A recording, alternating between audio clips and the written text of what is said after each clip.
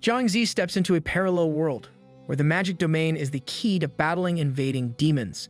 To save his sister, he adopts the name Rakshasa and unexpectedly awakens the most potent SSS-level talent for summoning.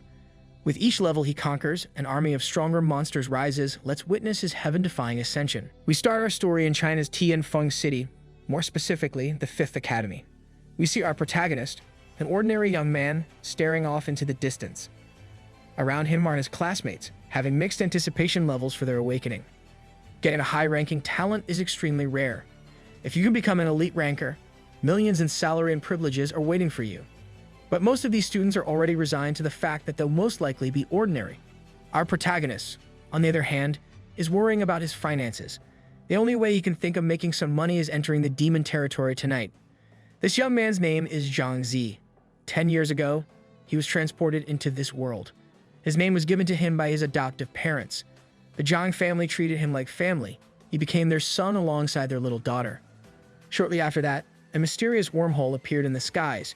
It spawned monsters beyond comprehension, and humanity's weapons were hopeless against their brutality. Zhang's mother was one of the many casualties of their descent. Seeing his mom die changed the trajectory of his life. Witnessing a horrific monster devour the woman who raised him as her own was burned into his memory. He literally has the same lore as Eren Yeager. All the while, his father was stuck in the debris of destruction, screaming for him and his sister to run. In his father's final moments, he entrusted his little sister to Zhang. The two kids didn't heed their father's request and ran up to him instead. What they saw was a vile creature of monstrous proportions walking slowly. With a single stomp, it crushed their father to a mere pile of blood. Humans were such helpless and fragile creatures against them, but that changed when humanity fought back with the opening of the gate to the demon territory. They discovered that becoming stronger in that place also made you stronger in the real world. Many brave people ventured into the unknown to slay demons. Eventually, every country formed groups of elite awakened humans to fight against the demon territory monsters. This eventually led to victory. It led to the formation of an international organization, the Monster Territory Hunter Association. They classified hunters into 5 ranks. Rank 1 is equivalent to a normal, healthy human, getting stronger until ranks 2, 3, 4, and finally 5. Oftentimes, high-ranking demons in the territory can only be dealt with by godlike rank 5 hunters, and this is directly tied to the tier of a human's awakening talent. It ranges from the mythical SSS rank to the paltry and common D rank. The higher the rank, the stronger a person is, and the higher their potential is. Only those who awaken A rank talents or higher can pass the hunter exam. Tonight, Zhang must pass the exam. After the day at university, he went home to his little sister's cooking. Holding a burnt piece of meal, she apologized to her brother for messing up his supposed birthday meal gift. He assured her that it's okay since she shouldn't be pushing her weak body in the first place. After that, they went back to their silly brother and sister antics as Zhang wanted to devour that chicken drumstick meal anyway. A few moments later, his sister went out to visit a friend's house, wishing him luck with his entrance to the demon territory.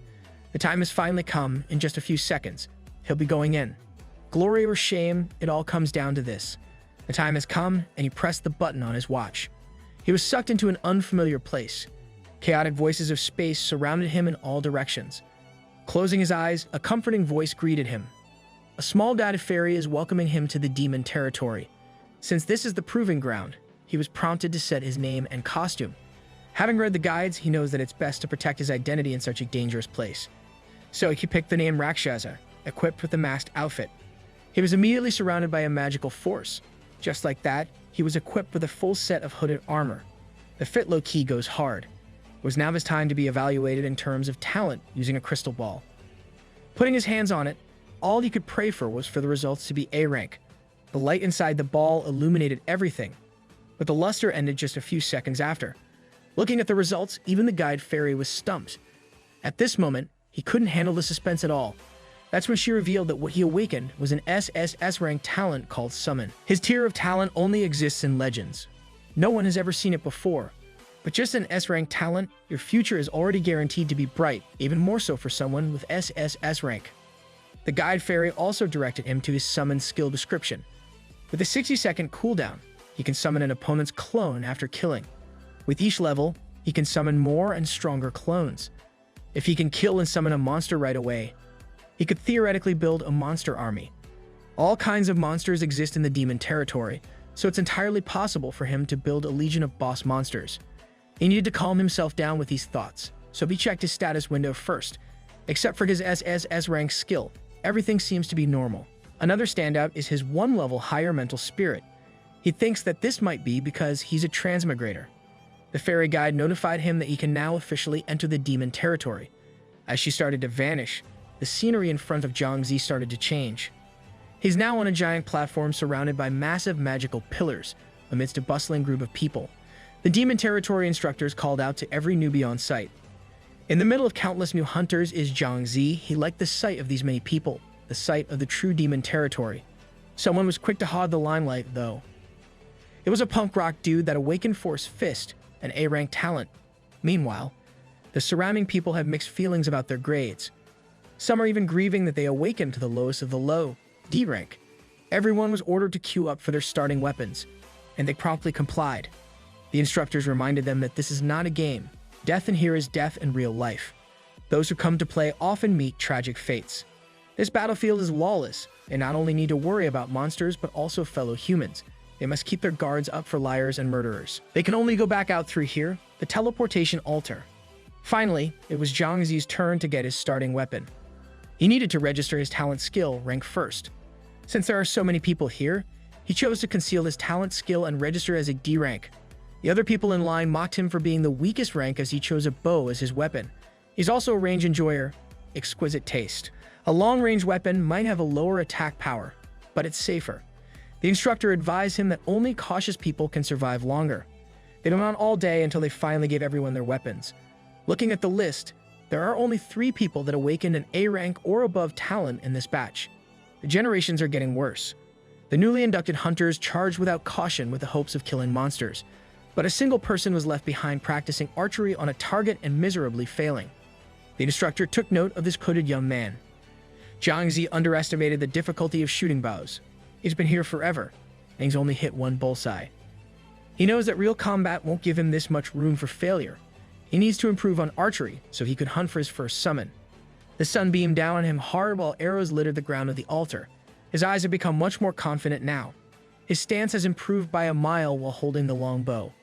His release of the arrow was flawless, and he has hit multiple consecutive shots accurately. His archery proficiency went up to level 4 with an 80% proficiency. With thick calluses in his hands, this much practice should be enough. Donning his mask again, it was now time to depart into the unknown. Buff rabbits and giant turtles, monstrous forces are waiting for him. Now, for a quick monster territory guide of the first floor, we have the violent rabbit, fast and devastating but lacking in defense. The lava turtle, on the other hand, is the exact opposite, and the one to look out for is the first floor boss, the dark shadow wolf, a fast speed and high attack monster with a special skill. The same people that rush inside confidently are now running and screaming to be saved. Behind them was a rampaging lava turtle. One of them almost got caught by its colossal stomp. This beast looked so extremely pissed off, until it was hit by an ordinary arrow that bounced right off from the side. Zhang tried to catch its aggro as loudly as he can. He insulted the lava turtle, calling it cute and wanting to be its friend. The lava turtle visibly got even angrier. He's starting to rethink this idea. A supposedly slow lava turtle is running up to him like a speeding vehicle. Such a scary-looking monster is catching up to him. Thankfully, his plan's about to be set into motion as he goes near the altar. The pillars of the altar are glowing with powerful magic. When they got closer, its defensive protocol was activated. They shot down the turtle with critical damage. Bro was playing chess while the other players were playing checkers. It was charred black with an HP of only 10. Zhang took the chance and fired 3 consecutive shots. The 3 arrows landed on the turtle, giving him the last hit of the fight. The corpse of the monster slowly disintegrated into nothing. It left a low-rank energy magic soul. Using the altar's barrier magic was a genius move. Magic soul orbs like these are also categorized into low, medium, and high ranks. Red corresponds to strength, green is physique, blue is mental spirit, and yellow is agility. The increase this low-rank soul orb has amounts to 0.01 attribute points, so he found it best to save it first and then sell it to the internet later. But what's more important is the notification to summon the lava turtle. He clicked the button, and a blind light started to materialize in front of him. Inside the light appeared the lava turtle. He couldn't help but laugh in delight after seeing his first summoned beast. He had to cuddle up with his new summon adorably. A violent rabbit can be seen clobbering a human. This group of three is optimistic about their numbers' advantage over the monster, but something is amiss as a sound can be heard from afar. Looking behind them is a lava turtle rampaging through. But that's not the most surprising thing. They couldn't believe what's on top of the turtle, though it's a human wearing a hood and a mask. Zhang was very pleased with their reaction. This guy is just flexing his mount to the news. All the group knows is that this man is an anomaly. One of them had this idea of taming a violent rabbit as well. As he was stating his plan, he was punched by the beast once again. The group turned around to get revenge on the monster. One of them managed to land a critical strike on its arm, prompting it to jump out of distance. Concentrating its power, the violent rabbit started to transform. It contorted its muscle until it entered the berserk state. With half of its HP left, the group still thinks that they could win this. But another pair of violent rabbits just spawned right out of the bushes. It was at that moment they knew they messed up. Meanwhile, Zhang is casually riding his turtle, enjoying the scenery. Behind him are the three stooges running from the violent rabbits. They ran so fast with their lives on the line. They passed Zhang atop his turtle, advising him to make a run for it as well. His eyes almost flew out of their sockets at the sight of the buffed rabbits behind him. He dodged a lethal punch from the berserker bunny. He promptly ordered his lava turtle to use its tail for a counter. The attack yielded multiple critical strikes, shaving massive amounts of HP. He's just realizing that his personal damage is lower than his summons. The berserker bunny quickly recovered and executed an attack on the turtle's flank. The other rabbits were quick to follow with their barrage of punches and kicks. Even if the lava turtle has outstanding defenses, its movement is just too slow. Its HP has reached the halfway point as well.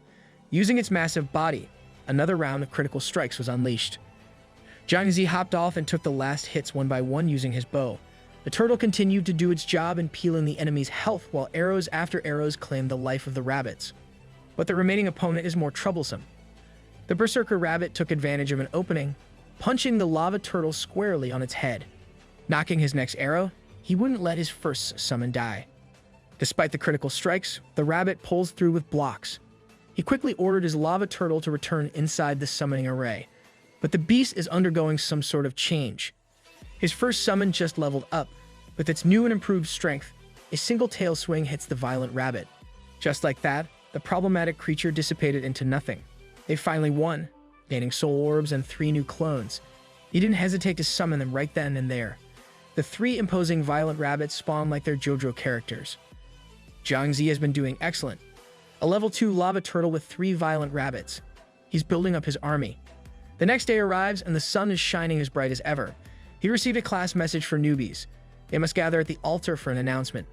This urgency is quite odd. Gathered at the altar are the numerous newbies of Zhang batch. The kind-looking attendant warned them of the dangers of the first floor's boss, the Dark Shadow Wolf.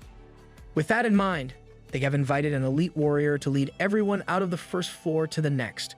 The gorgeous elite introduced herself as Liu Ying, also known as Moon Shadow. Will our boy collect waifus and summons? She's the girl from the past generation who awakened an S-rank skill, the campus beauty and genius of Qing University Martial Arts Academy. She warned everyone not to underestimate the boss and to listen to her orders. Those who disobey her will suffer consequences. Every noob at the altar receives a notification simultaneously. It was a system invitation to join Moon Shadow's team. Her keyed information has been concealed, so Zhang wonders if she's stronger than his summoned beasts. If he can use this chance to take the boss monster for himself, it would be great. With Moon Shadow leading the way, the group made their way deep into the woods on the first floor. Zhang had to hide his true combat ability and refrain from summoning beasts to avoid causing a scene. On their route, they encountered a few violent rabbits and a single lava turtle, which appeared to block their advance. Some of the newbies quickly reacted and organized themselves, but Moon Shadow had a different approach, keeping her hand on her blade. She dashed at godlike speeds, eliminating every beast in her path. The newbies were in awe of her ability to wipe out the enemies in one move. A one-sword kill was too incredible. This must be the power of an S-rank talent elite. This is how it feels to get carried by a better player. She ordered the dazed newbies to stop looking and start moving along. With such skill, Zhang should forget about kill-stealing the boss from her. The journey was long and winding, and the darkness of the night finally caught up with them. In the distance, they could hear the ominous howling of the Dark Shadow Wolf, a telltale sign that they had arrived at their destination. Up ahead, a dark portal began to spawn and swirl the boss gate to avoid dying. The The newbies needed to stay close and avoid aggro. The first thing to emerge from the gate was a menacing claw, accompanied by a suffocating aura that enveloped the whole party. The boss monster had finally arrived, bringing with it a thick fog that obscured everyone's vision. In the midst of all this, Mu's shadow focused on her stance and blade. She sensed a devastating attack coming from her flank and pressure building up behind her. Before she knew it, the wolf was already circling her at blinding speeds, having taken its time to hide its presence. Then, when they least expected it, the wolf pounced with terrifying bloodlust. But Mu's shadow opened her eyes at the right time and skillfully dodged to the side. She exploited the opening she had created, gracefully holding her blade and executing countless critical strikes, draining the wolf's HP. In one fell swoop, Mu's shadow defeated the boss monster of the first floor, causing the thick and dark fog to dissipate along with its body. The newbies didn't even catch what had just happened, but some of them knew it was her S-rank talent, Light Blade Slash. This skill became even more powerful with each consecutive blade slash. Everyone had finally obtained their first floor pass key. Looking at her personal notifications, Mu's shadow knew she was needed elsewhere on the higher floors. She warned everyone to pass through the first gate immediately before the boss respawned in 1 hour. Her mission was complete, so she would return to the 5th floor and grind the boss there. So she's just a full-time badass. But something caught everyone's attention. Behind Mu's shadow, the boss gate started to emit some sort of dark aura. This sight was all too familiar for her, a sign of a new boss spawning. And it hadn't even been an hour yet. But that wasn't all. This aura was different from the previous one, and there was only one feasible explanation. The rest of the party tried to calm themselves down by relying on their senior sister, Mu's shadow. She quickly ordered everyone to run, as they would just be a burden for her. Zhang was having doubts about whether she could handle this alone or not. An elite boss is equivalent to 5. However, her priority is getting the freshman back to safety. The wolf didn't waste any time and charged forward. Mu's shadow dodged to the side with pure instincts. She was quick to draw her blade too, just like last time, executing the light blade slash perfectly. However, she dealt too little damage, a testament to the elite boss defense. Both of them turned around, aiming at each other for another clash, but the elite boss was too fast on its paws. Its pivot and jump were way too fast to react to. Panic can be seen in Mu's shadow's eyes for the first time. Her sides were slashed with deep wounds, and on top of that, she was inflicted with a bleeding status. This wolf has some sus targeting. She tried her best to dodge, but it was just too fast. She knew she couldn't admit defeat now. Her blade stab was skillfully avoided by the elite boss.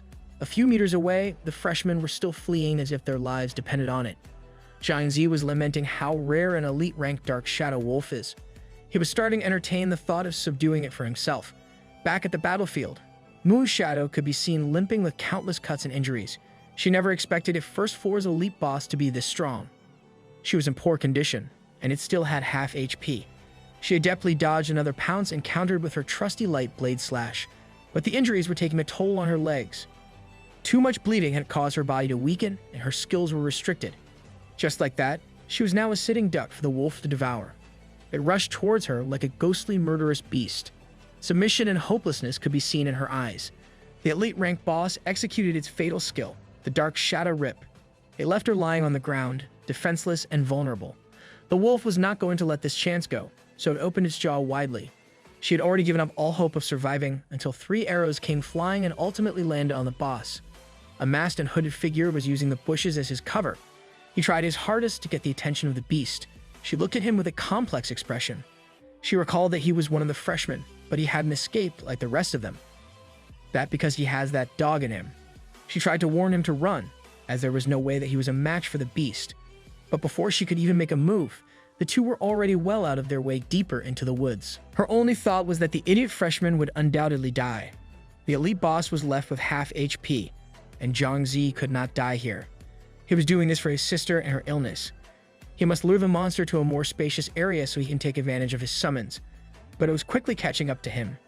And with a pounce, it almost caught him from behind. He quickly slid to stop his momentum and then turned around to activate his summoning skill. The lava turtle and the violent rabbits materialized before his eyes. Mu's shadow wants to go ahead and save the crazy newbie, but their injuries are too debilitating.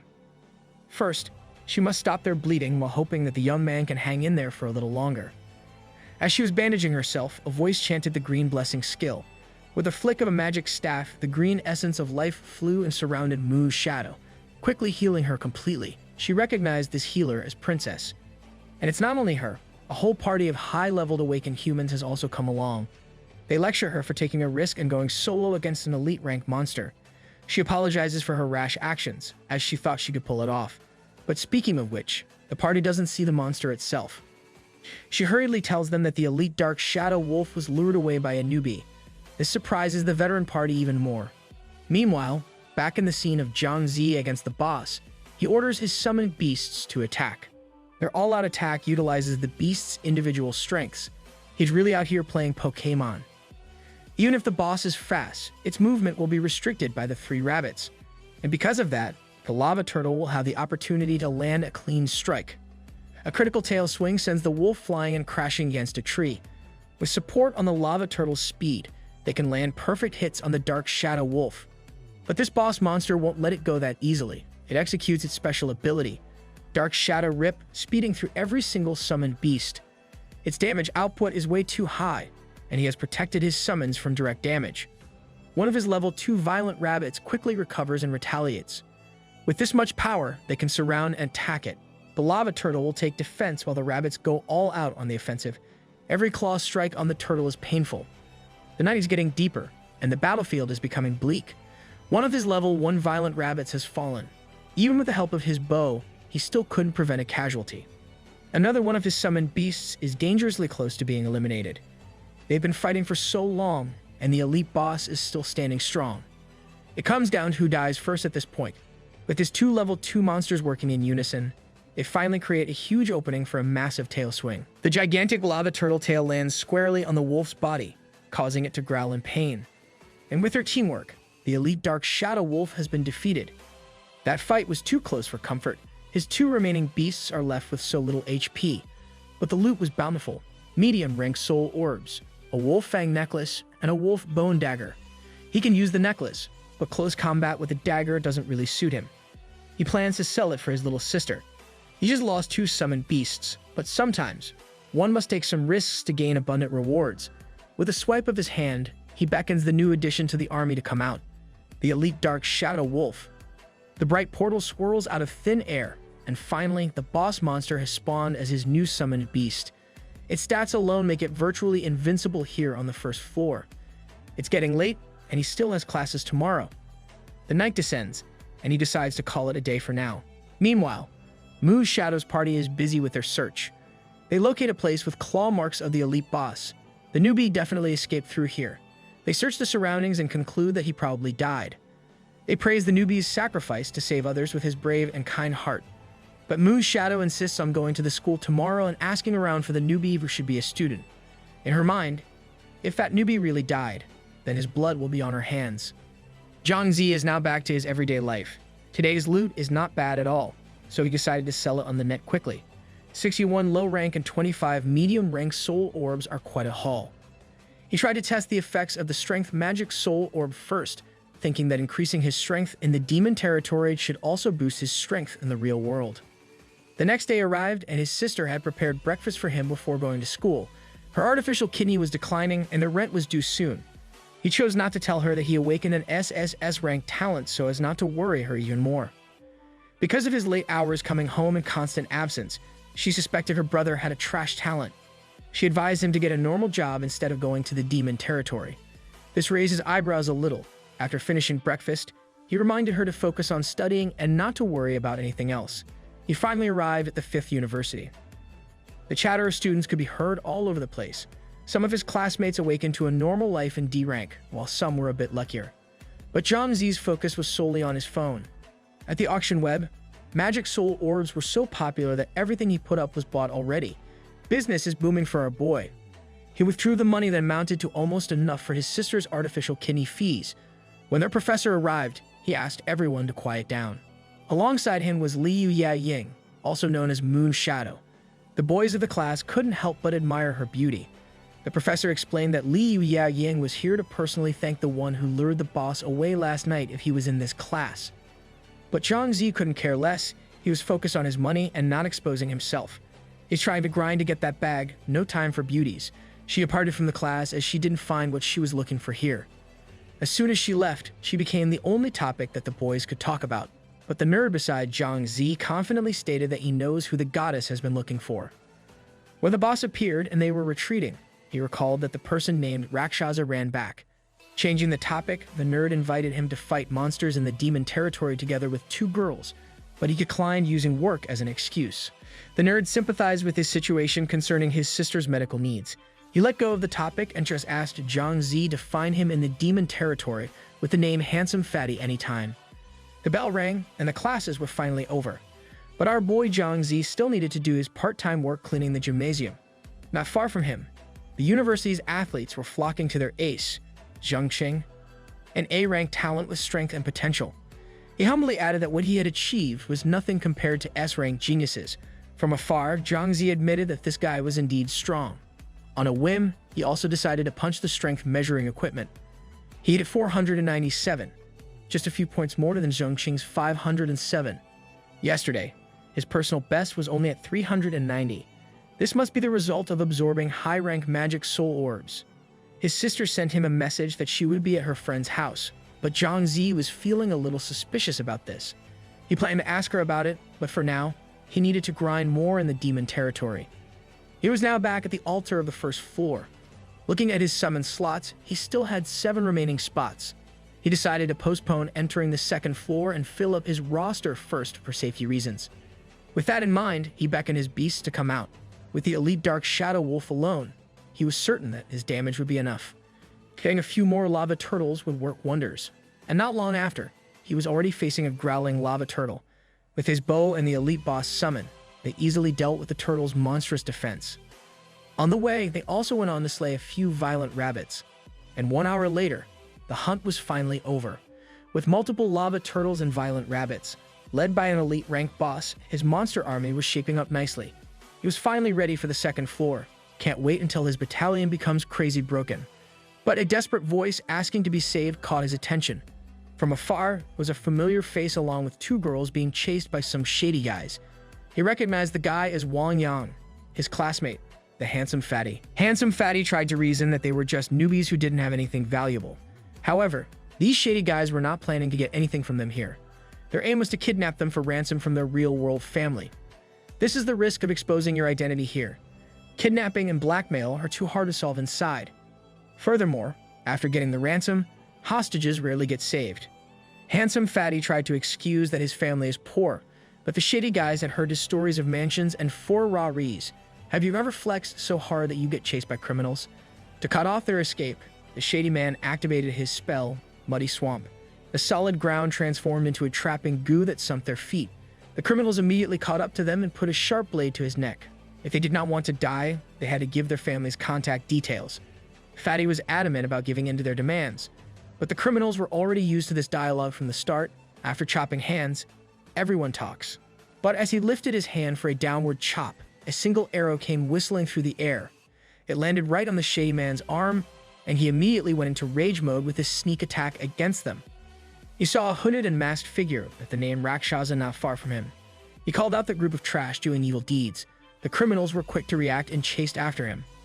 Without wasting a second, he turned around and ran to lure them away. The 3 hostages that the criminals had caught would be caught in their place for an hour or so they would dedicate all their forces to chasing down Rakshasa.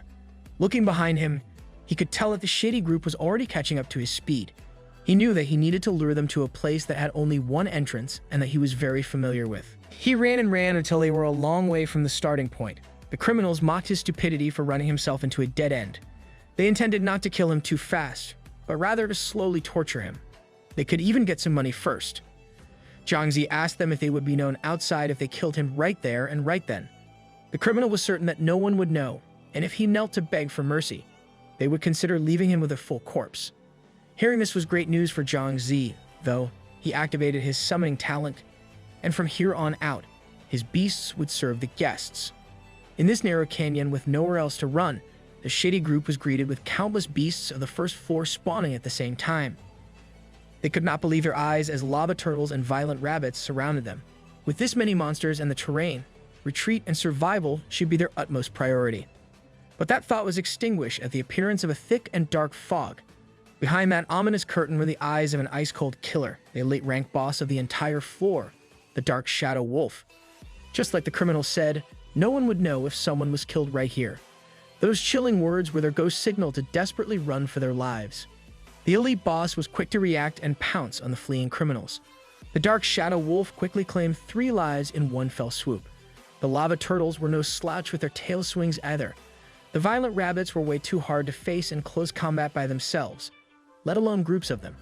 A few moments later, the noisy and chaotic valley had quieted down. These guys truly deserved their fate. To his surprise, these criminals had some good things on them. Among the soul orbs, a single item caught Zhang Zi's attention. A single-use C-rank Berserk talisman. Just another addition to his arsenal for crucial moments. With everything taken care of, it was now time for him to go up to the second floor. As he was about to enter the gate, the familiar voice of Handsome Fatty could be heard as he excitedly ran up to him.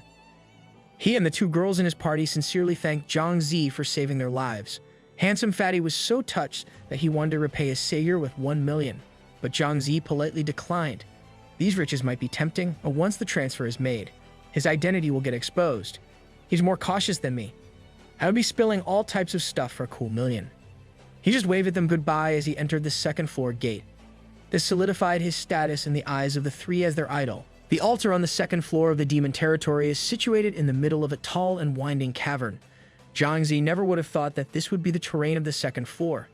The altar is filled with people seeking parties to join for a hunt, but he's still sticking to his creed that it's safer to move alone. Looking at the monster guide of this floor, he saw the description for a poison spider. It uses poison and a strong silk web for trapping. The bloodthirst bat, on the other hand, is an elusive beast that can drain blood bit by bit. And the boss of the floor is the Devour Heaven frog, large, thick-skinned, with impenetrable defense and HP, along with a fearsome area of effect, crowd control, and damage. Just looking at this list, it's clear that the second floor monsters are stronger than the ones on the last floor. As he was distracted by his guidebook, a silk web was shot from behind him. Fortunately, his instincts kicked in, and he dodged the trap. This was his first encounter with the poison spider. The summoner and the monster came face to face. Zhang Zi was quick to activate his skill and summon his beasts. Through the swirling portal, the violent rabbits came out. They were met with the sticky trap, the poison spider's silk web. No matter how fast these rabbits were, they were still caught by the web. It was followed up by a barrage of potent poison. Just like that, one rabbit was rooted and poisoned. Although the damage isn't too high, the poison damage tick can cause HP to drop quickly. He had no choice but to beckon his monsters to attack together at the same time. A few moments later, they overwhelmed the beast with numbers. It fell to the floor and dissipated completely in defeat. They low-key overkilled that spider. He just sacrificed a level 2 violent rabbit for a poison spider and 2 low-rank energy soul orbs. He immediately tried summoning the spider. It immediately spawned through the swirling bright gate. As expected of his second floor monster, its attributes are so much better than his other summons. Along the way, he only encountered and defeated 2 poison spiders. It seems like there are stronger but fewer monsters in here compared to the first floor. While he was thinking of that, a pair of bloodthirst bats were already targeting him from behind. As soon as they got within a few inches of him, he hurriedly activated his summoning. The Dark Shadow Wolf appeared alongside a lava turtle and rabbits. He's lucky that his summon speed has increased. He just came close to being sneak attacked. He ordered everyone to attack the pair of bats together, but they were way too fast and skilled at dodging to counter. Every chance they got, they dove in for a bite to suck blood. It didn't take too long for every summoned beast to be riddled with suck marks. Leeching blood also allowed these critters to recover a lot of HP. He was going to need focused firepower for this. He promptly summoned one of his poison spiders to deploy a poisonous attack. The toxic globs flew and hit the bats. The poison damage quickly took effect on them. This poison tick perfectly countered the bloodthirst bat's blood-suck drain. Now, the only thing left for them to do was to overwhelm the sheer numbers. The defenseless bats were subjected to countless lightning-fast attacks. They eventually fell to their deaths, dissipating on the ground. To deal with just a pair of these monsters, he had to sacrifice a few summoned beasts. Only his stronger summons was left. These 2 bats just put up a Shaq and Kobe tag team on them. Respect. After waiting for the cooldown, he instantly summoned his newly acquired companions. 2 bloodthirst bats spawned through his bright portal. With the addition of these 2, he currently had 8 summoned beasts. He deemed that it should be enough to challenge the second floor boss. He made his way towards where the boss resides, but quite a lot of people are already right outside the site. It seems like someone has claimed the boss of the second floor raid as their property, making money off a public mission. Since experts are located at the higher floors, the demon territory management team couldn't care less about the newbies. The man supervising the entrance yelled at everyone to shut the hell up. He insisted that those who want to fight the boss must fork over 10 energy soul orbs. The people protested that 10 energy soul orbs were simply too much when they were supposed to be free to begin with. The man supervising the entrance angrily announced that there was only one slot left. Zhang, with his hood and mask equipped, walked out of the crowd to take the last spot. He also asked if he could pay in gold bars instead. He insisted that his family was rich, so the payment wouldn't be a problem after they defeat the boss. The entrance supervisor warned him to never cross them with the payment. With this final addition, they made their move to face the second floor boss, Devour Heaven Frog. Inside, Zhang couldn't help but laugh at this man escorting him inside. They walked into the biggest cavern on the floor, where the leader was waiting for the people to gather. This big guy is named Money-Earning Superhero, and he has a proficient boxer rating. Moon Shadow also has a proficient swordsman rating. Wait, this guy's nickname goes extremely hard. What a gigachad. This must mean that this guy is somewhat of a real deal. They walked into the interior of the boss cave, and Zhang was in awe of the scale of this cavern behind the tunnel. Not far from them is the portal towards the third floor, guarded by the massive beast. This is the first time that Zhang is coming face to face with such an overwhelming boss monster. He didn't expect it to be as huge as it is. Money-Earning Superhero took off his coat, exposing his shredded physique while warning everyone not to come close as he starts. His steps were heavy and precise. In a split second, his bare fist became covered with blazing heat as he charged the unbothered boss head-on. As soon as he got to his strike zone, he unleashed a barrage of heavy punches right at the frog's chin. One series of attacks and he shaved the heaven-devouring frog's HP by 1/3, and he's not even close to finished yet. His ability Fire Fist works on consecutive strikes. But the boss monster was ready to retaliate with a massive glob of fiery material coming from its mouth. After the leader dodged it, the ball of energy headed straight for the other players inside. Taking this opening to counterattack, another pummeling was let loose at the head of the frog. The boss has now fallen to only half of its HP left. Zhang needs to find the right time for the last hit to kill. Money-Earning Superhero simply has that dog in him, delivering a one-sided beating. The unbothered frog is starting to show signs of pain and panic as it takes more punches. Zhang deemed that it was finally time as he knocked his arrow back. He released it amid the beating, and Money-Earning Superhero took note of it, hitting the frog's eye. This single arrow led the heaven-devouring frog to an enraged state, knocking the leader down from its head. It quickly changed aggro towards the human that shot its eye. The other people were quick to yell at him for his attempt at kill-stealing the boss. The heaven-devouring frog was already chasing him throughout the cavern with a vengeance. The leader ordered everyone to simply ignore Zhang. He is certain that a mere newbie daring to snatch a boss is just simply seeking death. They don't have to interfere as the leader wants to see how he'll get burned to death by the boss monster. Zhang is in quite a bit of a pinch. I don't normally support kill-stealing, but I'm rooting for our boy. The other members of the group dismissed Zhang as a greedy newbie who was too arrogant for his own good. They believed there was no way he could kill the boss and leave this place unharmed. After dodging for quite a while, he finally activated his summoning. Lava turtles, bloodthirst bats, and poison spiders spawned simultaneously, immediately surrounding the boss monster from all angles. This summoning technique came as quite a shock to the other members. Even Money-Earning Superhero had never seen such a talented skill before. Damage over time ticks quickly overwhelmed the massive frog as poison and blood suck damage stacked repeatedly. He successfully weakened it dramatically. To serve as the ranged damage source, he unleashed a barrage of arrows. Every shot landed squarely on the boss until the last hit. He's out here doing cheese strats on bosses. Just like that, he was notified that he had successfully defeated the Devour Heaven Frog. The audience couldn't believe that he had soloed a boss and dropped so much loot. As expected of a territory boss, the harvest was quite bountiful.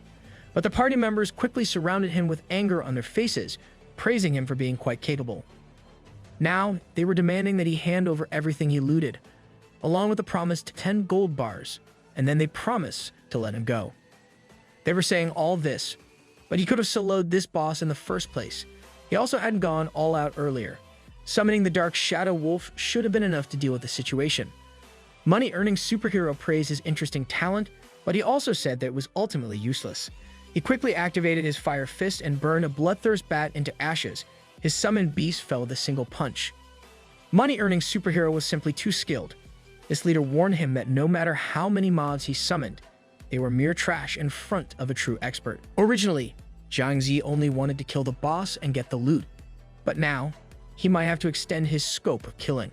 That's when someone came rushing in from the entrance, calling on everyone to stop.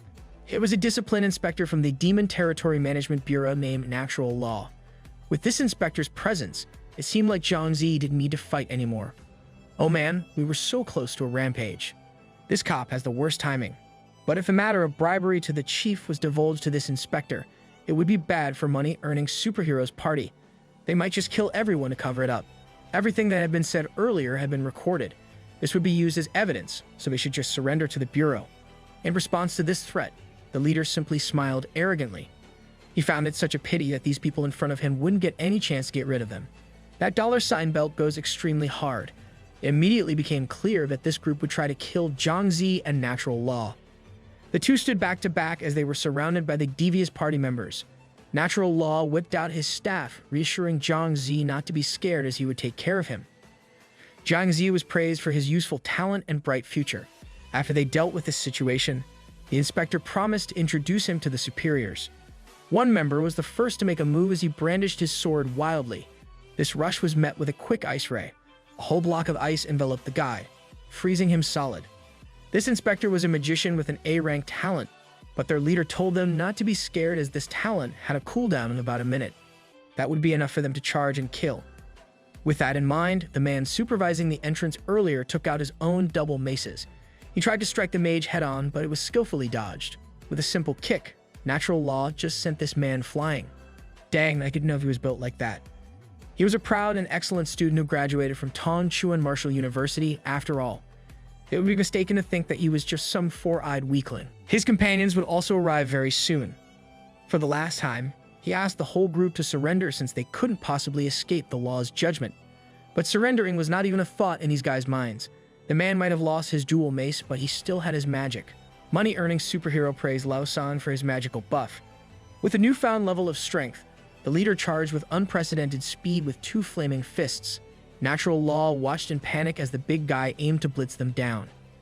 He lifted his blue wand and cast a powerful ice ray, but Lao San's talent skill was the B-rank magic resistance buff that invalidated magic for 10 seconds.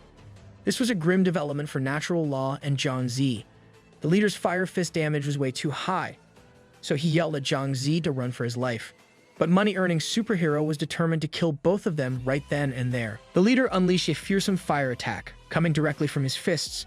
Natural Law immediately panicked after seeing this, before finally resigning to his inevitable fate. That was until a massive lava turtle spawned and tanked the hit directly. On top of the turtle is a poison spider, launching its silk web to trap money-earning superhero. Zhang stepped up and reassured the inspector to leave everything to him. With the summoned portals in his hands, he doesn't even have to fight head-on. With a wave of his hand, he's going to make the villains fight his battalion. Suddenly, the dark and grim fog started to emanate all around the cave. From the deepest and darkest origin of the fog comes the menacing dark shadow wolf. Even the bad guys could identify that this was not only a boss monster but also an elite rank. The summoner and the summoned beast stood confidently, but another colossal silhouette can be seen behind them. You got that frog and dog in him. When the leader finally broke out of the silk web trap, he was surprised at what he saw. Behind his mask, Zhang couldn't help but smile slyly. Everyone inside the cavern was in disbelief at the summoning of the Devour Heaven frog. One stupid member thought that the spawning of these two bosses was a bug, but it was clearly a high level of summoning. They are starting to grasp just how insanely broken this talent skill is. They reckon that it might be S rank or higher. But even if Zhang summoned two bosses, his enemies can't back down now, and they have no other choice. Money-earning superhero will take care of the beasts while his people go for the inspector and the kill stealer. The leader jumped and locked his fist for another collision. Zhang was quick to deliver orders to go and get the leader. The two bosses in his army swiftly followed his orders to rush. The dark shadow wolf tried to strike at godlike speeds, but it was dodged. Meanwhile, the Devour Heaven frog had a third of its HP shaved off once again. It immediately tried to counter with its fiery breath, but the leader is just too slippery. The giant frog was simply outclassed skill-wise as its HP continued to drop. Money-earning superhero is gaining a lot of confidence. He just needs to continue pummeling the beasts down. Zhang already expected that the enemy would be this strong while aiming for the frog first. While they were taking cover behind the lava turtle, the members of the group started to bash and trash-talk them. It just so happens that their leader is a veteran when it comes to boss slaying. At this rate, even a frog's outstanding defense would not be enough. That's why Zhang intends to show them something that will blow their mind. He took out the single-use Berserker talisman. Even the inspector knows what this talisman is capable of. With an order to slaughter every enemy on sight, he threw the talisman and it landed on none other than the dark shadow wolf. The talisman instantly melted right into its skin. The already fearsome beast started to undergo a significant transformation. Its blue eyes have now become as red and savage as can be. Just from its growl, anybody would be able to tell that this was a dangerous boss. Such a strong killing intent trying to catch up to him is starting to affect money-earning superhero. The group watching can see that the massive wolf is in a berserk state. Money-earning superhero was contemplating how the monster went into this state without him even attacking. He also knows that he's no match for a boss in a berserk state, and he should run away. But it might just be too late for that. The dark shadow wolf was lightning fast with its charge. Without giving the leader any time to react, the dark shadow rip was unleashed. The wolf wasted no time and surrounded money-earning superhero from every angle with sheer speed. With each unpredictable attack, the man gnashed his teeth in pain, overwhelmed by deep cuts all over his body. Even his people were getting worried for their leader as he was brought down to his knees due to constant weakening. He was just realizing that the young man he was facing was strong, and he had severely underestimated him. With that final thought, he crumbled away into nothing, defeated in combat, but he got bodied. Rest in peace, money-earning superhero. Your name was Fire. Without their leader, the members of the group were quick to become terrified, devising a plan to make a run for it. However, the terrifying gaze of the wolf was already locked onto them. They tried their best to run for their lives, but the speed of an elite rank boss is inescapable. Today, Zhang was dishing out lessons to the bad guys. The inspector was finally grasping just how terrifying this Rakshasa was. He thought that he should be controlled by the country, or the consequences would be unpredictable. That's when the inspector's backup finally arrived. Everyone in the corrupted group had zero chance of escaping now. They chased after the people who were fleeing for their lives. Meanwhile, Zhang was out here taking inventory of the loot from these high-leveled adventurers. Lifting a piece of armor, he saw a mysterious invitation letter. The golden piece of parchment was like nothing he had seen before. It was an invitation letter to the Death Territory. He had never even heard of this place being recorded in any guides.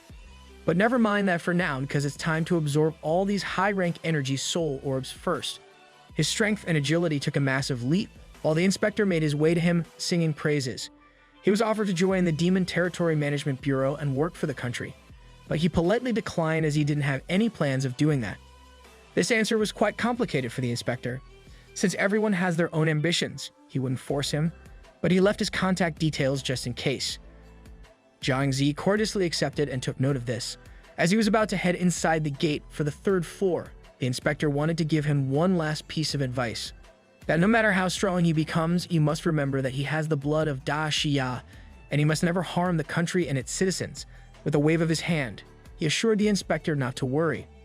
He took slow steps as he walked inside the gate leading to the 3rd floor of the Demon Territory. He was swallowed by the swirling portal. What awaited him inside was a vast greenery. An altar situated in the middle of a thick and healthy forest. Seeing how few people were here, it was evident that many were not risking going against stronger monsters. He quickly checked what monsters the 3rd floor was hiding in his guidebook. It seems they have goblin warriors and goblin mages up on this floor. They really put goblins in a higher tier. That's new. From here on out, floors no longer have beasts or insects, but humanoid monsters. His watch rang with an alarm, a sign that it was time to go back since it was getting late. Using the teleportation gates of the territory, he was now back in the real world. He went inside their house, but the lights were out. He knocked on his sister, Xiao Feng's door, to check if she was sleeping. But when he opened the door, there was no one there. It was already so late, and she still hadn't come back. Thinking that she might still be at a friend's house, he decided to make a call. However, looking at his notifications, there were already 15 missed calls for him. He immediately called the number back. On the other line was a panicking voice asking him to come to Invading Club's dance hall. It seems something happened to his sister. Yo, why is his sister in the club? Zhang ran as fast as he could, confused as to why his little sister would come to Tian Feng City's luxury dance hall. At the entrance, 2 guards halted his dash due to his cheap and casual clothes while trying to get inside. This might just be the method of paying rent that she mentioned earlier. If anyone harmed his little sister, all hell would break loose. With a single dash, he knocked out the guards in the blink of an eye. He left them lying unconscious as he headed for the club's doors.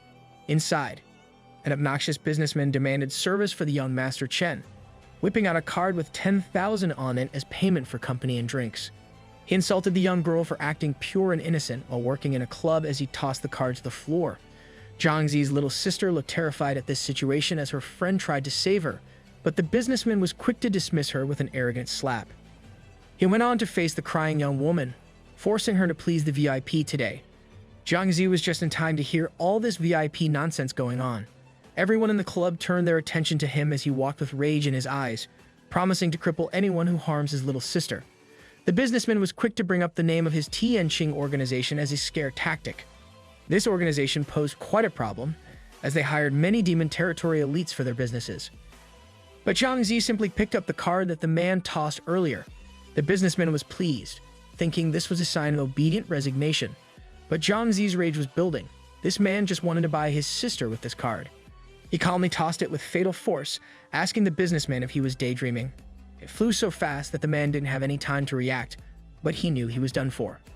That's when someone sitting at the back moved so fast that the card was successfully intercepted.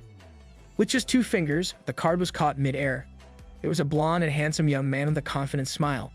Zhang Zi took note of this speed. Realizing what was happening, the businessman immediately ordered his cronies to go and get Zhang Zi. The hired guards charged simultaneously with the aim of crippling his legs. But a sultry voice and the firm step of a stiletto interrupted the collision. It was someone known as Sister Qiang, the representative of Yunding Club. She identified the old businessman, Wu Hao Tian, causing trouble. She wouldn't let this seedy guy have his way today. Wu Hao Tian complained that he and his friends didn't enjoy themselves today. While Sister Qiang tried to protect her young girls, he was quick to escalate the situation, threatening a change of leadership here in Tian Feng City. She laughed at this threat, stating that they've welcomed this bunch to come play at Tian Feng City, but she wouldn't tolerate the bullying of her people, so they should go back to their own turf at Xi'an Bay. The partygoers watching this incident were locals of the city, so they chimed in to support Sister Qiang.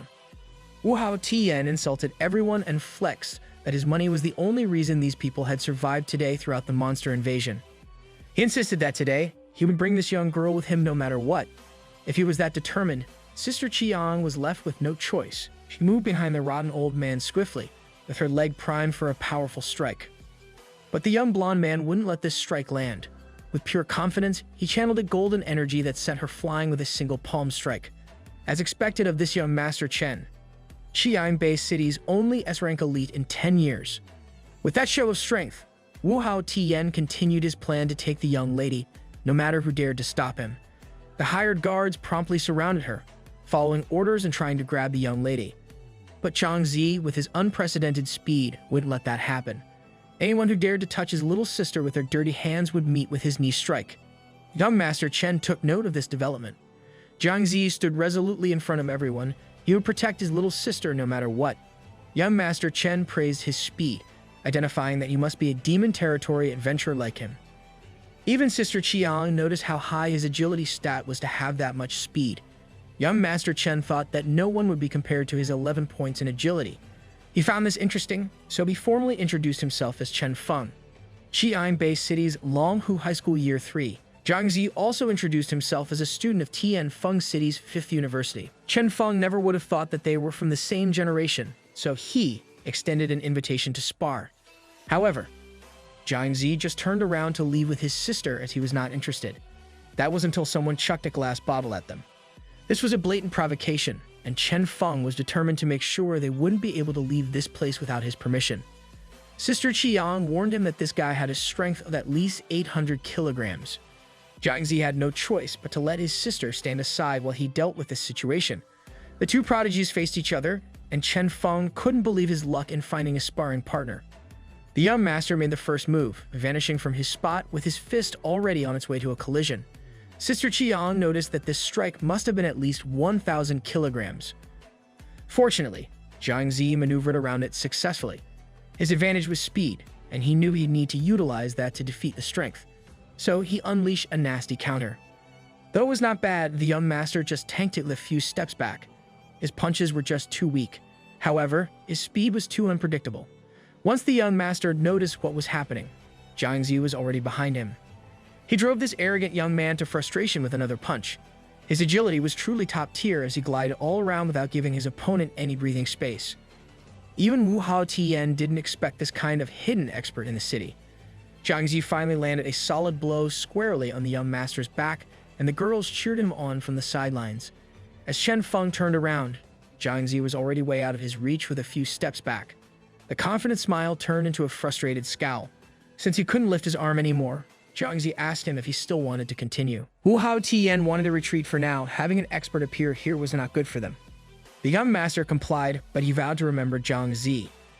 3 months from now was the National Martial Arts examination, and when he got into Qing University, a rematch would be in order.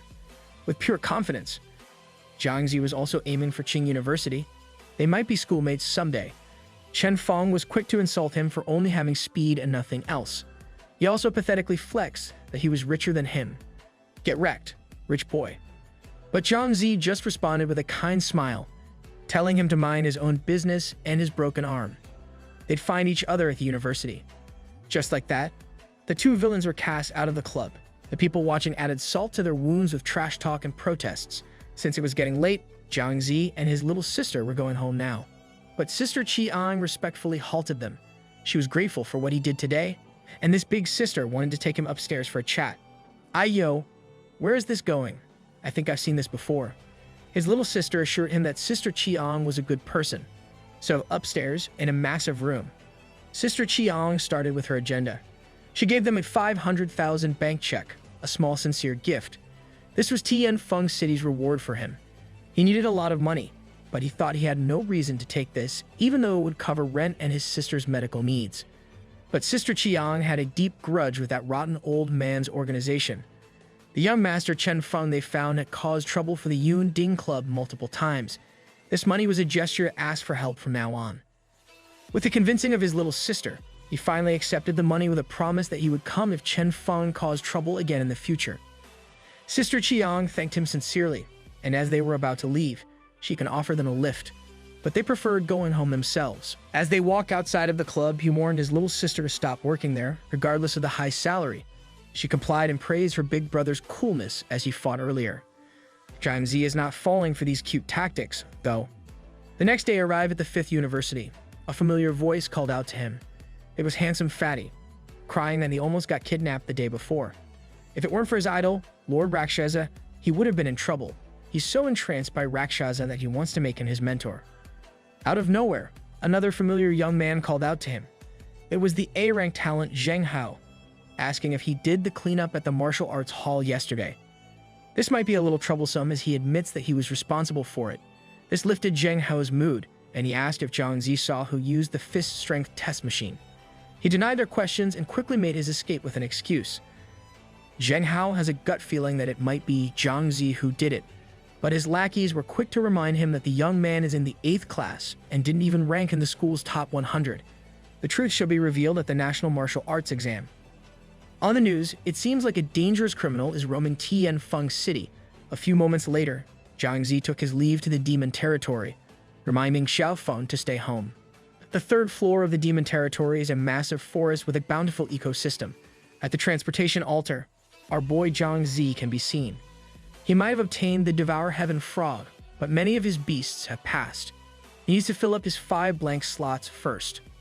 Checking the demon territory guide, he read about this floor's goblin warriors and goblin mages as he tries to devise a plan of action. He thinks that he should fight one first so he can decide on which type of goblin suits his team. That's when another desperate voice echoed nearby, asking for help. It was a group of 3 adventurers, their leader and tank warning them to watch out for the goblin warriors' attack. But no matter how prepared they were, panic ensued in the face of a strong enemy. The goblin warrior easily ripped through their shield with its sword. Following that strike was a bar edge of stones manipulated by the magic of the goblin mage. 3 people with close combat professions can't even handle these goblins. It seems like the warrior and mage combination is quite strong, but it's now time for his summons to shine. so he summoned the Devour Heaven frog hidden in the trees. It promptly gathered fiery energy in its giant mouth. Catching the goblins by surprise, a blaze of flame swallowed up the monsters. That opening strike was nicely done, and now it's the lava turtle's turn. It spawned out of the portal, but was immediately targeted by the goblin warrior's shield bash. It's unbelievable that it can still retaliate after being engulfed in flames. Meanwhile, the goblin mage is also pulling its weight. It kept throwing magical rocks non-stop. They kept at it until one of Zhang Zi's lava turtles was eliminated. This prompted him to order his frog to target the mage goblin first. From atop a tree, the Devour Heaven frog was akin to a giant flamethrower.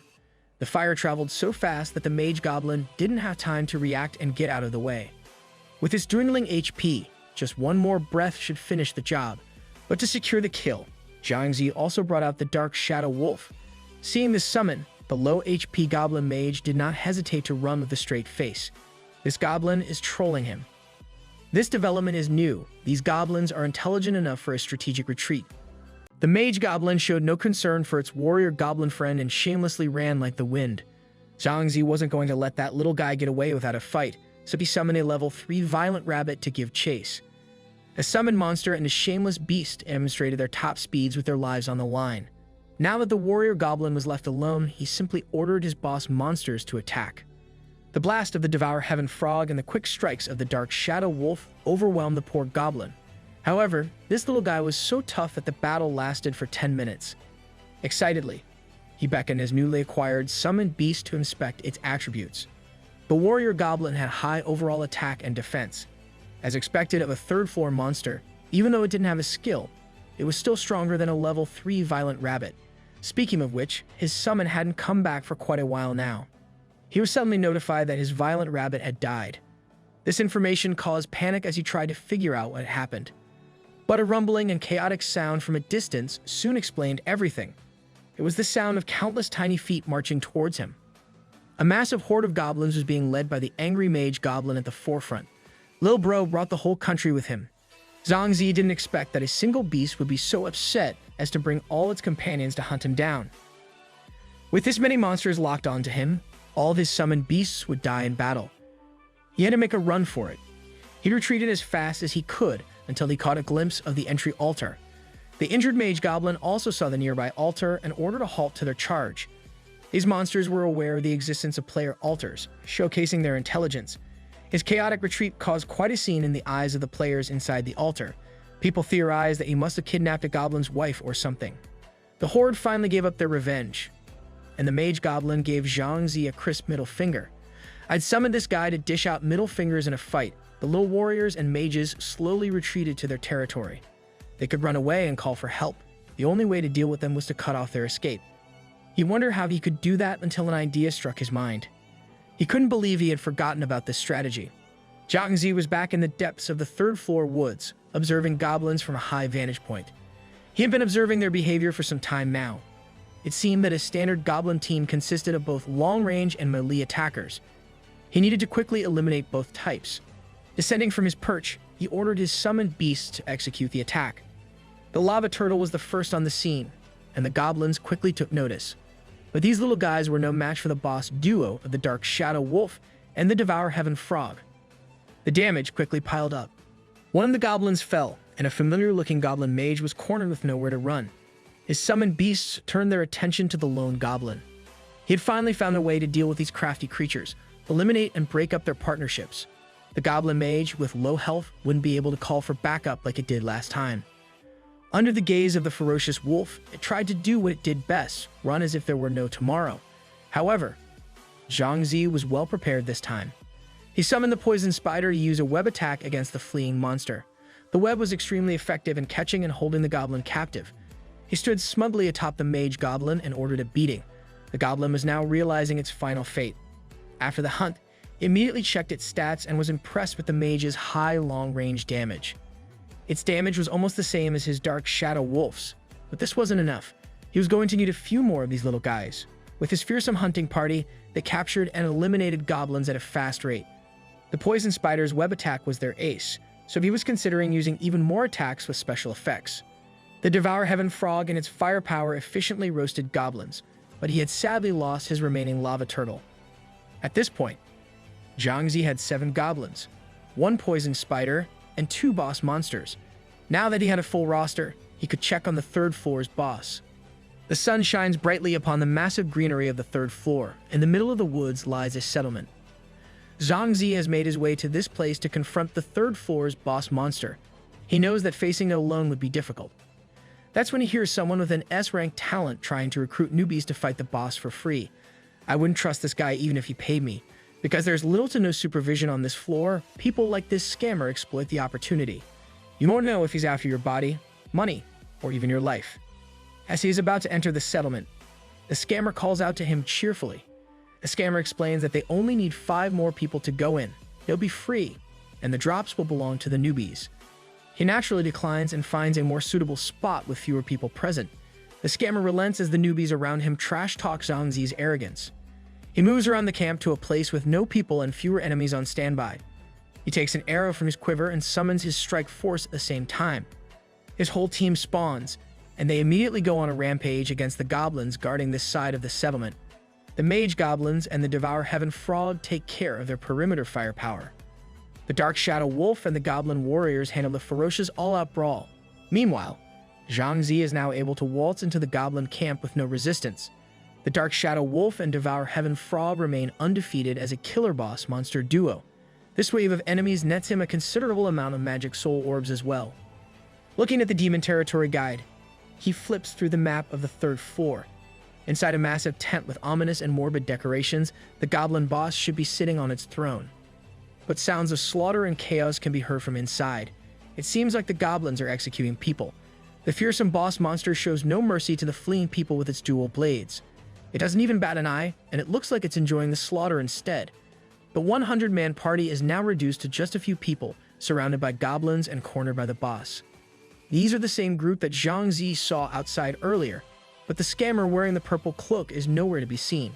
Slashes of warriors and projectiles from mages take the lives of the remaining newbie party members. Add the merciless strikes of the boss, and you have a recipe for disaster. One by one, the newbies start to disintegrate into nothing. They leave their magic soul orbs and equipment on the floor while the boss laughs on its throne. It looks like the purple cloak scammer is just luring newbies to their deaths here. That despicable guy's target should be this bountiful loot on the floor. Zhang Zi sneaks in and carefully picks up one of the orbs from the ground. All these low-rank magic soul orbs are equivalent to a newbie's life, nothing but loot for the despicable scammer. While lost in thought, a blade with malicious energy comes flying at him. The landing of the blade produces a loud noise, and Zhang Zi knows what will come next. The boss goblin is alerted. It calls him a dumb invader in perfect human language. The goblins are also pumped now that they have another opponent to fight. He summons his own goblins named number 1, 2, and 3 to block incoming attacks. Summoned goblins versus wild goblins face off. Even the boss watches in disbelief. While his goblins block the small fries, his other beasts can go and fight the boss. They start their assault with a poison spider's web and his arrow shot. The restrictive silk flies towards the boss. That opening gives number 4 and 5 a chance to charge. But the fearsome boss only sees these as tricks of mere ants. It decimates the charging goblins in a single swing. Blocks are useless against raw power. This is the boss's skill, Swirl Slash. The damage it deals is insane. He then brings out the Heaven-defying Frog and the Goblin Mages for a long-range slaughter. Fire, arrows, and magically charged rocks fly towards the boss. The monstrosity readies itself for the medley of artillery. Unfortunately, the boss is also adept at blocking and defense, neutralizing the projectiles while posing a threat to Zhang Zi and his summons. At least half of their long-range damage was completely blocked by those blades. The wild mage goblins retaliated with projectiles of their own. However, Zhang Zi's goblin warriors are masterful in their defensive formation. The boss offense and defense are simply insane. He's starting to consider the possibility of retreating first. That's when someone covertly picked up the malicious blade that initiated this mess. The blade was lodged through his stomach, a critical hit dealt by someone named Death Kiss. Turning around, he saw the familiar purple cloak. Of course, there's no other person who could have done this besides the guy earlier, the despicable scammer named Death Kiss. Using the stealth skill and stabbing him with a critical strike, Death Kiss is surprised that Zhang Zi is still alive. This guy's talent would be just another normal skill against monsters, but it's extremely potent against humans. If he hadn't interfered, this villain would have simply harvested the magic soul orbs. Now, in front of him is the Goblin King, and behind is Death Kiss. He's utterly trapped. The Goblin King is continuing to mow down his summons. Notifications of his monster's demise continue to ring. With a tiny bit of HP left, he must think of a way out. Thankfully, he immediately thought of something that could work. He promptly summoned the poison spider to use its web attack again. The careless Death Kiss was caught off guard. This scum thinks that it doesn't matter if he's caught. The boss aggro is locked on Zhang anyway. But our boy is not running away, he's just preparing to loot the scammer's corpse. He ordered his summoned beast to return, and they hastily followed. The plan is starting to make sense in Death Kiss' mind. He retracted his beasts and ran out of the Goblin King's sight. Its aggro would naturally transfer over to the nearest person. Death Kiss is now caught in front of the fearsome boss.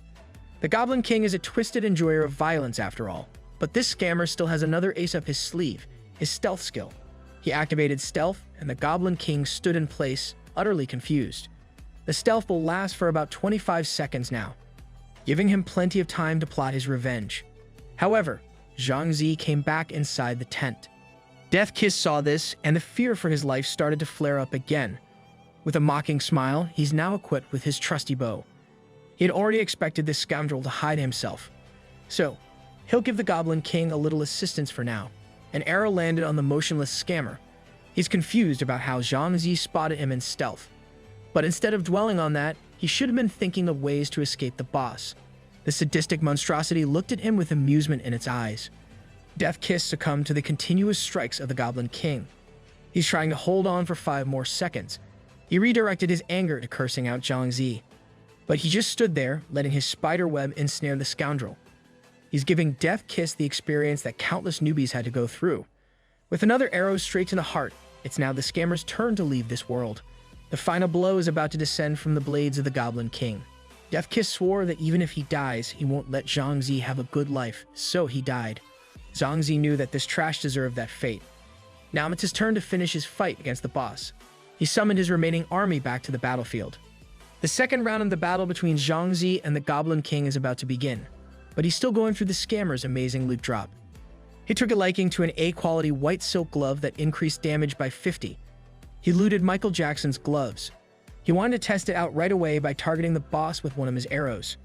The sharp tip of the arrow whistled through the air as it made its way forward. However, the additional attack damage wasn't enough to pierce through the Goblin King's thick skin. His damage remained quite embarrassing. In response to his arrow, the Goblin King unleashed a powerful whirlwind slash, going all out in its offense while insulting his summons as mere ants. 2 of his newly acquired Goblin warriors were eliminated as a result.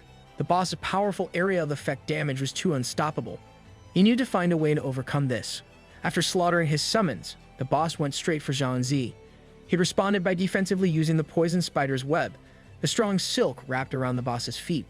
With its mobility limited, he managed to dodge the incoming attack and even trapped one of his blades to the floor itself. He would have to avoid close combat while attacking from a long distance. His goblin mages, the Devour Heaven frog, and his own arrows tried to break through the tough skin once again. The frog's blazing release was as hot and damaging as an inferno. The mage goblin's stone magic had top-notch speed and accuracy. Under the barrage of projectiles, even its exceptional blocking skills were useless. With the upper hand regained, Zhang ramped up the attack with the frog's fiery assault leading the way. They brought the mighty Goblin King down to just 9% of its HP. They only needed to persevere and overwhelm the beast with long-range attacks. The magically charged stones set the stage for the frog's final launch. The Goblin King watched as the fireball closed in rapidly. The explosion engulfed the body of the beast that had claimed the lives of 100 newbies earlier. Its HP reached 0 and it disintegrated into nothing, notifying Zhang of his victory. With the help of his elite-level long-range strike force, he secured the win. Next came the disintegration of the Goblin King's throne. The pieces of rubble cleared up to reveal a teleportation portal. No wonder he didn't see a gate right away, it was hidden within the throne. As expected from a boss, it dropped a high-ranking magic soul orb. He also ordered the newest addition to the team to arise and stop pretending to be dead. The summoned Goblin King slowly materialized from his summoning. It celebrated its glorious rebirth, but when it looked forward, seriousness spread across its face. Meanwhile, Zhang was gleefully smiling. The mighty Goblin King was now his loyal servant after sacrificing so many of his summons. From now on, he had another powerful underling. With the wolf, frog, And now the Goblin King, he had 3 floor bosses. Even though the Dark Shadow Wolf came from the lowest level, its elite rank and experience stood out. Now that he had 5 empty team spots, he planned to get 3 Goblin Warriors and 2 Mages. He could also go to floor 4 first. In the future, he'd like to try summoning even more bosses to make himself invincible. As he was about to enter the teleportation gate, he was halted by a firm voice. He was being accosted by strangers telling him to put his weapon down and surrender. He turned around to see that he was already surrounded. The badge on their chests signified the Demon Territory Management Bureau. He was now in a sudden predicament. They questioned him about the whereabouts of the newbies on his team. They were clearly mistaking Zhang for someone else.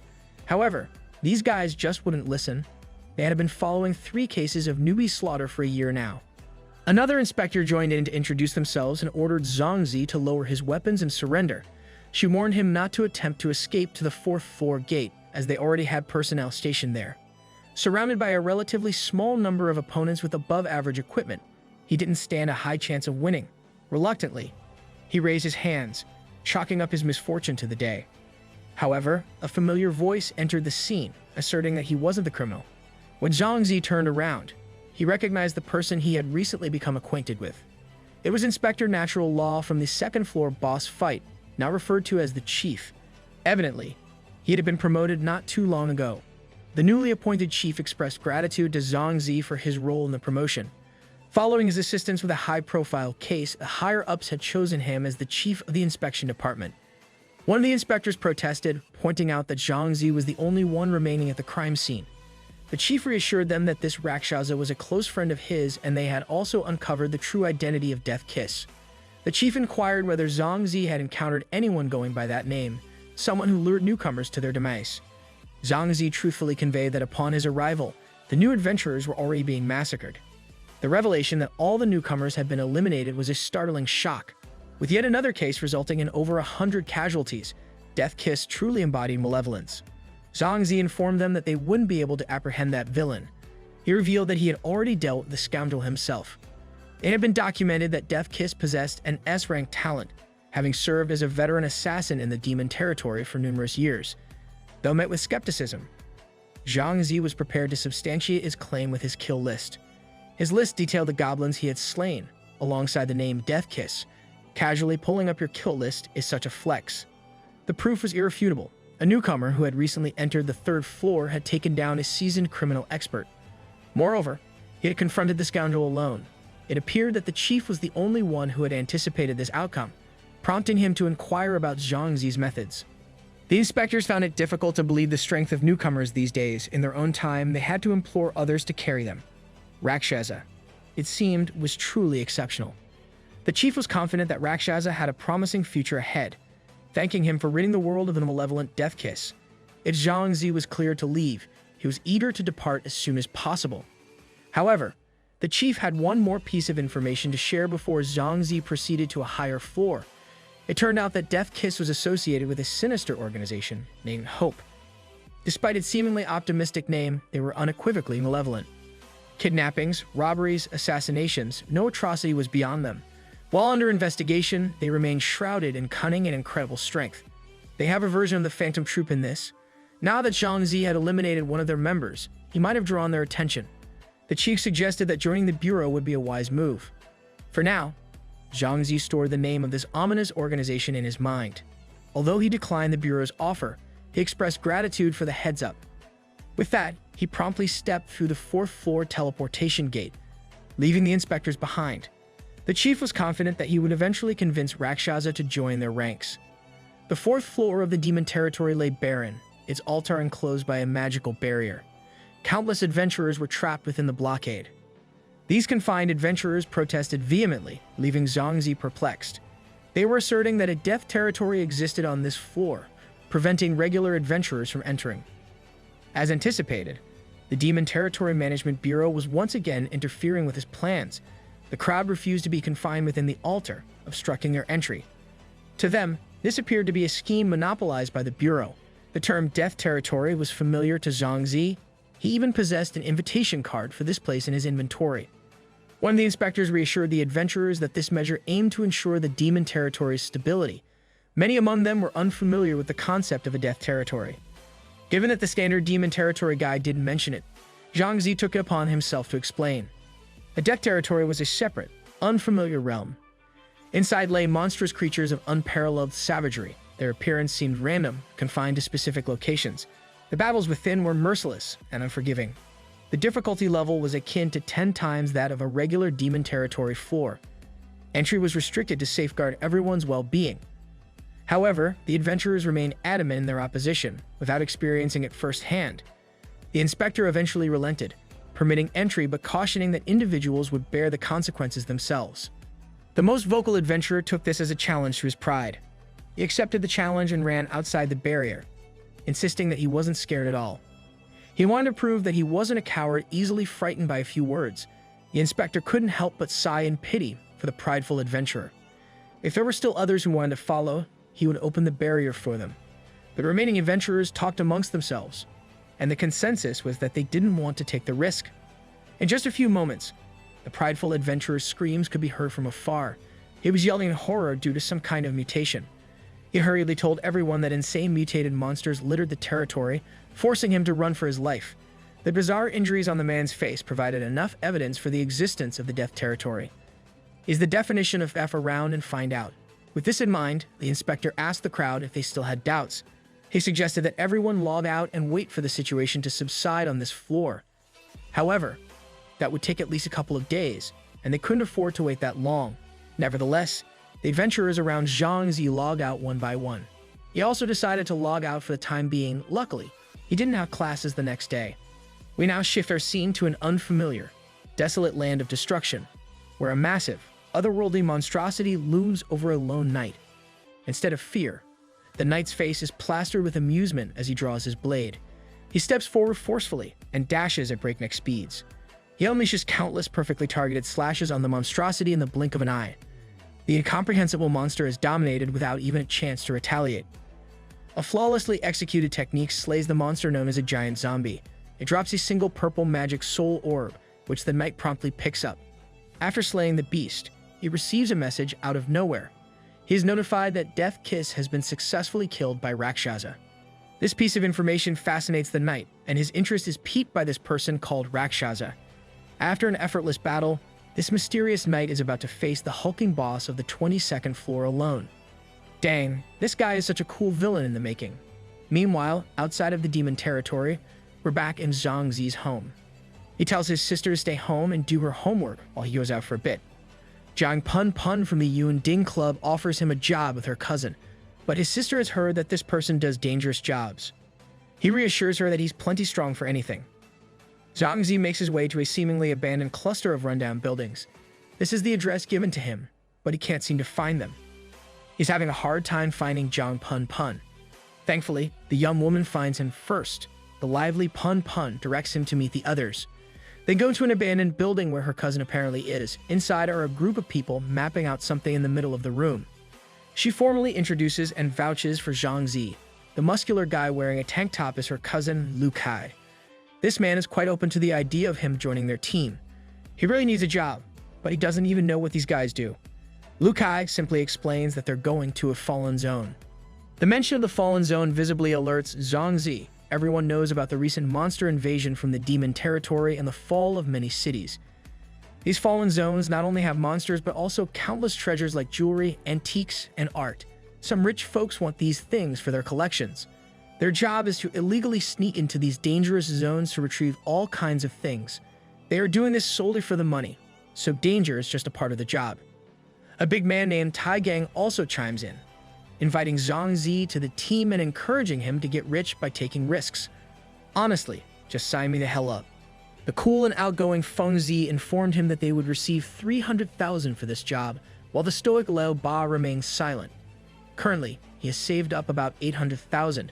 With the addition of this job's reward, his sister's medical needs would be secured. After deliberating, he happily decided to join the team. Lu Kai welcomed him with open arms and great news. They would receive double their usual earnings. Instead of 300,000, each of them would make 600,000 on this single mission. However, Zhang Zi is still worried about what they might be searching for. Lu Kai revealed that their target was a painting from the 5 Dynasty period. I thought they were looking for the Dragon Balls or something. The location is the Jiandong Museum, and their call time is 4 a.m. The very next day, at Zhang Zi's house, his sister woke up even earlier than he did to prepare breakfast. On their table were apples given by a kind new neighbor. Due to a shortage of fresh resources, these 2 apples cost at least a few hundred each. Even in this world, apple products are so expensive. He reminded his sister that they could eat them but shouldn't casually accept things from strangers. This operation is a dangerous one, so he absorbed all the magic soul orbs he had last night. His strength, physique, mind, and agility are now superior to the rest. He had never tested his fist strength before, but it should be at least 1,000 force. With his agility score of 15, he should be fine against any monster too. He just hopes that everything goes smoothly today. After walking for a while, he finally arrived at the city wall. In the massive rundown site, the team was already gathered, waiting for him. Lu Kai handed him a dead chicken for emergencies. He explained that since monsters like to eat corpses, he could throw the chicken as a distraction, taking winner chicken dinner to a new level. The others were already calling out to them to stop wasting time and start the mission. Using a rope, they scaled the tall walls in the middle of a downpour. The slippery and wet walls of the fallen zone served as a barrier for the horrors within, and they were braving through it. He finally made his way to the top of the walls. A scene of roaming monsters and ruined infrastructure greeted the team. Since Lu Kai's cousin referred him to the team, Lu Kai assured him that he's got Zhang Zi's back. Without much time to dilly-dally, they proceeded forth. They walked through the desolate streets of the fallen zone uneventfully. Lao Bo whispered his frustration about bringing a kid on such an important mission as a burden. Even Lu Kai thought the same thing. The team finally arrived at the site of their mission, a collapsed building. This place didn't even have an entrance, but Feng Zi was already taking care of that issue, skillfully. He tracked and dug up an entry point below the rubble. With a smug smile, he notified the team that he had it. With the point of entry established, it was now Lao Ba's turn to shine. He told everyone to move aside as he readied his knuckles. Using his bare fists, he punched the ruins squarely. The debris scattered all over the place, and the obstructions were cleared. An opening was made big enough for the entire team to pass through. Lu Kai bragged that Lao Ba was the strongest in the team with a strength score of 12. But that measly 12 was significantly lower than Zhang Zi's 14. Monsters loved hiding in dark corners, so they needed to be extra vigilant in the pitch-black, collapsed ground. With nothing but flashlights in hand for illumination, the team traversed the eerie site. Lu Kai found the door indicated in their plans. He promptly opened the gates to their target. This is the museum's exhibition hall. They plan to split up and look for the painting. Priceless works of art remain intact in this building. Lu Kai found one named Rafting on the Spring River. However, this one doesn't seem to be the painting they're looking for. Zhang Zi asked if something named The Gift to Prince Zhen Fun is their mark. Looking at the reference art on the phone, this might actually be what they're looking for. Lu Kai's mood immediately lifted. They carefully took the painting from the walls and out on the frame, cautiously storing it in the bag. Feng Zi is already thinking about spending his share of the money to have fun at the club, but Zhang Zi noticed that they seem to be one person short. The big man, Tai Gang, is missing with no signs at all. Lu Kai tried to reach out to the big guy through the transponder. Someone that big can't just disappear out of nowhere. They can't afford to sit and wait in this dangerous site. They'll just have to leave a message for Tai Gang as they go above ground first. Unbeknownst to them, a sinister presence is lurking and observing their moves from the dark. It's following them out of the museum's exhibition hall. Zhang Zi was once again the first one to notice that there are some unusual sounds in the background. The imperceptible sound was followed by a massive crash of something big from the ceiling to the ground. Lu Kai knew what this meant. After taking every precaution, he still encountered it. It has the horrific foot of an abominable beast, a grotesque rank 2-demon territory monster beyond human comprehension. Ba sprang into action, telling everyone to run as he deals with the dreadful enemy. With a blade in hand, he took to the air and aimed at the foe's head. With all his might, he swung the blade downwards. He managed to land the strike, but his blade shattered into pieces instead. He did not expect the fiend's skin to be this tough. His stun only served as fuel for the beast's rage as its aggro locked onto Baldy. He panicked and used his arms as a shield to block the inevitable strike. The critical attack landed on Lao Ba with a force that shook the already ruined building. The rest of the team called out to him with utmost concern. In front of this savage brute, the rubble and dust settled, revealing the silhouette of the bald man. It appears that Lao Ba is fine besides his crippled arms and hands. Lao Ba is not a small and weak guy by any metric, but he was casually slapped away by a formidable monster from the demon territory. The monstrosity shifted and morphed into an uglier version of itself. It locked onto the whole group with unbridled rage and bloodlust. Zhang felt the killing intent, and a shiver ran through his spine. He composed himself and took out the dead chicken from his bag. He threw the bait in a different direction as the group moved the other way. The chicken trick proved to be effective as it occupied the beast's attention while they escaped. It only bought them a few seconds, though the fiend was already back on their tracks immediately. Zhang looked back to observe the beast's movement. Behind him, the crippled Liao Ba was being assisted by Feng Zi. The enemy is gaining on them. You know the situation is serious if Feng Zi removes his cool sunglasses. He yelled at everyone to leave first while he tries his best to stall it with his firepower. Shotgun shells were shot at various parts of the monster's body, halting its movement to defend. With a grenade in hand, Liao Ba is determined to go all out without caring for his own life. These two are about to sacrifice themselves for the sake of their boss, Lu Kai. The beast must have realized what was happening, as a look of panic appeared on its face as the grenade exploded. The massive boon swallowed everything in the narrow halls of the museum. Press F to pay respects. Lu Kai and Zhang managed to get out of the way in the nick of time. Liao Ba and Feng Zi weren't as fortunate as them, though. With a pained heart and tears in his eyes, Lu Kai has no other choice but to continue their retreat. He had to take the dazed Zhang by the hand to carry on running. Once they are out of the cave, he's positive that they would be safe. They crawled through the narrow entry point that Liao Ba made earlier. It didn't take too long for them to finally see the sun outside the rubble, but what they saw in front of them extinguished any hope of survival. Right in front of them is a massive eyeball stuck in a grotesque belly. After exiting their entry point, they were greeted by a flock of the same kind of monster from the inside. These fiends are bloodthirsty and fully locked onto them with unbridled anger. Lu Kai handed the painting inside the bag to Zhang and urged him to run. Seeing what the man is trying to do, he insisted that he's not running and they're getting away together. But Lu Kai is already in the front lines with his trusty shotgun in hand. This man actually brought a gun to a demon fight. He lets out a successive barrage of shotgun shells on the stationary monsters.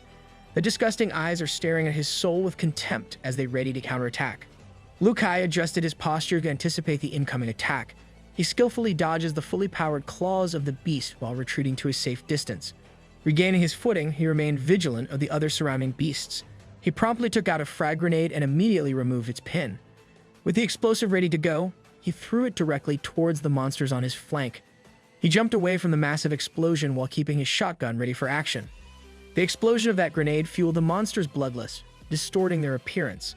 One of them got past Lu Kai's vigilance and sneaked up on the clueless guy. Zhang screamed a warning to him, but it might be too late. The fiend had already grabbed Lu Kai's whole body, not letting him escape from its deadly grasp. He tried to formulate a strategy on the spot, but his fate was already decided. The monster threw him as hard and strong as it could.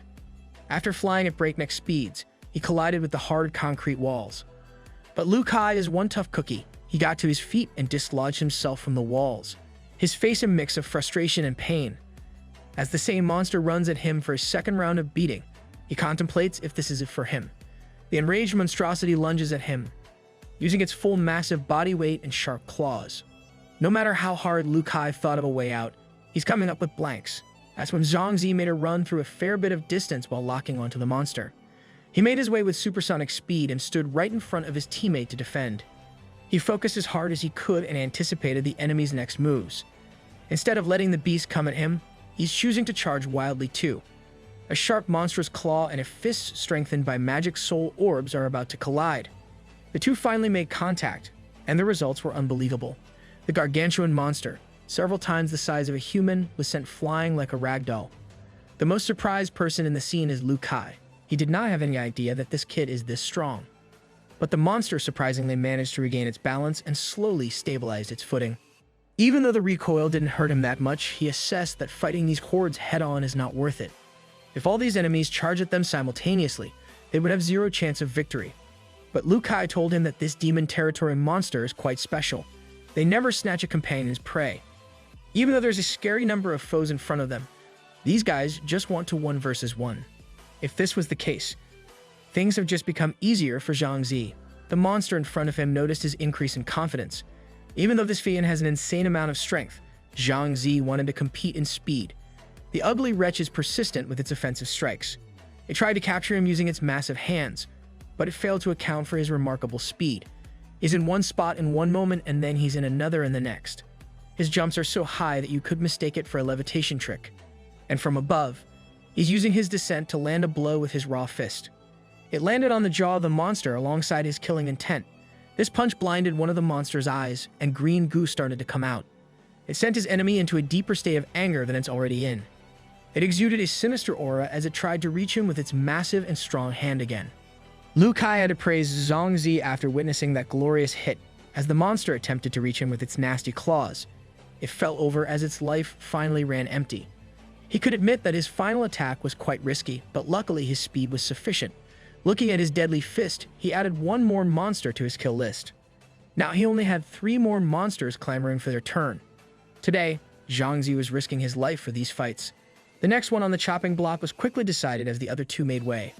The chosen fiend rushed past one of their kind just to get to him. He locked onto this beast as he prepared for the next course of action. He was already battle-ready when he noticed something else coming from his flank. A purple brute landed on his shoulders, using his body as a platform for leverage. It was a gorgeous woman wearing a skin-tight suit complete with futuristic gear. I'm suddenly much more interested in the plot. After landing ahead of Zhang Zi, she immediately demonstrated her skills against the monster. She made her way behind one of the monsters in an instant. She wasn't even fazed as the fearsome claw strike descended upon her. And that's because her confidence was founded on her masterful freedom of movement. As if it were an everyday occurrence, she just snuck into the monster's blind spot. Using a wide swinging kick, she struck the fiend on one of its vital points.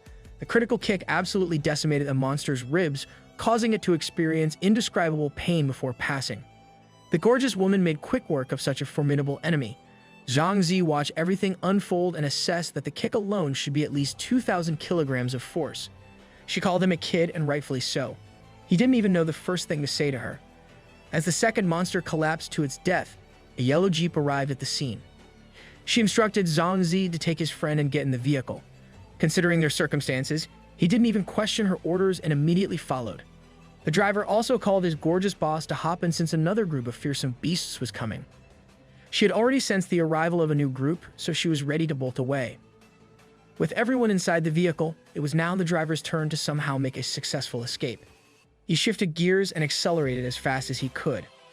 They left behind a horde made up of tens of fiends that had come from the demon territory. They were fast, but the beasts were too persistent to escape from entirely. Zhang Zi looked behind them and saw that one of the monsters persistently chasing after them only had one eye.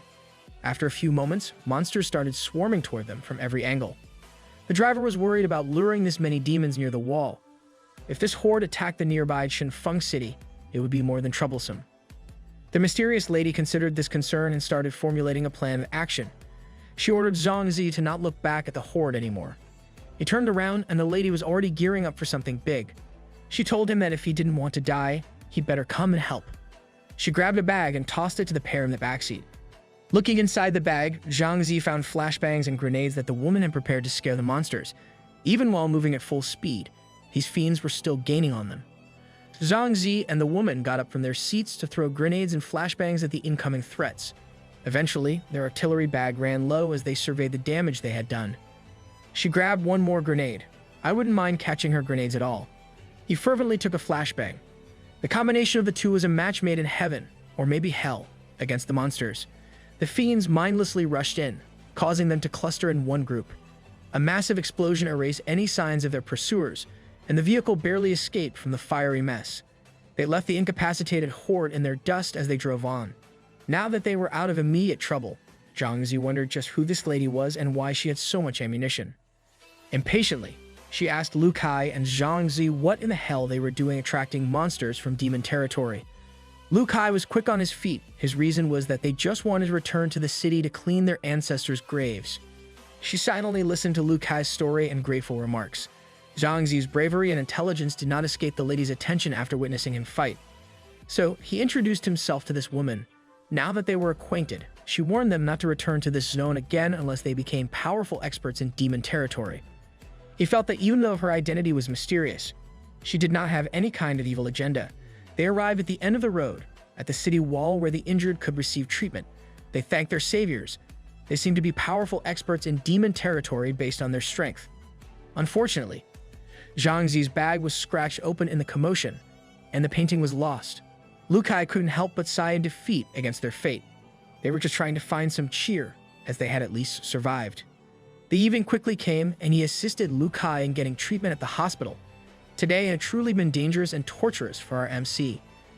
If that woman had not appeared, it was entirely possible that both Lu Kai and he would have died by now. He still felt bummed that the painting was lost, otherwise they wouldn't have come back empty-handed. As he was focused on his phone, he bumped into a suspicious man wearing a cap and a mask. He suddenly felt that this person's size was way too familiar. He looked back in confusion and curiosity. He couldn't believe that the first person to come to his mind was their missing big man, Tai Gang, and the plot thickens. It was incredible that he had suddenly appeared in the ruins only to be right here. So, he decided to follow the man covertly to uncover the truth. He tried his best to hide his presence at every corner they turned. He stealthily blended into the crowd while maintaining an unnoticeable distance. The farther they walked, the more frustrated he became, until finally, they seemingly arrived at a narrow alley isolated from people. He tried to peek while concealing his presence. The big man made a phone call to someone he referred to as boss. It was starting to make sense. What they had gone through might have been orchestrated by this man. The big man assured his boss that he hadn't been followed by anyone on the way to this place. Eventually, two men slowly made their way to the meeting spot. There was an old man wearing a luxurious suit, accompanied by a scary-looking bald man with a huge scar across his face. They were here to retrieve the item the old man wanted. Removing the mask, it was indeed Tai Gang who carried the canister. He opened the container to reveal a familiar parchment that had come from the fallen zone, all while demanding his money. The old man confirmed that it was indeed the painting and expressed his amazement at Tai Gang's ruthlessness. To monopolize the entire 3 million, he had deceived the brothers he had been running with for 10 years. Zhang Zi's anger surged upon hearing this exchange involving the big man. Now that the authenticity of the merchandise was confirmed, the bald guy produced a briefcase. Inside lay $3 million in cash, pristine and untraceable. Tai Gang accepted the case, commenting that without ruthlessness, survival in this world was impossible. However, as soon as Tai Gang turned his back to them, the bald guy pulled out a gun. The cold muzzle of the pistol pressed against the back of Tai Gang's head. Turning around, Tai Gang's anger transformed into shock. When he realized the dire situation he was in, panic and fear overtook him. The bald man casually disposed of him with a single shot, right in the middle of his forehead. The old man agreed that survival in this world required ruthlessness. However, that's exactly why he needed to be even more ruthless as he took the money from Tai Gang's lifeless hands. The old man despised despicable people the most. The duo exited the narrow, dark alleyway, leaving behind the bleeding corpse of the big man. Zhang Zi was horrified by the gunshot. It took only an instant to claim the life of someone he knew. He was curious about the identity of this old man, but for now, he had to hastily leave the scene. He sprinted home until the sun had set and night had fallen.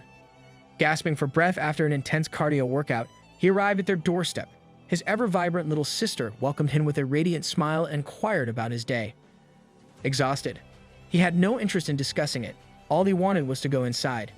Just then, a man emerged from the neighboring house, whom his sister referred to as Uncle. To his surprise, it was the same man who had recently given them apples. This uncle was actually the scarred and bald hitman from the earlier scene, working for the old man. Unlike his stern demeanor during assignments, he was now all smiles as he greeted the siblings. The scar stretching across his face was unmistakably the mark of the boss's bodyguard. Zhang Zi composed himself, greeted the man politely, and thanked him for the apples. The man extended his hand for a handshake, emphasizing the importance of neighborly care. His sister eagerly invited the man for dinner, but he intervened, explaining that he was exhausted and they would head inside first. Despite his sister's insistence, Zhang Zi quickly closed the door. The bodyguard found this behavior suspicious, given his experience. His sister began preparing dinner, while he tried to make sense of the situation. That scar was etched in his memory. He had just come back in, but now he wanted to leave again, at least for a while. He opened the window to slip out, determined to fully understand the danger they were in for the sake of his sister and himself. With ease, he navigated from balcony to balcony. He landed safely, noticing a patch of lime on the floor, which he skillfully avoided. Traps like these weren't set up by ordinary people. He entered the bodyguard's bedroom through the window, scanning the room and eventually finding a box beneath the bed. Inside were important documents, including a Rank 1 Demon Territory Expert certification addressed to Huang Hunfei. This seemingly shady bodyguard/hitman was indeed playing the role of a friendly neighbor. As he examined the documents, he caught the sound of someone ascending the stairs. This instantly switched him to emergency mode. The silhouette of the bald man suggested he knew the boy was in his room. Instead of being angry, he wore a smile filled with amusement and anticipation. That's a psychotic smile, if I've ever seen one. Zhang clenched his teeth, hoping that the man would discover him or else they would be forced to engage in a fight. Baldy walked into his room, armed with his trusty gun, behaving like a maniac. He tried his best to remain as quiet as possible while hiding underneath the bed. The hitman continued to call out to him, convinced that the kid was still inside his apartment. The man seemed to relish tormenting him as he cocked the gun.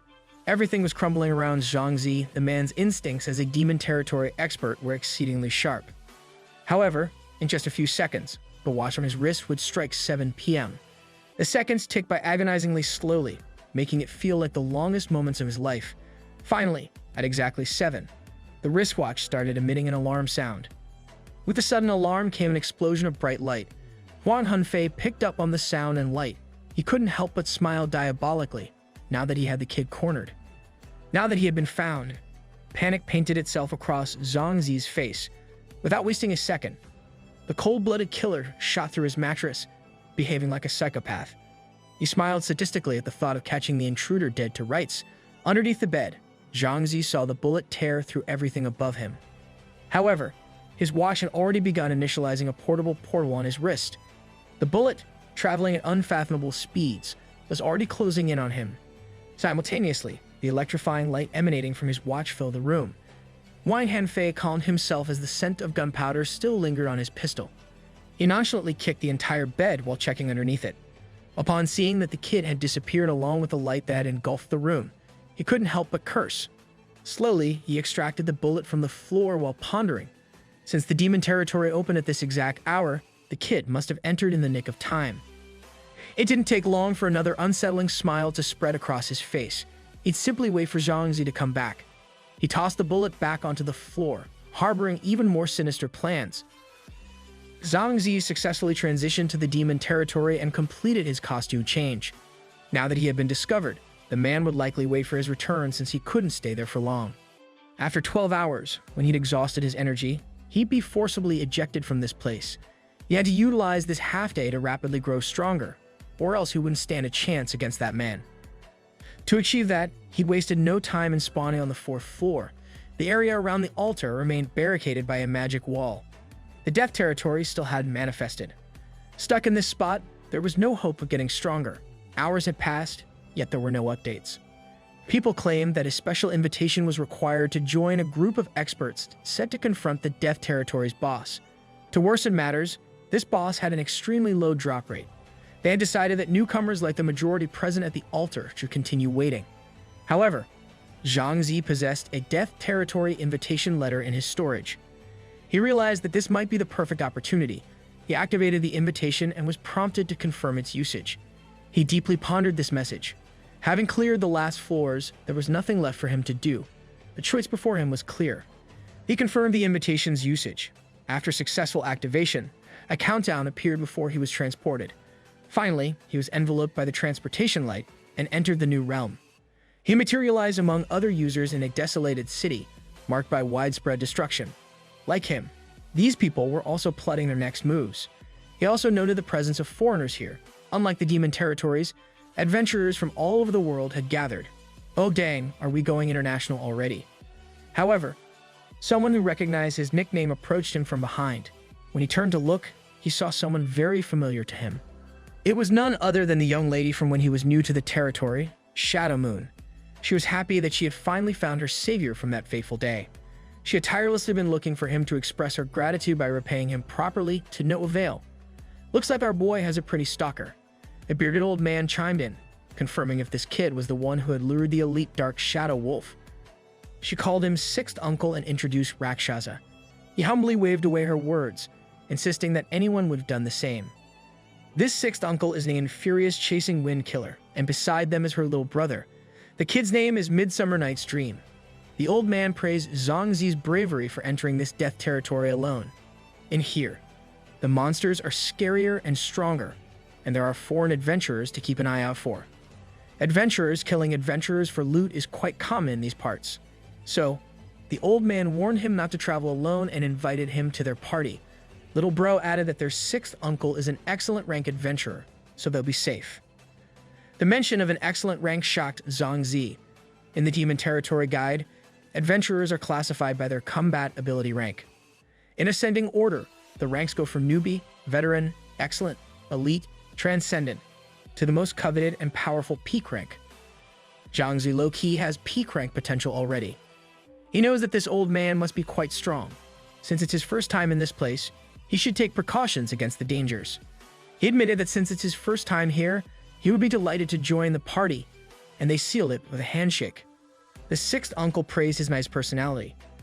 Mu's shadow was worried that Rakshasa would refuse and she wouldn't have the chance to pay him back. For the first time ever, he officially joined a team. Since they're a team now, the sixth uncle suggested revealing each other's skills for better team chemistry. The old man took his massive blade and revealed his ability, Shock Knockback. Against colossal monsters, this is a formidable technique. He can activate it with his sword strikes and send enemies flying 10 steps away while paralyzing the target for 30 seconds. Little bro, on the other hand, has illusion. He can create an illusion of any target for an hour. He demonstrated his skill by casting his spell until the bright green light produced a mirage. It was a perfect copy of himself, but it cannot fight. Little bro was literally useless. As for the young lady, Zhang had already seen the light blade slash before. And so, it's his turn to reveal his ability. He would have to reveal this sooner or later, after all, so he might as well do it now. He opened the portal for his trusty army. He concentrated, and the team was blinded by his demonstration. A single goblin warrior spawned from out of thin air. It psyched itself out as if it's going to war right this moment. And so, his summon technique was revealed.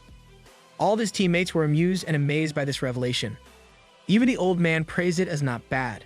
He also confirmed that these summoned beasts would obey all his orders. They'll have to end the introductions here, though. They must hurry to the village and hunt the boss. Since the Death Territory is a soul dungeon, it will drop attribute-less magic soul orbs, high-rank equipment, and other rare items equivalent to the danger. The old man brought Shadow Moon and her little brother along to help them gain experience. They made their way inside the village only to be greeted by a fiery explosion. Zhang immediately knew that something was up. Adventurers and humanoid creatures are duking it out in the middle of the streets. The villagers have been possessed by something leading to this. They're going to need to find the boss and fast. They charged forward as the old man sternly reminded everyone to follow closely and not get separated. The village is built like a maze as well. Each house and every street they run to looks exactly the same. They cannot stop until they reach their destination, but they're not making any progress. Until something caught Zhang's attention. He's certain that they've passed this spot before. They're just running in literal circles at this point.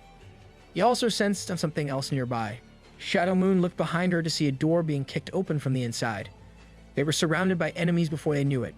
With disgusting skins and seemingly brainless actions, the mutated villagers took on monstrous forms equipped with various weapons to go against the adventurers. Now that their run has been stopped by the mob of monsters, they have no other choice but to fight. They are severely outnumbered several times over. Thankfully, the excellent rank of the old man is not just for show as he took the lead, easing their minds.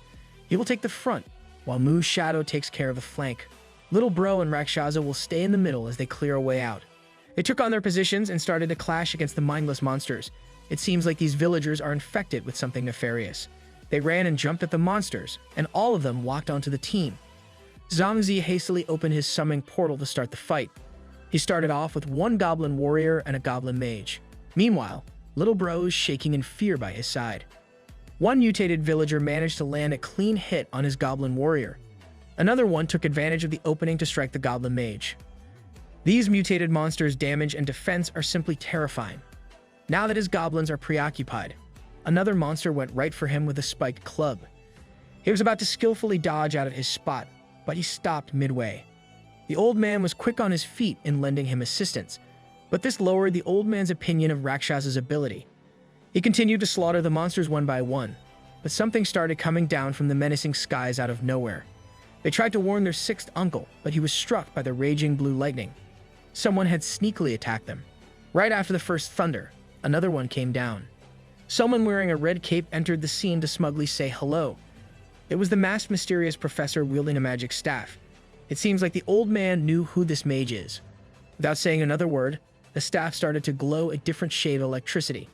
This Doctor Strange cosplayer is out here giving them the business, aimed squarely at the team. The mage unleashed a fireball. Now that the old man is paralyzed from the lightning, he was swallowed up by the fiery explosion. Thankfully, it was not enough to take the excellent rank adventurer out. Shadow Moon and the rest of the team wanted to run to the sixth uncle's side, but as they took another step, a hidden arrow was already heading for her. Zhang yelled at her to watch out, and she instantly reacted. The arrow heading for her was cleanly slashed into two. Atop one of the buildings, the culprit is using the higher vantage point. It was someone named Night Elf wielding a bow from afar. They have night elves in this territory. Please sign me up. Zhang was the first to make the next move by summoning another one of his goblin warriors. They headed straight for the archer, but it was intercepted by a big man wielding a battle axe. A single impactful swing sent the beast flying like a ragdoll. This man, equipped with an ornate battle axe, is known as Harrison. This scoundrel's high attack power just added to their long list of current headaches. Now it's clear that the old man has a history with these three adventurers. He's going on about the last time he left these guys off. He never would have thought that they would dare to attack him now. He hates this group's shameless actions just to get to him. However, the mysterious professor just called him a fool for bringing three newbies into a death territory. They just cannot pass up this rare opportunity. If they can win, being shameless would not matter at all. Using a magic staff, another round of blue lightning bolts struck the stationary old man. The paralysis is keeping him from retaliating and doing anything. If this paralysis cycle goes on, there's a high chance that all of them would die here. He brought out the precious revitalizing potion. These three blatantly want to eliminate the youngsters from his family. This old man will not let the future of the family, Moon Shadow, die here. He crushed the vial to activate the revitalizing potion. The revitalizing effect allowed him to move and brandish his massive sword again. The use of this precious potion earned him mockery from the mage. This would only give him 30 seconds of negative effect immunity, but the price is that he will receive 20% of additional damage. The sixth uncle is ready to risk it all for the sake of the team's safety. With his motor functions back, he faced the nefarious party of three. He called out to Moon Shadow, instructing them to retreat and leave him here. However, Harrison, the axe wielder, would not let that happen so easily. They are underestimating the resolve of a protective old man. He activated shock knockback against the muscular brute to open a line of retreat for his team. At first, Shadow Moon felt conflicted about leaving her sixth uncle by himself against these people, but she finally relented and was the first to take command of their tactical retreat. The Night Elf knocked another arrow back to cut their run. The seemingly normal arrows curved and moved unnaturally. They finally got near them in a weird flying path. Little Bro is getting scared that the arrows are following their tracks. Moo's Shadow recognized that this is the Night Elf's talent skill. She put her hands on her blade to respond. Activating the light blade slash perfectly countered the arrows. But after the three that she slashed down, there's another one of the seemingly higher intensity. She saw it and she already knew that she doesn't have time to react. It hit her in the chest, chunking her HP by a significant amount. Even while retreating, she was still wounded by the attacks of the enemy. The nefarious group's primary target is their sixth uncle, so they'll be fine for now. They just must find a place to hide, and after the Death Territory's boss is killed, they can finally leave from a distance. They can still see the electrifying intensity of the fight that they've fled from. Zhang asked the question in his mind, since every country's demon territory is separated, how in the world did their sixth uncle create a grudge with those foreigners? Right now, he only has 2 goblin mages and his 3 trump card bosses. She confirmed that each country's demon territory is not connected. But death territories throughout history are a different story. Their sixth uncle probably made this bad blood with a group before. Little Bro started blaming himself for tagging along, knowing full well how weak he is. Much to his sister's disappointment, Zhang reassured him that this illusion ability would be quite strong in the right circumstances. Moon Shadow doesn't have time for whining anymore as she heard something odd in the background. Zhang started sensing the disturbance as well. Heavy steps of a chained-up foot, a grotesque drooling mouth with crooked teeth, a massive, horrific body equipped with terrifying blades. Near them is the boss of the Death Territory, the dreadful Death Butcher. They really got Pudge from Dota 2 to act as the boss. They spotted the monster right beneath their hiding spot. They could only blame their bad luck for encountering the strongest foe after barely escaping the battlefield. If the old man were here, they would have a chance of winning, but with just the 3 of them, they would simply be seeking death. Behind them were the sinister foreign adventurers, and in front was the boss of the death territory. They were doomed, and the last thing they should do is stay here awaiting death. If this was the hand they were dealt with, Zhang would take charge. He drew his bow and arrows with the intention of killing the Death Butcher. Little Bro immediately protested this idea. Even Mu's shadow doubted his capability to go against the boss. Truthfully, he wasn't sure if he could kill it, but waiting for their death was not a good plan either. Another concern was that if the three foreign adventurers arrived during their combat, they would be cornered and face certain death. He explained that during that time, Little Bro's skill could play a pivotal role. Clueless and curious, the kid asked what Zhang meant by this. The three foreign adventurers cursed in frustration amidst the mutated monster corpses. They never would have thought that furious chasing wind killer would still have a random teleport scroll to use. Harrison channeled his annoyance towards the remaining monsters. They had slaughtered so much that the magic soul orbs they looted could be sold for a lot of money. The night elf chimed in that the old man was just lucky this time around, evading their vengeance. The mysterious professor remained level-headed since the old man only had 10% HP left. If he was teleported into a monster swarm, his chances of survival would be low. They even hoped that the old man would get teleported directly to the boss to be slaughtered. As they laughed, the mage felt an unusual presence nearby. He directed the others' attention to what he had just sensed. They saw something vile coming at them from out of nowhere. They correctly identified it as the boss of the death territory itself. They knew of the existence of this Death Butcher that was facing them. They celebrated the possibility of striking it rich today before someone else could steal the boss from them. The Night Elf really wanted a piece of S-rank equipment badly. She could not hesitate to kick off the fight with her powerful volley of purple arrows, but they only passed through the boss body. Every single arrow phased through as if they were hitting nothing but air. The mysterious professor theorized that it must be immune to physical attacks, so he would try magic. He unleashed his ace in the hole, the impressive Thunder Fireball. But even this potent magic spell easily passed through the monster's body. This was what sent all of them into a panic.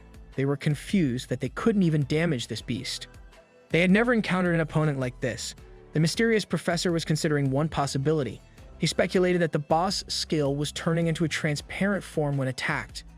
That boss was a byproduct of Little Bro's illusion ability, and it would only last for an hour.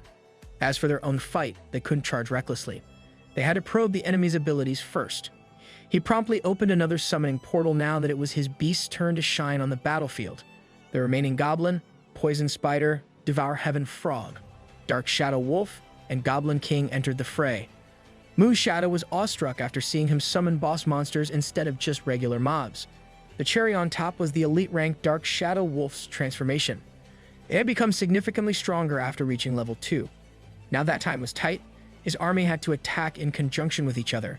His long-range artillery would be handled by the frog and the goblin mage, while the melee combat would be spearheaded by the wolf and the goblin king. The entire squad appears more menacing and powerful than ever before. However, the Death Butcher insulted the entire team, treating them like a group of insignificant mobs. It raised its menacing meat hook in anticipation of the full team charge, but Rakshasa quickly responded with a dodge command. The powerful downward slash struck nothing but air. Now, it's the Dark Shadow Wolf's turn to display its capabilities. Even the formidable Death Territory boss felt death's aura upon it as the wolf landed a claw strike. Enraged from being hit, the boss retaliated mercilessly. The attack connected squarely with the wolf, sending it crashing to the ground. Rakshasa had already expected this intimidating combat ability from the boss. It continued to taunt and insult them, hurling words as unsightly as his own ugly face. Having established that the wolf was outmatched, Mu's shadow sprang into action, backed by the poison spider's web. Even the butcher's legs fell victim to the web trap. With the boss immobilized, Mu's shadow seized the opportunity to inflict some damage. She executed her skill flawlessly. Though the damage was honestly trash, you have to pump those numbers up. Those are rookie numbers. Rakshasa had to step in with his monster's long-range barrage. The Devour Heaven Frog and Goblin Mages went wild with their projectiles and flares. The spiderweb trap eventually dissipated, but they managed to deal considerable damage. The mouth within the butcher's stomach threatened to consume their flesh and drink their blood. It was far from unintelligent, as it could engage in trash talk fluently. It has the full gamer build after all. Moreover, it began targeting Rakshasa personally after identifying him as the head of operations. With that in mind, it was now the Goblin King's moment to shine. The two Dota 2 hero-looking monsters clashed blades, engaging in a contest of strength. It soon became apparent to the king that he was being overwhelmed by the butcher. Finally, the formidable boss unleashed its special move, the Bone Crusher, living up to its name. This move not only dealt immense damage but also decreased the enemy's attack, defense, and speed by 20%. While the butcher was occupied, Dark Shadow Wolf aimed to take advantage of the situation and strike from behind, utilizing its special skill, the Dark Shadow Rip. However, in addition to its impressive offensive abilities, the creature possessed keen intuition. It swiftly turned around and ensnared the wolf with its hook through its slender body. Concern for his boss, summoned from the first floor, gnawed at Rakshasa. Sadly, his fears became reality as Dark Shadow Wolf perished, disintegrating into nothingness as its HP bar hit 0. Kill the MC's dog and prepare to get John Wicked. The time had come. Rakshasa took this fight personally, Michael Jordan style. There was no room for mourning, vanquishing the boss took precedence over all else. The illusions created by Little Bro, which had been keeping the foreign party at bay, couldn't hold out for much longer. They reverted to the tried and true strategy of employing the spider web while Rakshasa armed himself with his bow. The barrage of long-range artillery escalated in tribute to the fallen wolf. By the time the butcher realized the impending rain of fire, it was already too late. The explosion of multiple attacks consumed the butcher. Mu's shadow capitalized on the ensuing chaos by launching another charge. Each of her graceful slashes was starting to accumulate. They had managed to bring the Death Butcher's HP bar into the red zone. However, the boss still possessed a considerable storage of strength. Just look at that massive belly. A boss battle isn't complete without a second phase after all. The pressure they felt was now even more intense than when they began. Contrary to their expectations, the butcher fled instead of pressing forward. This action bewildered everyone present. As it turned out, the butcher was headed for its stockpile of rotten meat. It greedily consumed the meat, rapidly healing itself. Eating spoiled meat in the middle of a life and death fight. What a giga chad. Now they comprehended the true toughness of this boss battle. The Death Butcher was virtually unkillable as long as it could continue to replenish its strength by devouring rotten meat. They observed the butcher recuperate from all the damage they had inflicted. Rakshasa was the first to regain composure and directed everyone to halt the monster. The Devour Heaven frog began amassing flames in its mouth. A fiery eruption of immense proportions interrupted the boss. It was enveloped in a massive explosion, interrupting its meal. The butcher then turned around for a second round against the team. It aimed for the Devour Heaven frog, but the spider web should be able to stop that. Once more, the legs of the massive beast got ensnared in the spider's web. Mu's shadow executed another light slashing blade, while the Goblin King took the rear to deliver some pounding blows. The whirlwind slash connected, pushing the butcher's HP to decrease once again. It could only withstand a few more strikes. The power of the plot would guide them through. Their coordinated attacks persisted, gradually chipping away at the monster's HP. Get him up, let him get up, let him get up, let him get up. As soon as Rakshasa noticed the HP dip to its lowest point, he readied his bow. Kill stealing like a real gamer. I like it. A solitary critical hit from an arrow concluded the fight with a headshot. Even in its dying moments, the Death Butcher glared at him with disdain. It attempted to grab him, but an arrow to the head tends to be fatal, just as in real life. And just like that, this young group of adventurers managed to vanquish the boss of the infamous Death Territory. Rakshasa's name was now plastered across everyone's notifications throughout the entire area. The system itself was exposing him. Before the group lay the plentiful loot from the boss kill. Little Bro acted as if he was a genuine part of the team when all he did was hold onto his balls the entire fight. Amidst the massive pile of loot, a particular bow caught his attention. It was the Blood Fiend longbow, featuring a 10% life steal effect and massive attack power. This seemed to be one of those legendary S-rank weapons. They had truly hit the jackpot this time. Many individuals had been adventuring for years without obtaining a single S-rank weapon. He tested its overwhelming power, and the S-rank title was not just for show. I just know the kill steals and last hits are about to become even more devious. The potency of this weapon was genuinely astonishing. You could even sense its bloodthirsty aura. They acquired 16 high-rank magic soul orbs, 1 random scroll, and 4 excellent HP recovery potions. Rakshasa would take the bow and the scroll, while they'd divide the orbs. Mu's shadow instantly attempted to decline the division. However, she had already been informed that he had sent her their portion. He insisted that since they had collaborated to defeat the boss, the siblings deserved their fair share. Our MC was genuinely attempting to give her his magic soul balls, orbs. She remained conflicted. Undoubtedly, this would greatly aid her in her rank 2 demon territory exam. But Rakshasa had essentially soloed the boss. Meanwhile, the Doctor Strange cosplayer and his goons arrived on the scene. The trio fools were embarrassed that they had been detained by an illusion for so long. Of course, young bro was the first to start trembling in fear. Now it was 3 against 3, with old adventurers facing off against the young ones. The large oaf, Harrison, no longer wished to waste words. It was time to pummel.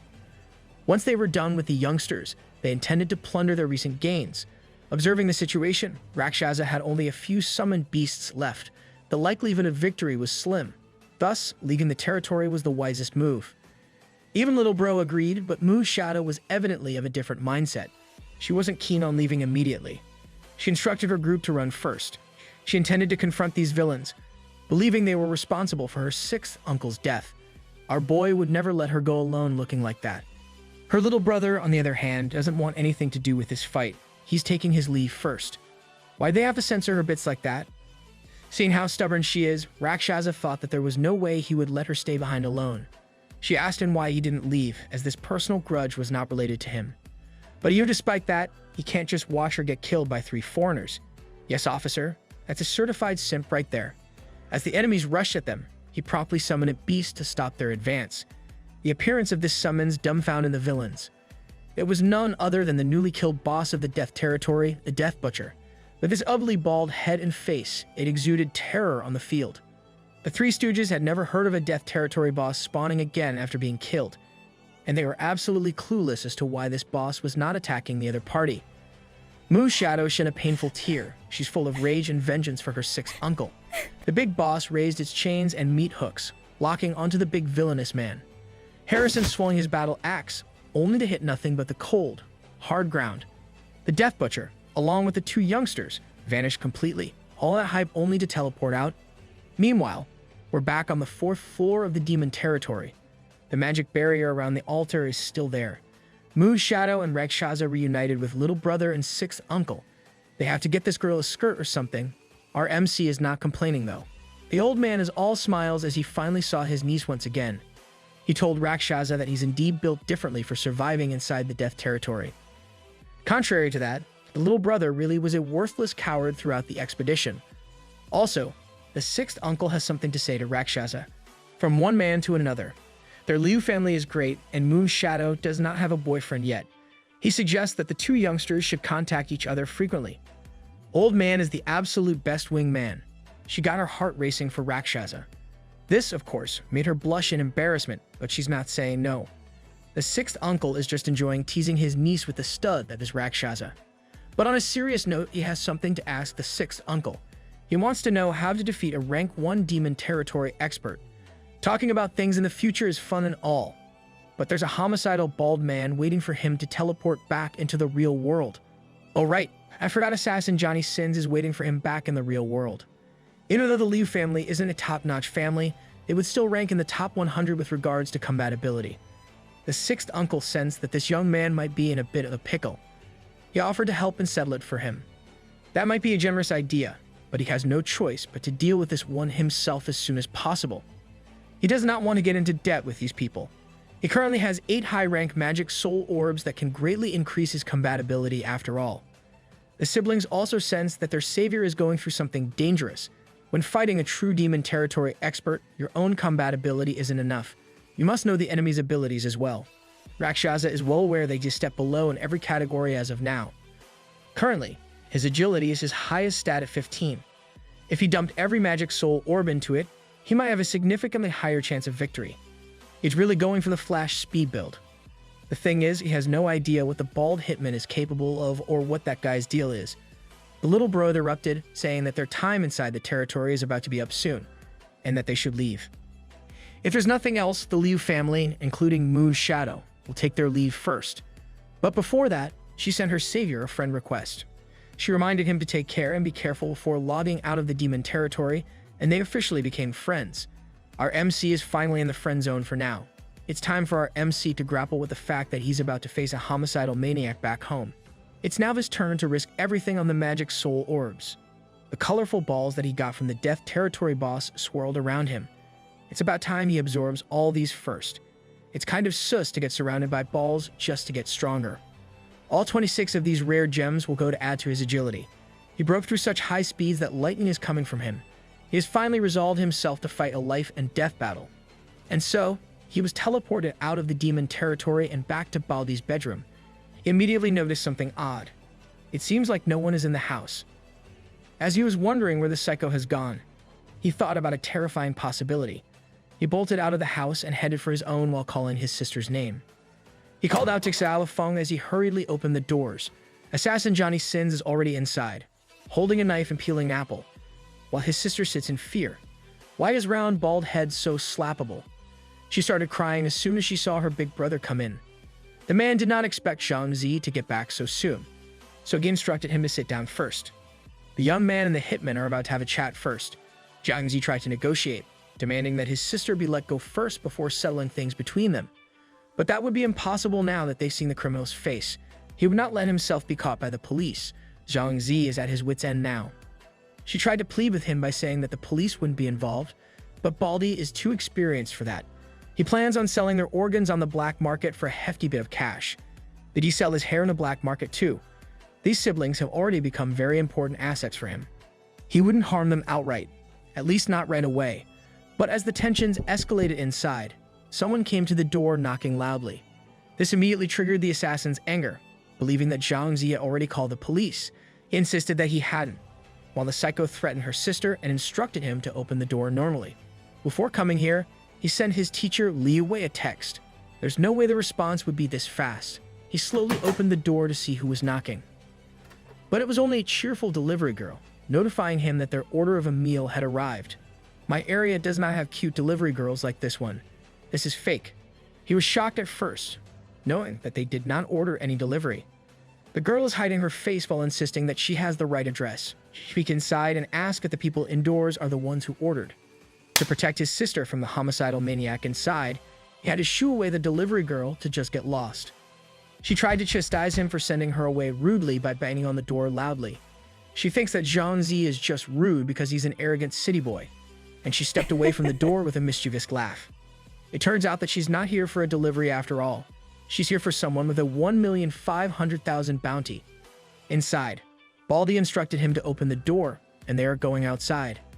He led them to his villain car and shouted at Zhang Zi to stop asking questions. He tried to assure his sister that her big brother will be there to protect her. The criminal is starting to grow more and more annoyed. But that attitude was transformed into surprise as someone threw a projectile at him from afar. Dang it, missed that bald head by a few inches. Baldi screamed at the assailant to come out, or he'll kill the young girl. The familiar laugh of the delivery girl slowly got closer and closer. Now equipped with more appropriate fighting gear, she wielded a sharp dagger aiming for Baldi's head. That outfit alone has infinite defense. Zhang Zi recognized the girl as the delivery girl who had just arrived, while Baldi knew that she was a bounty hunter. She told the hitman not to judge the book by its cover, and this girl does not have much cover. She immediately went on the offensive, throwing multiple daggers at the criminal. Baldi only laughed at this attack, as he could just use his hostage as a shield. Zhang Zi had no choice but to intervene since his sister was in the line of fire. She anticipated it. One of the daggers flew by, nearly hitting the criminal and separating him from the hostage. Zhang Zi took advantage of this opening to get his sister to safety. He moved so quickly that Baldi almost stumbled. It turned out that Zhang Zi put all his agility into effect by catching the flying daggers with his bare hands. Now, even the bounty hunter was on his hate list for almost harming his little sister. The bounty hunter insisted that it wasn't her fault that his sister was in her way. Baldi couldn't help but laugh at this exchange. He originally hadn't wanted to kill anyone today, but it seemed like that was impossible. Now that the hostage was out of the way, the bounty hunter could go wild with her daggers. The hitman's composure remained sky-high, ready for the mysterious girl's speed. But behind his glasses, deep within his eyes, was a terrifying power. Oh snap, Bald Boy is about to go code geese on them. The eye that his scar crossed through emitted mysterious signals that took over the bounty hunter. Knowing that this girl had attributes heavily focused on agility, her mental fortitude must be weak. She wouldn't be able to escape his mind control ability. The possibility of this ability is endless, and it went to an actual serial killer. Anyone who tried to catch him was sent to hell. Zhang Zi caught on that this criminal specialized in mental spirit techniques. If that was the case, he had to make use of this chance to pounce and kill. Right now, All he could think about was taking advantage of his speed. Baldy pulled out a gun, ready to finish off the bounty hunter. Zhang was too fast for him, delivering a punch to the stomach that did the job. He attempted to aim the pistol at our MC, but his slow hands proved to be his downfall as the gun was smacked out of his grasp. I guess fists are stronger than bullets from now on. He couldn't believe how fast this kid was, but Zhang knew he had been lucky that this dumbass hadn't taken the pistol from the start. His sister went to his side to check on him while Baldy lay unconscious on the concrete floor. It seemed like the money-hungry bounty hunter was still under the spell of the criminal. Oh no, I've seen this scene somewhere before. What do you mean by that? His sister wondered if they should help the girl, but he was still upset about her remorseless actions. So, Xiao Feng proposed a better idea, and the first thing they would need was an inconspicuous ink. 10 minutes later, the police finally arrived to clean up the scene, with some curious bystanders gathering around. Zhang Zi's teacher had arranged everything, worried about how his student had handled a criminal who had already killed 7 people. He sincerely apologized for his actions, but he didn't have any other choice. The police, on the other hand, praised Zhang Zi for his heroism and significant contribution to Xinfeng City.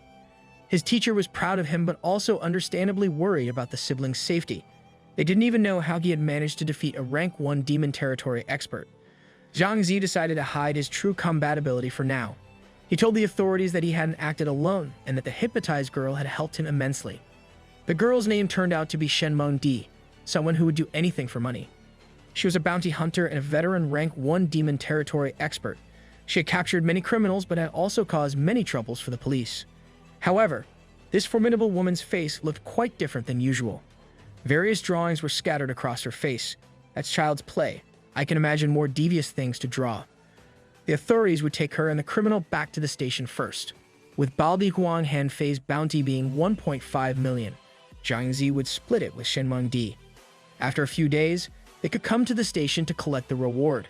No bro, like this video if you would take the whole 1.5 million reward for yourself. It will get 750,000, just like that. They thanked the authorities, as this would be a massive help for Xiao Feng's hospital fees for her kidneys. The next day arrived, and the apartment of the criminal next door had been declared a crime scene. Since Zhang Zi had cleared the death territory, he should be able to roam freely on floor 4.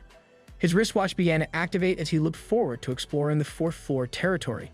This boy has an 8 p.m. routine on his bed, just like everyone teenager out there. He was teleported to the barren wasteland known as the 4th floor. Inside the adventurer altar, things had returned to normal with people teaming up for raids. After his last fight, his team had been reduced to fewer and fewer summoned beasts. However, with Death Butcher, Goblin King, and Devour Heaven Frog, refilling his ranks should not be a problem. He browsed through the Demon Territory Floor 4 guide to see which monsters inhabited this floor. Orcs and birdmen populated this floor. Ayo, that birdman is looking a little too human-like in some areas. At the helm of it all was the boss Minotaur. Although the information wasn't detailed, it was evident that this was a tough floor. He decided to start exploring. He ventured deep into the territory, entering the barren forest. Behind the dead trees, glaring eyes and powerful presences awaited. These were the floor mobs, the orcs. These beasts arrived just in time for him to satisfy his combat itch. He immediately ordered his summons to come out and engage the incoming guests. The mighty Goblin King and the fearsome Death Butcher emerged to join the fray. The mindless orcs watched the summoning intently. Despite their lack of intelligence, they made a critical mistake in this situation. They charged towards the boss monster summons with their weapons in hand. The Goblin King alone was enough to halt their advance and clash with their hammers. Even after the effective block, the residual damage to the king was still significant. Now, it was Death Butcher's turn to take the lead in offense as Rakshasa ordered it to eliminate the enemies. The meat hook on the chain swung through the air, attacking the orcs 2 at a time. Even Rakshasa was surprised by the high damage output. Yet, behind him, the birdman's deadly talon was already descending. Fortunately, Rakshasa's exceptional agility allowed him to swiftly evade the attack. If I'm in this floor, these birds would need that agility to run away from me. It appeared that birdmen on this floor specialized in speed. In response, he retrieved his S-rank Blood Fiend bow to showcase its power and to eliminate threats. This would be the first time that a monster will have a taste of his long and thick bow. He took careful aim and let his tip lock onto the target. However, due to his inexperience with the tool, his arrow went limp and missed its intended spot. In his embarrassment, he had to command the Devour Heaven frog to take the shot instead. The frog nonchalantly gathered energy in its mouth as usual, then released a barrage of flames in an upward trajectory, targeting the birdman. The birdman tried to maneuver through the blaze while brandishing its sharp talons. Despite its efforts, the flames were too intense. It eventually succumbed to the overwhelming barrage of fire. Winner, winner, chicken dinner. Rakshasa awkwardly chuckled at the downfall of the lone birdman in the sky. An hour later, his team had become adept at hunting these creatures as another one fell. Fortunately, neither the orcs nor the birdman boasted high defenses. He then summoned the latest addition to the team. It was the well-endowed birdman who left him questioning his feelings. Alongside this new member stood the updated roster of his team. Finally, after grinding through the floor, he had a full team once more. Aside from the bosses and the poison spider, he had added 3 orcs and 3 birdmen to his team. It was time to proceed and confront the boss of the 4th floor himself. However, just as he was about to leave, a panicked voice approached him, urgently seeking help from someone who was trying to kill him. He turned his attention to the unfolding scene and witnessed a pink-haired girl wearing bunny ears being pursued by a man wielding an ornate polearm. That's the most dangerous monster of them all, an e-girl. The man vehemently screamed at the young woman, imploring her to stop running away. This kind of situation was happening to Rakshasa far too often. It would be better for him to simply mind his own business from now on. However, the young woman named Moonlight Bunny had already grabbed onto his legs while begging to be saved. She even enhanced her performance with real tears, claiming that the man behind her was trying to kill her. Rakshasa instructed Moonlight Bunny to run to safety at the altar by herself. But as soon as the pursuer got close, Moonlight Bunny started acting as if she and Rakshasa were close companions, with him being the mastermind. Initially, Rakshasa was puzzled by the nonsense this girl was spouting. However, he realized that it was all a ruse to redirect Violent Dragon King's anger and murderous intentions toward him. He attempted to reason with Violent Dragon King, insisting that he didn't even know this e-girl, but his words only fueled Violent Dragon King's rage, as he saw Rakshasa as someone who discarded companions. With the young lady still clutching his leg, Violent Dragon King unleashed his special skill, the Shock Mountain Swing, a deadly combination of a bad temper and craziness. Meanwhile, Moonlight Bunny had already made her escape from the scene with a mischievous laugh. Rakshasa was informed that the girl had even stolen 3 intermediate soul orbs from his inventory. Suddenly, it became clear why she was being relentlessly pursued. She belongs to the streets. As Violent Dragon King descended with his attack, Rakshasa tried to explain that he was also a victim of her theft. However, Violent Dragon King was fed up with deception and wanted destruction. I don't want peace. I want problems, always. Observing the stubbornness and foolishness of his opponent, Rakshasa understood that this confrontation wouldn't end without a fight. He initiated his defense by summoning a poison spider to launch a web attack. The sight of his 2nd floor monster on the 4th floor left the guy bewildered. Realizing that Rakshasa's talent skill involved summoning monsters, he started to panic. Things took an even more menacing turn when Rakshasa summoned the massive Devour Heaven frog. The frog's presence sent a shiver down Violent Dragon King's spine. Rakshasa wasted no time and ordered fireballs to neutralize his foe. Using your balls against another man is kind of sus. The intense flames consumed the adventurer entirely. The power of this classic combination was as reliable as ever. Wounded and charred, Violent Dragon King threw a tantrum, demanding a one-on-one close combat duel. He downed a potion from his well-equipped arsenal, enhancing his combat abilities dramatically. The potion granted him a formidable boost and exuded an intimidating aura that shattered the spider's web. Rakshasa needed to be cautious of the effects of the potion the guy had consumed. Violent Dragon King pressed on with his strong polearm in hand. Fortunately, Rakshasa's high agility made him incredibly elusive. The guy's frustration grew as he struggled to counter Rakshasa's nimble attacks and defensive maneuvers. Nevertheless, Violent Dragon King refused to yield. He was determined to triumph over Rakshasa's trickery. However, his determination wavered when his strikes were deftly blocked by a powerful and sinister blade. The source of this intervention was none other than the formidable Goblin King. Despite its origin on the 3rd floor, this boss would still pose a challenge to most skilled adventurers if faced solo. Recognizing this, Rakshasa aimed to secure his victory by summoning the mightiest member of his team, the grotesque and formidable Death Butcher from the Death Territory. Confronted by this lethal duo, Violent Dragon King's fear overcame him, causing him to lose his grip on his weapon. He had no choice but to plead with Rakshasa to halt the battle, surrendering peacefully. Even in his surrender, he insisted that they should have engaged in a fair man-to-man fight without summoning creatures. However, his inability to understand that Rakshasa's talent skill was his strength demonstrated his lack of comprehension. In an effort to clear things up, Rakshasa inquired about what Moonlight Bunny had stolen from him. This question reignited Violent Dragon King's anger toward the thief. Rakshasa had to reiterate that he didn't know the girl and had been a victim of her theft as well. As evidence, he displayed the notification logs to this dim-witted opponent. Despite threats and demands for a one-on-one duel, the guy simply brushed it all off, having completely misunderstood the situation. The Violent Dragon King awkwardly tried to apologize for his rash actions and admitted his mistake. Even though the guy was stubborn, he had pretty good values and could recognize his wrongs and correct them. Believing that fate had brought them together that day, the guy proposed that they should be friends. It was Rakshasa's first time encountering someone as straightforward as this guy, a personality that matched his taste. And so, they sealed their newfound friendship with a handshake. The Violent Dragon King offered to help him out if he ever needed assistance in the future. For now, he would be leaving to face the boss with his other friends. He had taken an interest in this man's simple and straightforward personality. A classic dumbass with a heart of gold. However, he had wasted so much time already and needed to head to the 4th floor boss immediately. The entire floor was constructed like a maze.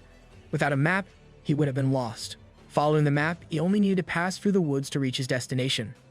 After a few minutes, he arrived at the wild stone desert forest and heard a familiar voice screaming for help once again. He recognized the girly voice as belonging to the thief, Moonlight Bunny. She was hiding behind a glacier spell while the Minotaur boss swung its giant axe to break the ice. This Minotaur leader was the apex monster on the whole floor. Armed with a tiny wand, Moonlight Bunny found herself trapped in the boss line of sight with no escape. For once, she shed genuine tears and cried out for help with all her heart. From a distance, Rakshasa wondered if this was truly what the girl deserved. Behind the Minotaur leader, he also noticed something odd about a boss orc. The boss orc, named Ryu, had also been a victim of the bunny's theft. Rakshasa knew that her stealing should be punished, but it wasn't so extreme that it warranted a death sentence. The scene before him was quite cruel. The Minotaur leader finally broke through the ice. Rakshasa decided to intervene and save the day with his S-rank bow equipped. He managed to land an arrow on the boss monster, but this immediately drew the monster's attention. The boss orc was angered that someone was interfering with his plans. He warned Rakshasa to mind his own business, insisting that the thief deserved to die.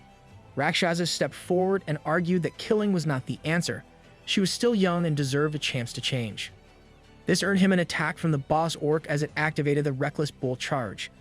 Ryu ignored Rakshasa's words, believing that if he wanted to save the girl, he must first prove his capability. The boss orc firmly believed that no one could defeat this 4th floor boss solo. However, Rakshasa was confident that he could, as long as he could summon his army. And so, the deadly duo of the Goblin King and the Death Butcher emerged, accompanied by his birdmen and orcs. Ryu was shocked to see such an overpowered skill in action. The Minotaur leader shared the same sentiment, its rage reaching new heights. Now was the time for Rakshasa's bread and butter move, the poison spider web attack. The bull raged, delivering powerful slashes all over its body. It was clear that they needed to attack together and focus their fire. The whole team launched their offensive against the trapped boss, using all their tools. The Death Butcher's chain attack significantly reduced the enemy's HP. And when it was the Devour Heaven Frog's turn, the attack was fiery as hell. The entire monster squad aimed to end the fight quickly with an all-out assault. The Minotaur leader was engulfed in a torrent of pure damage. Ryu closely observed Rakshasa's every move, realizing that summoning bosses made one nearly invincible. Compared to him, the guy's talent skill, the disguise was subpar. Ryu would remember this day, as well as Rakshasa's name. He told Moonlight Bunny that she was fortunate that an idiot was willing to save her that day. She cried from behind a small cover, waiting for the fighting to cease. Eventually, the Minotaur leader was overwhelmed, its HP dropping to 0. It dropped its axe and disintegrated completely. He was officially notified of his victory over the boss of the 4th floor, the Minotaur leader. His full roster strength was indeed that formidable. He only lost a single orc in this battle. Moonlight Bunny approached him and sincerely apologized for her previous actions. She acknowledged her mistake and wanted to express her gratitude for his help by returning what she had stolen. After experiencing the life and death punishment this time, she should have learned her lesson. He warned her not to steal again in the future, as he wouldn't be as forgiving next time. Clutching his balls, orbs, returned to him by the bunny. It was time to introduce the new addition to the team before proceeding to the 5th floor. The muscular and massive Minotaur leader was now an official member of his roster. He promptly activated the teleportation gate to the 5th floor and planned to return home and rest early afterward. Meanwhile, in a distant location, we witnessed someone teleporting back to the real world into a filthy, messy, and small room. Why is there a magazine and clumped-up tissue papers in there? It was the adventurer disguised as the orc boss Bai Ryu, who was still bitter about his failed plans. Letting out a frustrated sigh, he opened his meal for the day, ramen. He ate while scrolling through his phone. He's low-key just like me. For real, he came across something intriguing, a bounty post related to the same Rakshasa from earlier. This discovery fueled his motivation to hunt down this mysterious adventurer even more. The next day arrived, and we were back at Zhang's university. The day proceeded as usual within the academic building. He overheard some students discussing a bounty posted by the sinister organization Hope on the forums. Intrigued, he decided to check it out on his phone. This Demon Territory forum was not affiliated with any specific country. It was a global platform for exchanging experiences and speaking freely. It served as the most active and widespread chat area for the Demon Territory. He finally noticed a 5 million bounty posted to investigate him. He recalled his encounter with one of Hope's experienced members, Death Kiss. Before the criminal's demise, he must have sent information to the organization, revealing that he was responsible for their member's death. Trouble seemed imminent. Navigating the Demon Territory would require him to find reliable companions. With allies around, he wouldn't have to worry about his safety as much. Upon entering the classroom, he overheard his classmates discussing the successful clearance of the Death Territory on the 4th floor. They took pride in the fact that someone from their country had triumphed, while foreigners left empty-handed. As he took his seat, someone approached him immediately. It was handsome Fatty, the most enthusiastic of the bunch, thrilled that his hero Rakshasa had gained glory in the Death Territory. Ah yes, the #1 fanboy. While attempting to distance himself from Fatty, someone burst into the room, aggressively in search of Zhang. All eyes turned to see who it was. The intruder was a thug with a purple afro named Crocodile. Is this that pervert from My Hero Academia all grown up? It was evident that he was seeking trouble, specifically with Zhang. This thug was actually the boss of the Crocodile Gang, known for awakening a B-rank talent. Even handsome Fatty recognized him. They claimed he could kill a cow with a single punch. Zhang stood up, and the thug fixated on him while wielding a chair. Without hesitation, the purple-haired aggressor lunged at him with the chair, accusing him of arrogance. Naturally, Zhang wouldn't allow himself to be hit without a fight. He unleashed a powerful punch that sent the thug flying, rendering him unconscious. He crashed through the room, and the walls halted his momentum. The underlings of the gang boss rushed to their fallen leader. Zhang had put some extra force into the punch because he thought the thug was formidable. His classmates were even more astonished to witness him defeat a strong gang boss with a single blow. Meanwhile, in the background, someone was actually measuring his fist strength. A few days ago, his punch strength was only 497, but it had now surged past 1,000. This bizarre event was orchestrated by Zhang Hao, as he wouldn't allow anyone to take his place at the Great Martial Art Academy. Night fell, and Zhang and Xiao Feng returned to their normal lives, playfully nagging each other. He knew he would need to return to the Demon Territory after completing his chores. Given his frequent trips to the Demon Territory, his sister was growing curious about his true talent skill. He promised to reveal his ability to her once she awakened hers, which was expected to happen soon. Zhang was prompted to choose which floor to go to, and right now, the 5th floor has been unlocked. The 5th floor of the Demon Territory is way too different than the previous ones. It's a paradise of islands and a pristine ocean. Why pay for a vacation when you can just stay here? As soon as he got in, he started to notice that there are significantly more people here than on other floors. He also felt that he was being targeted for the money on the bounty post. He knows he must leave right away, or he would be an outnumbered sitting duck in here. For now, he plans to go back to floor 4 to gather the boss again to form a team of bosses. All boss roster incoming. His team has gotten slimmer after all. He teleported in the blink of an eye, leaving the assailants with no time to react. The kid ran away, and they didn't know which floor to start looking for him. Now he's back in the barren wasteland. It is the 4th floor. Luckily, he ran away quickly before being discovered and chased. For now, he must gather the boss again. But there's a familiar presence following him from behind. He turned around to see just who it was and was instantly surprised. It was Moonlight Bunny again, and she's using that annoying move, clinging to his leg. She's low-key hanging onto a very dangerous spot. She activated her charm and apologized for causing trouble again. She said that she only did it because she needs money to reach floor 30. He assured her that they can talk about it later, but she must let go of his leg first. But the bunny is stubborn, and she will only let go of his leg if he agrees to her request. If MC's third leg gets involved, then this would be a very different story. If this girl continues to cry loudly, his pursuers will undoubtedly be lured here, so he had no choice but to agree. She thanked him and offered everything in her storage as another thank you. He insisted that he can keep those since he plans on hunting bosses anyway. It's no big deal to bring her along, so he's carrying an e-girl to a higher rank. It's tradition, but he's also still a newbie, so there are no guarantees that they'll reach as high as the 30th floor. It's finally official. Moonlight Bunny has joined his team. Her talent skill, Handy Hand, can steal a target's item. He suddenly had an idea. While fighting bosses, they can try to use that ability to steal from the monster as an experiment. He asked her why she wanted to reach floor 30 so badly. It seems like her father went missing on the 30th floor, so she wants to go and find him. I knew I was sensing some fatherless behavior vibe in her. Disappearing in the demon territory results from only two things. Either you get killed by monsters or other people. It's the brutal truth.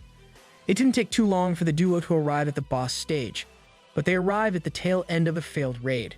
The Minotaur leader had slaughtered the raiding party before them. Since it was a total wipeout, it's now their turn to face the beast. He started the fight by summoning his army. With his boss trio, 3 orcs and birdmen, it's now time to serve the guest. They'll pull the Minotaur's aggro while Moonlight Bunny looks for openings to steal items. He will start the war by using his S-rank bow from afar. As always, a Death Butcher's damage output is simply a cut above the rest. They overwhelm the boss with perfectly timed and chained attacks that whittle down the enemy's HP swiftly. It got damaged to the point of entering the Berserk stage. It identified Rakshasa as the most important target and closed the gap with a reckless bull charge. He calmly responded by utilizing the Poison Spider's web attack. It's now Bunny's time to shine. With the boss trapped in place, she calmly sneaked from behind and confidently confirmed that it's all good. She then raised her arm and activated the Handy Hand talent skill. She was surprised that it worked, and she stole one of the Minotaur leader's horns. This angered the boss even more, transferring aggro to her. She doesn't even know what use this has.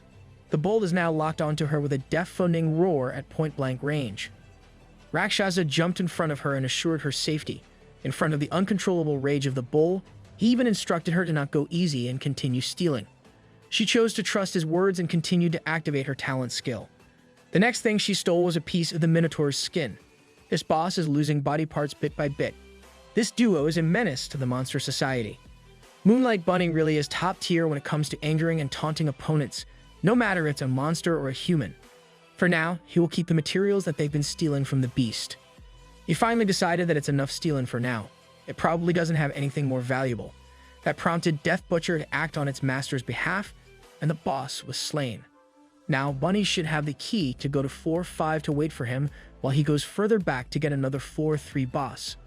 She followed his instructions and walked through the floor 5 teleportation gate. He then summoned an additional member to the team. With this second Minotaur leader on his roster, he'll go for the boss on floor 3. We're now back among the familiar huts and settlements of the goblins.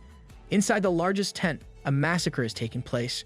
Critical hits and powerful swings have drained the Goblin King's HP to 0 without breaking a sweat. He's quite lucky that no one has attempted to steal a single boss from him. Now his team is at full strength after defeating the Goblin King once again. His current lineup should be sufficient, even if he becomes surrounded by adventurers seeking his bounty. The goons on floor 5 better prepare for his arrival. The throne room of the Goblin King is once again empty as Rakshasa heads to the top. It's his second entrance into the tropical paradise of floor 5. He was immediately greeted by the lively Moonlight Bunny. She warned him about the people around them who were trying to claim his head for the reward. But he reassured her that there's nothing to worry about. Later, they won't have the nerve to do anything funny. That's when Moo's shadow, accompanied by her regular party, called out to him. I'm starting to sense that girls with the moon in their name are flocking to him.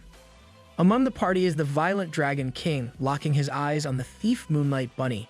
Seeing them together reignited his suspicion that the two are working together. But Rakshasa explained that this bunny has changed her ways. She felt apologetic and handed him the magic soul orbs that she stole from the guy. Dragon King trusted him, so he forgave the girl.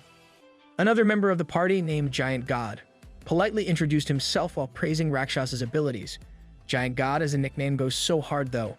He appreciates their gestures, but he warned them that being friends with him now is not safe. After all, people are waiting for their chance to claim his bounty. Hearing this lit up the eyes of another member who is extremely familiar. Her name is Little Princess. She approached him and asked multiple questions about his bounty, clearly wanting the money for herself. Violet Dragon King scolded her for being so money hungry, especially after receiving a 1.5 million bounty reward not too long ago. She complained that someone named Zhang took half of that bounty, disrupting her plans. It dawned on him that this was the bounty hunter Shenmeng Di. He never would have thought that he would meet her here. Giant God intervened and established that Rakshasa is a friend of the group. Violent Dragon King then went on to highly praise his summoning skills, emphasizing that this kid could even summon bosses. Another member holding a staff named One Autumn Leaf was intrigued by this information. Since he was that powerful, they estimated his talent to be at least S rank, but he revealed that it's a little higher than that. They'd assumed it was the fabled SS rank. They forgot another S, but that would be too much of a flex to reveal. It's documented that in the whole country there are fewer than 500 S-rank players, so an SS-rank player should be exceedingly rare. He thanked them for the praise, but he's still a newbie. He can only reveal this much for now. After being introduced to everyone, they all wanted to send him friend requests, even just for the bragging rights of having Rakshasa on their friend list. And so he became friends with One Autumn Leaf, Giant God, and Little Princess. Moonlight Bunny's eyes shone with admiration for her benefactor. She unknowingly gained an extremely strong ally. Rakshasa then informed everyone that he'll be forming a team with Moonlight Bunny too. She doesn't need any loot, and she's only there to be carried. Violet Dragon King doesn't have any issues with it, but the rest of the team might have differing opinions. And so does Little Princess. She thinks that the party is simply not saying anything because they want to be seen as good people. She believes that Bunny should at least pay some fees. Girl, you should return that 750 to our boy first. But the entire team knows that this is just Little Princess's way of extorting some cash. However, to save face for their leader Giant God, she agrees. This girl is the only healer in the team. She might be greedy, but she's fundamentally a good person. Her skills are solid, but her temper is not. With that settled, Giant God told everyone to prepare as they are setting off to defeat the boss on floor 5, the Black-Finned Wizard. Last time, they failed to defeat it, but with enough potions and the addition of Rakshasa, success is within reach. Rakshasa also observed that the killers around him are not attacking recklessly. He set off with the party with a warning that teamwork is essential from here on out. They have many monsters to face, so resource management is crucial. They didn't progress far before catching the attention of aquatic beasts. Giant God took the massive shield from his back and absorbed the initial charge of the enemies. He then enveloped the whole party within the magic circle of his talent skill. It's the S-rank defense aura. Everyone within his range will have their defense increased by 50% with no time limit. It seems like the leader of this group is top tier. Giant God has the skills to back up his cold nickname. A Murloc attempted to get in range for an attack but was met with Violent Dragon King's deadly pole arm. However, that powerful attack was quickly rendered useless as a Murloc magician healed its companion. These fishes have better synergy than you and your teammates in ranked games. Seeing this happen, Moon's Shadow jumped into the fray to take care of the problem. Her graceful and deadly light blade slash was as effective as ever. In just a single combo, this young woman dispatched the ugly fish monster. But the team was only getting started. A Murloc and Murloc magician duo suddenly found themselves frozen from the waist down. This was One Autumn Leaf's Blizzard talent skill. The two-monster freeze was only a teaser. The main event involved rendering every Murloc of all shapes and sizes swarming them, useless and immobile with ice. The skill and cooperation of this party were truly remarkable. Every one of them was amazing, from Violent Dragon King with his heavy pole arm strikes to Moon's Shadow with her precise stabs and slices. Joining this team would mean that Rakshasa wouldn't have to fight alone in the future. However, they were so in tune that he couldn't find a chance to do anything. They made quick work of the aquatic monster swarm, functioning like a seasoned veteran team. Giant God led the team to a stone and received the blessing of the water god. Because the boss on this floor was underwater, they would have to descend into its territory. The blessing of the water god was necessary for that. Rakshasa walked toward the magical stone and placed his hand on its surface. With this, they had to clear the boss fight within an hour. Failure to do so would put them in a drowning state, decreasing their HP by 10% every minute. The Demon Territory guides only listed that the Black-Finned Wizard was a magic monster and nothing more. This raid was too profitable to be made public. This Black-Finned Wizard was the real deal. It could render even an elite team to be stuck on this floor. Rakshasa wanted to summon this fish. They walked on the sea floor with the help of the blessing of the water god. Little Princess was the only one having a particularly hard time underwater. As they carefully made their way to the boss room, they stumbled upon another group led by Li Kui. Were heading back. This party of veteran old men had failed against the boss and were forced to retreat in a sorry state. Everybody gangsta until the cast of Lord of the Rings is beaten by the fish boss. They reached its third stage but were beaten to the point of forced retreat. Giant God and his company had also experienced similar challenges. The old men wished them luck and surfaced first to hire an expert to clear the encounter. Li Kui, an adventurer with S-rank talent, had been stuck here for a month. Hiring an expert to carry them through would likely cost millions. The fight with this Blackfin wizard differed from previous bosses. It had 3 stages. In the first stage, it wouldn't even be present, it would just summon 3 waves of bloodthirsty monsters. In the second stage, it would begin using an attack called Darkness Strike, causing heavy damage and knockback. After reaching half HP, it would enter the third and most challenging stage. This beast would use the skill called Death Sacrifice. It dealt area of effect damage with a stacking effect.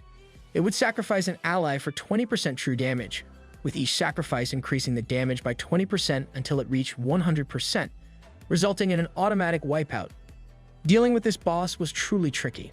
The first 2 stages were manageable, but the third one gave them 3 tries worth of headaches. Assigning the tasks, Giant God would draw the boss' attention while Mu's Shadow dealt primary damage and Autumn Leaf provided support. Dragon King and Rakshasa would handle the third stage of the fight. The team was determined to defeat that slimy fish this time around. They finally arrived at the scene, and the wizard's silhouette could be seen in the middle of a ruined arena. It held a sinister wand filled with a malevolent aura. This was the most powerful boss that Rakshasa had encountered yet, the Blackfin Wizard. I'm suddenly hungry for sushi. Anyone else craving fish? With every move it made, it exuded an aura of death. This beast stood between them and their progress. Giant God took charge and instructed everyone to gather behind him while Blizzard was being cast. His powerful shield glowed with an iridescent light before forming a magic circle that enveloped the team. The waves of Murlocs had also been successfully frozen solid. Mu's Shadow demonstrated her superiority when it came to handling her long and thick stick. Blade, once again. The violent Dragon King was doing the same thing with his big black pole. What do you mean? What do you mean? What do you mean?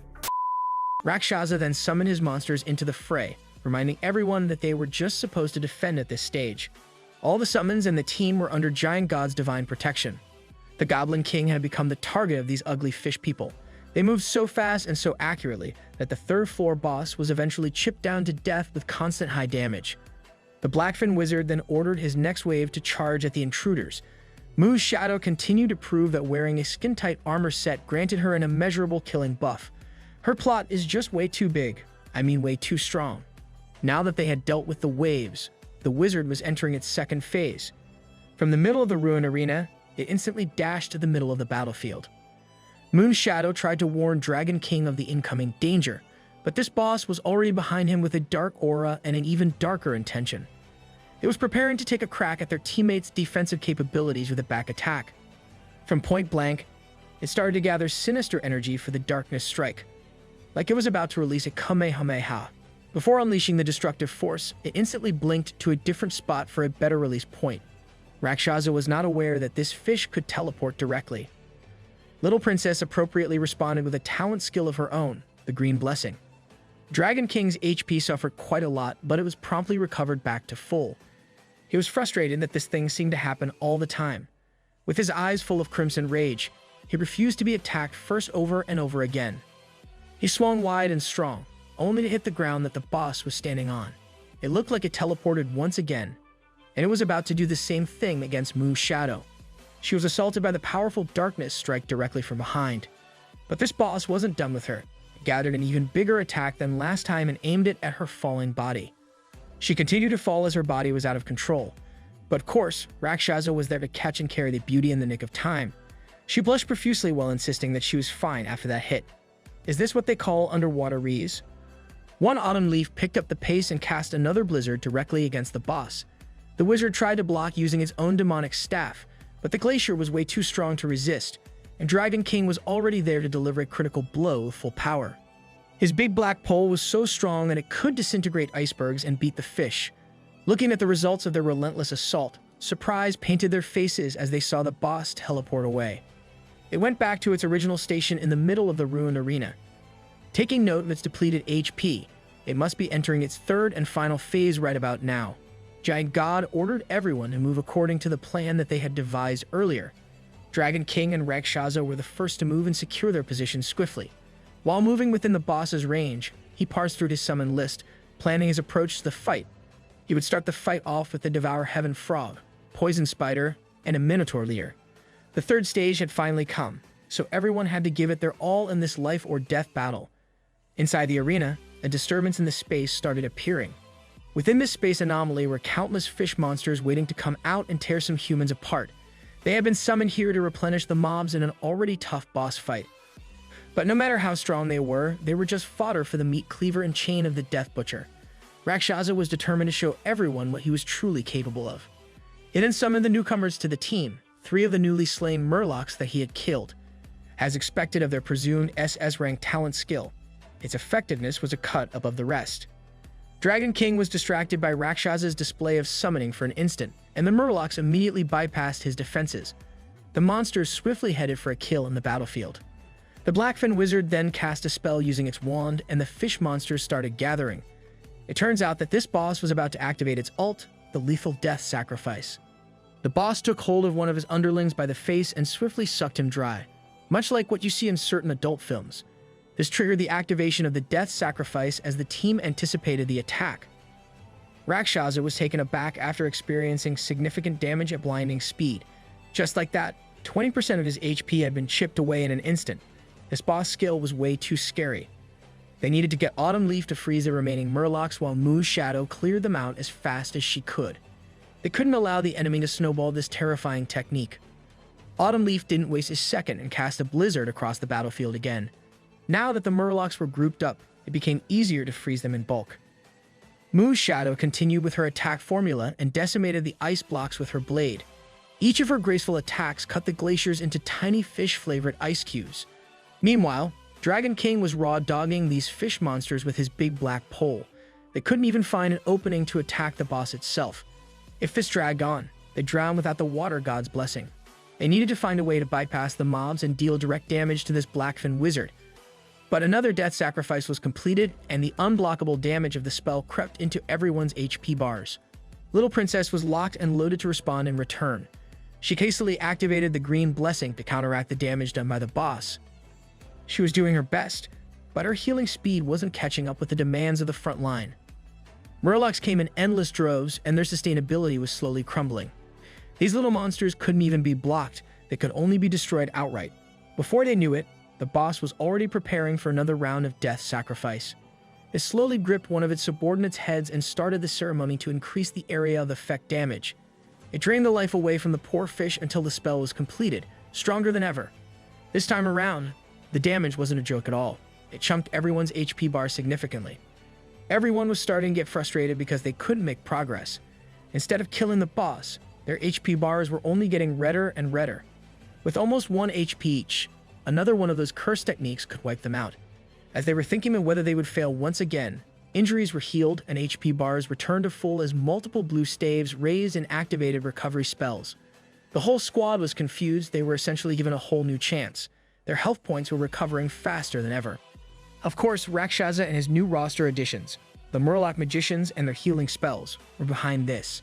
Now he could confidently say that this summoning skill was quite useful. If he hadn't pulled off this clutch heal, they would have definitely been wiped out in the next cast of Death Sacrifice. The team's morale was also healed to an all-time high, knowing that they had enough HP to contend now. They just needed to kill the Blackfin Wizard and clear the floor. No need to hire an expert to carry them. Everyone just needs to play their role and focus fire. Autumn Leaf initiated the counterattack by crowd controlling the Murloc horde. Moo's Shadow charged in with more vigor and intensity than ever. Rakshasa wouldn't let them take all the glory for themselves, so he equipped his Blood Fiend longbow. Along with that was his trusty frog. He had to get the last hit to secure this powerful boss. He aimed at the Blackfin Wizard while it was absorbing yet another one of his underlings. Just before casting its ultimate, the Fishman felt that something was not quite right. And that's when a massive explosion blazed, frying the fish underwater. The team watched this scene unfold with their mouths agape in amazement. They had just witnessed the power of someone at the pinnacle of talent reduce the boss to a disintegrating mess of a monster. Little Princess was the first to see and inform everyone that the teleport gate to the 6th floor had finally opened for them. Now that they had cleared the floor, the gate spawned directly on top of the fish man's corpse. After being stuck on this floor for quite some time, they could finally advance, and that was all thanks to their powerful helper, Rakshasa. The amount of loot it dropped was proportional to the difficulty of slaying this boss beast. Since he had contributed the most on this expedition, Rakshasa would naturally get the first pick without contest. Among the countless magic soul orbs, he spotted a single death territory invitation letter. The last time he was in one of these, he had obtained the fearsome Death Butcher. Going there again was an attractive possibility. He was already thinking about what kind of new summoned beast he would get from this invitation letter. He informed the group that he would take the letter, and the rest could be split among them.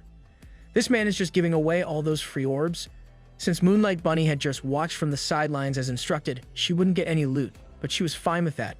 Dragon King was already all smiles and eager to go up to the 6th floor to see what it looked like.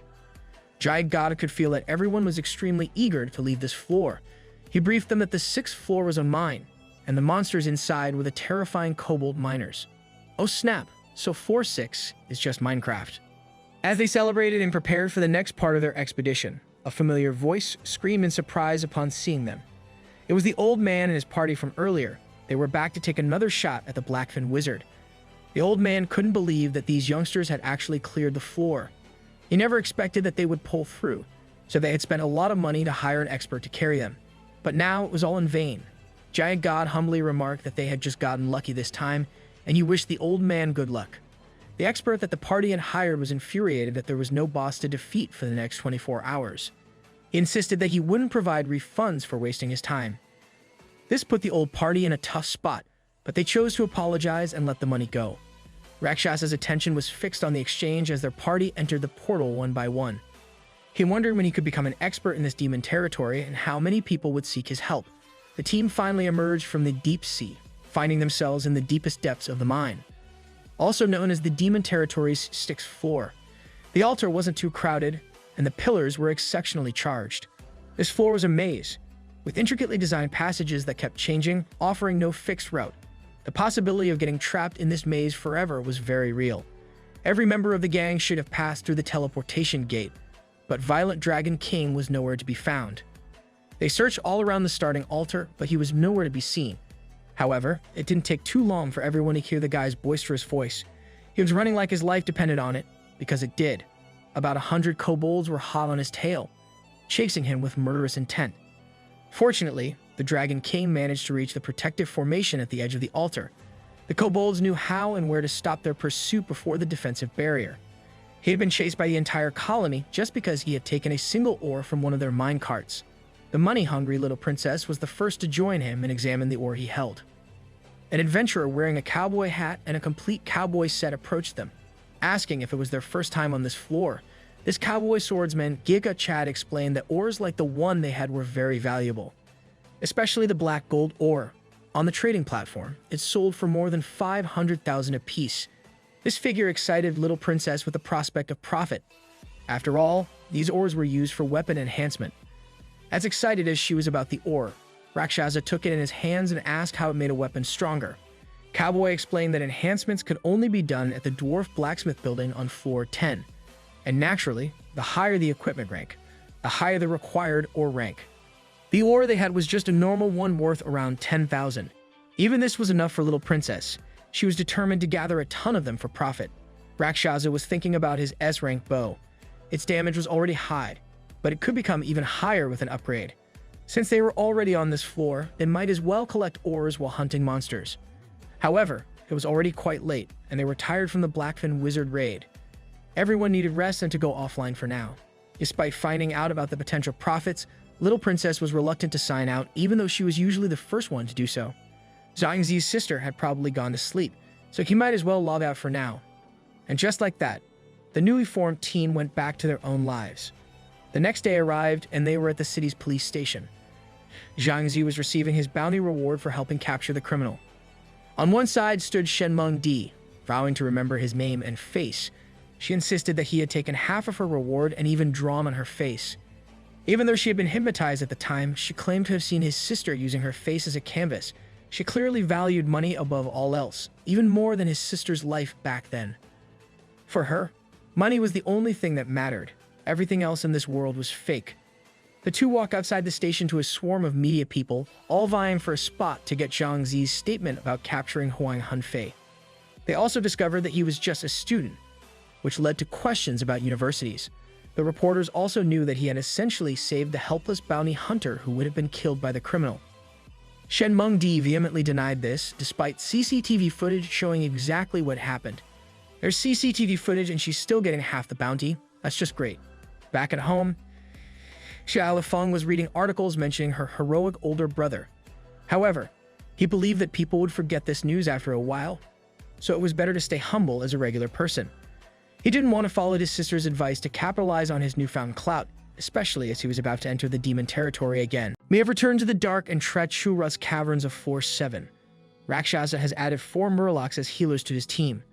Alongside these 4, he has 3 Murloc warriors, a Devour Heaven Frog, a Death Butcher, and the Blackfin Wizard on his current roster. The first to arrive on the floor after him was the cheerful little princess.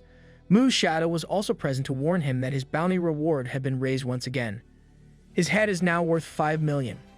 The evil organization is making it clear that they want him. She warned him not to wander around the demon territory alone from now on.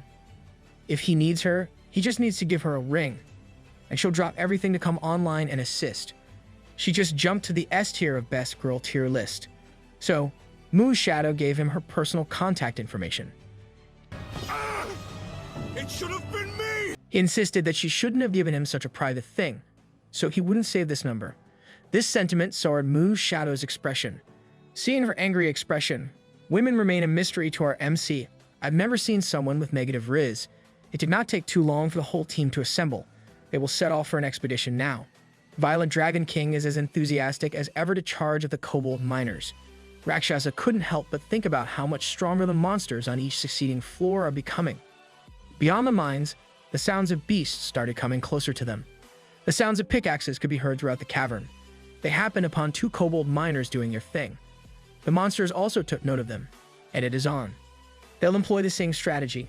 Giant God will tank, Autumn Leaf will support, Little Princess will heal, and the rest will attack. Even though the leader Giant God blocked the pickaxe, he still sustained some damage. It seems that high defense doesn't matter as much against these beasts. Giant God promptly activated his talent skill, raising everyone's defenses. Autumn Leaf unleashed a well-timed blizzard to support, freezing the 2 charging monsters in their tracks. Dragon King is accustomed to this rotation, so he didn't waste any time in attacking. His offensive power combined with Mu's shadows was quite impressive. Rakshasa decided not to summon the Blackfin Wizard due to its low defense. However, his other summons is ready for action. One of the frozen kobold miners broke out of its ice prison. It jumped right into Dragon King's striking range with its pickaxe ready, dealing a significant amount of damage. We have returned to the dark and treacherous caverns of Force 7. Rakshasa has added 4 Murlocs as healers to his team. Although this blizzard is a powerful AA rank talent, the enemies weakened its effect considerably. Rakshasa is becoming increasingly aware that he must upgrade his equipment from now on. Little Princess cast a green blessing to equalize the playing field, while he did the same by summoning his 4 Murloc healers. This allowed Dragon King and Mu's shadow to fight more aggressively and confidently. While he holds the enemy down, she follows through with her ruthless combo. How does she even move with the plot weighing her down? Finally, they manage to defeat one of these beasts, but on the other side, it seems that Giant God can't endure any more attacks. And that's where Rakshasa comes in with his bow and Devouring Heaven Frog. A boss monster's blaze and an S-rank arrow launch the kobold miner into the air. To wrap up the fight, Mu's shadow, Dragon King, and the Death Butcher, with the highest damage output, eliminated the monster. They realized that they would probably need more time to grind before facing the boss. They haven't even regrouped fully, and there are more kobold miners coming already. These creatures are relentless in their charging attacks. Bro, who let the dogs out? Autumn Leaf swiftly took action, freezing the incoming monsters with his blizzard. Violent Dragon King leaped in to execute the tried and tested combo. However, as he entered his strike zone, the kobold miner thawed out and landed a claw counter on him. Thankfully, the Death Butcher was there to pick up the slack. Dragon King had to retreat behind Giant God's shield. Some people say that being stuck on this floor for a month is normal, but a month is too long for everyone. Mu's shadow noticed that Rakshasa seems to be looking at something. He's probably looking at her dump truck. JDK, he observed that each kobold they encountered had a particular item with them, a candle. It's possible that these monsters rely on their candles to provide light for their sight. When he fought one earlier, he accidentally extinguished the candle, causing the kobold to stop and stay in place. It seems that these candles are the kobold miner's fatal weakness. To test this theory, he drew his bow and accurately shot one approaching beast. As soon as the candle was destroyed, the monster became practically blind and confused. But I cannot see, I'm legally blind. This revelation of the enemy's weakness was an amazing discovery for the team. Violet Dragon King had no problem bashing the blind kobold miner to death. Mu's shadow then jumped in with 3 perfect strikes to finish the job. Rakshasa's discovery immediately boosted the team's morale. Thanks to him, the hunt would be easier. Giant God even invited him to meet offline after this stage.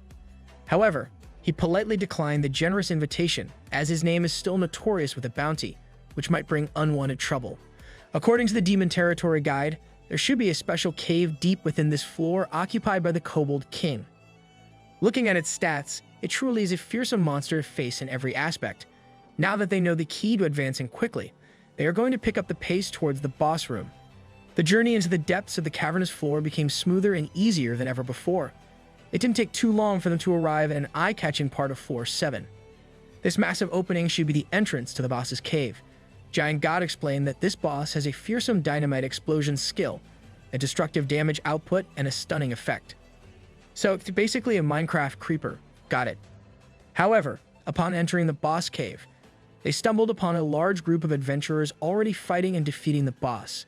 It seems they were a few steps slower than this party. On one side of the cavern, a woman with red hair is taking it easy while watching the big group take care of the boss. This woman, known as Fairy Lu Yun, is acquainted with Little Princess. I am looking respectfully. They started exchanging insults about each other's families and their wealth. Fairy Lu Yun showcased her impressive team of adventurers working for her while demeaning Little Princess's team. It appears that these two have a deep feud in the real world. As they argued, a cowboy adventurer informed his miss that the boss was about to be defeated. Fairy Lu Yun's grudge against Little Princess goes deeper than anyone expected. She's even willing to offer the group the boss drops along with a monthly salary of 1 million if they leave Little Princess to work for her. It's becoming clear why this young miss is so money hungry. Dragon King was the first to stand up for his friend and decline such an insulting offer.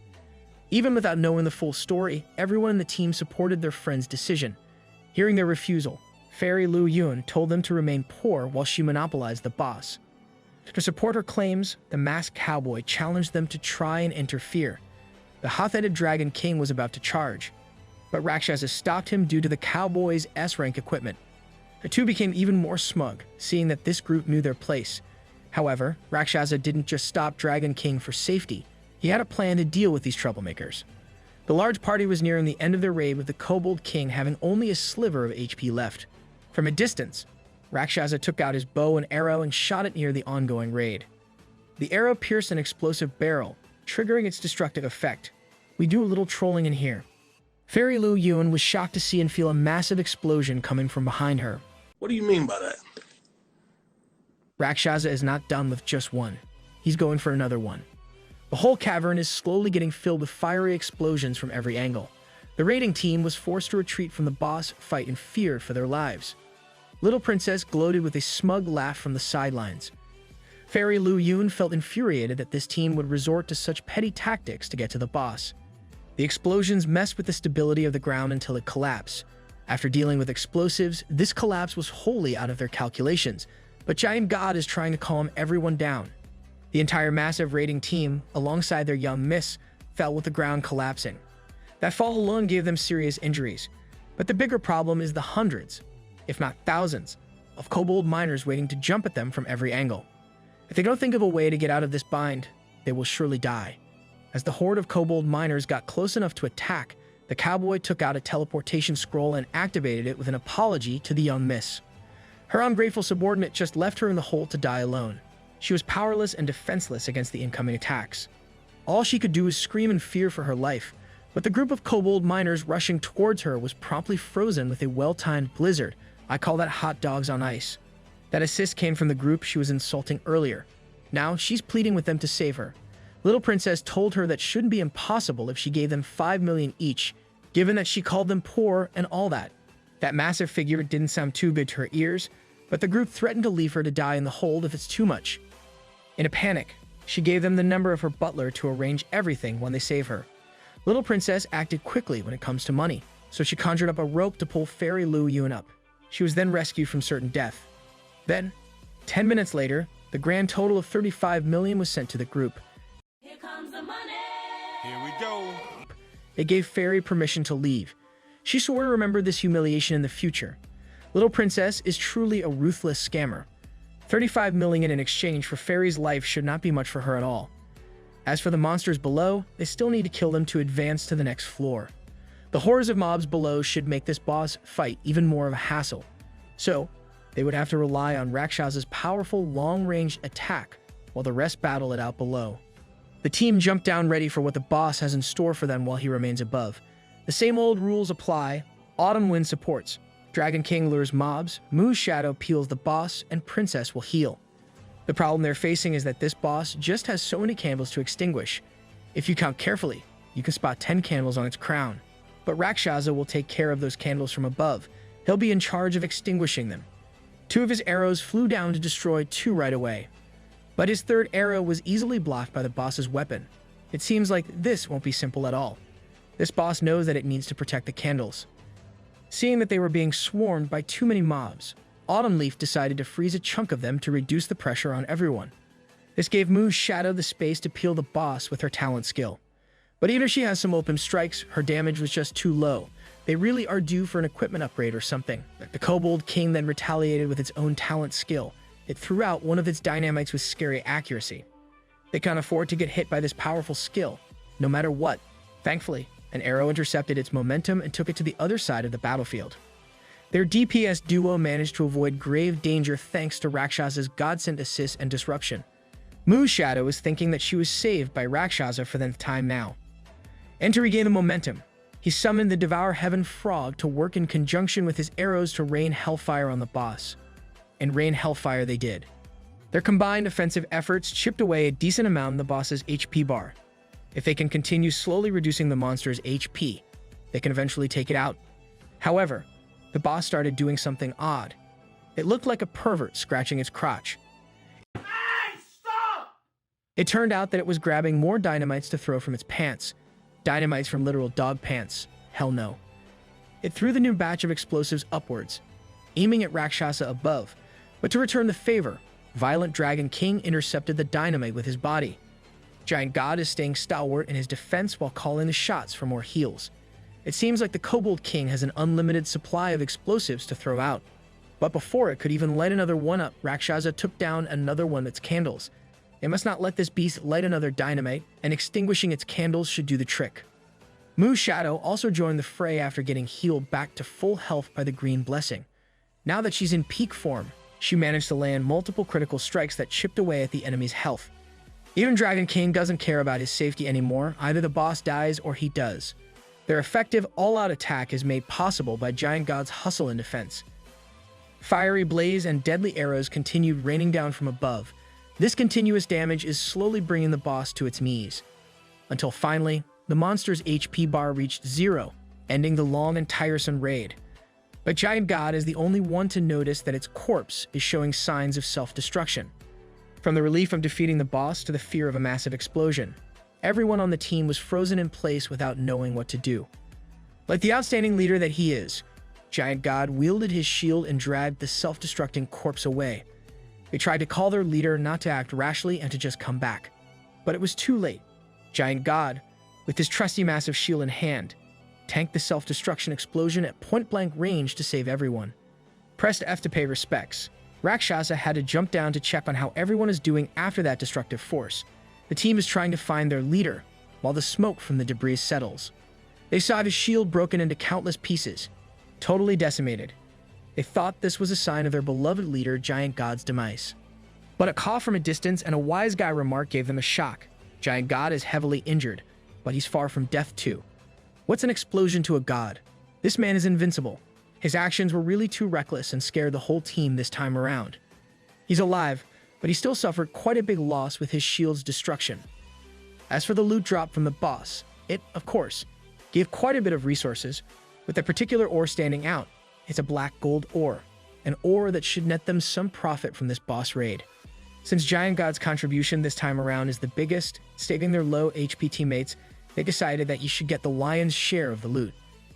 But the always humble Giant God insisted that it's all because of Rakshasa that they won, with all those candles extinguished. However, even he wants the leader to take the ore. Giant God finally relented and took the black gold ore to exchange for new equipment. You should get yourself some new drip while you're at it. They will end the day here for the meantime. And so, the Kobold King raid ended in victory, with a lot of extra cash on top of it. They made their way to the adventurer altar without much fuss. As they were walking, Little Princess approached Rakshasa and asked if he was free later. It seems like in half an hour, Dragon King, her and possibly him are going to grind for some extra cash. Hearing something about extra money, he immediately agreed to go. Poor Gan rise up. For now, he logged back out for a moment. He wants to use this half an hour to browse and buy some equipment in the meantime. Adding the 5 million Bunny gave him and the 10 million he earned today, he should be able to afford a few S-rank equipment pieces. But every piece in that tier is so expensive. He saw some boots that would suit Bunny's playstyle well. They would keep her much safer. Also, he happened upon an S-rank silver necklace that increases a talent skill effect by 10%. Others might find this accessory useless, but for Zhang Z, it means an extra spot on his summoning roster. With new upgrades, it's about time to go back to the floor 6 altar. Half an hour passed, and he teleported back to the altar in the middle of the Kobold Mines. Rakshasa and Bunny arrived at the same time. With everyone here, Little Princess will reveal the plan. To earn extra money. Of course, they're going to collect ores from where Dragon King stole one. I thought they would go Breaking Bad and sell drugs to the Kobold miners. She's certain that they won't be in much danger with heals and Rakshasa's support, but she wants to establish that their profit split will be based on capability and participation. Bunny knew that this was because of her, so she assured everyone that she understood. They haven't even gotten far, and there are already angry kobold miners coming their way. Rakshasa only used his bow and arrow to fight back while calling the shots. Dragon King did what he does best, rush blindly with Little Princess's support.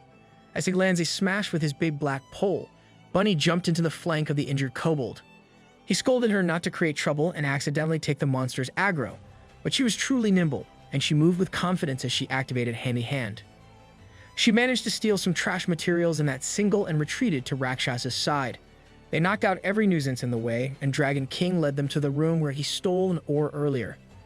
Little Princess is way too excited when it comes to the smell of money coming her way. They entered a small entrance and saw a grand view of tons and tons of ores with hordes of kobold miners working. Looking at the volume of these ores, they would surely be loaded if they can sell everything. But Dragon King dashed that fantasy. A single piece of ore here weighs about 10 caddies. The higher the strength, the higher the weight of the item.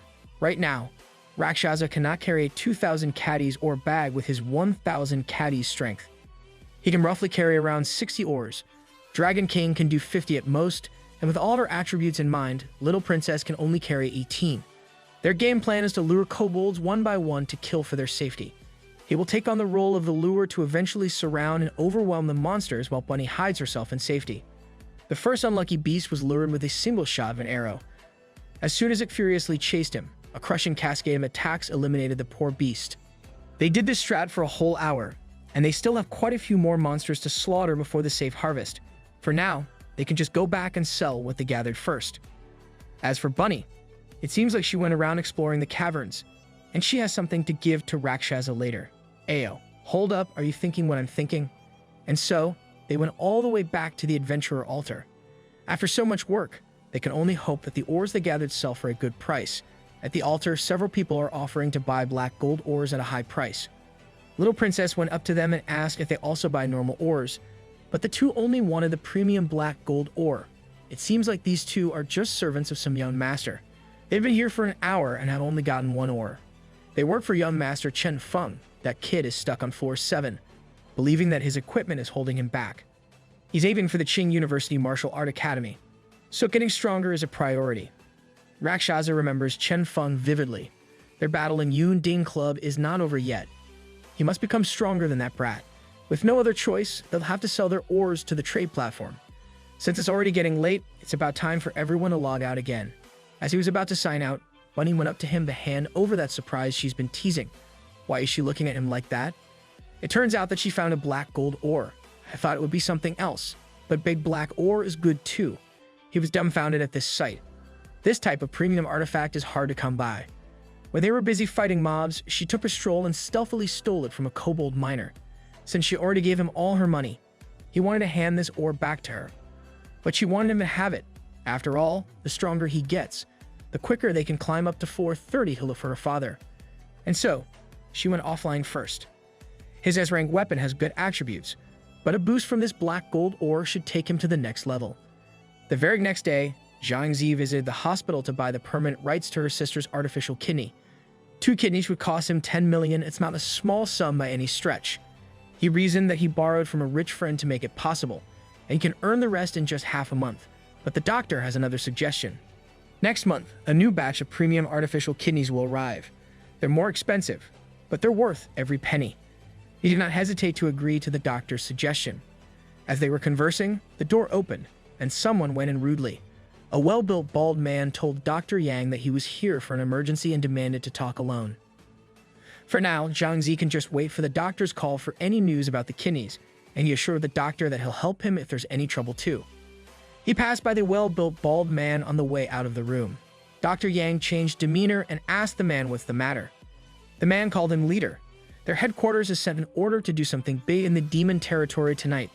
This doctor is the most sus doctor to ever sus.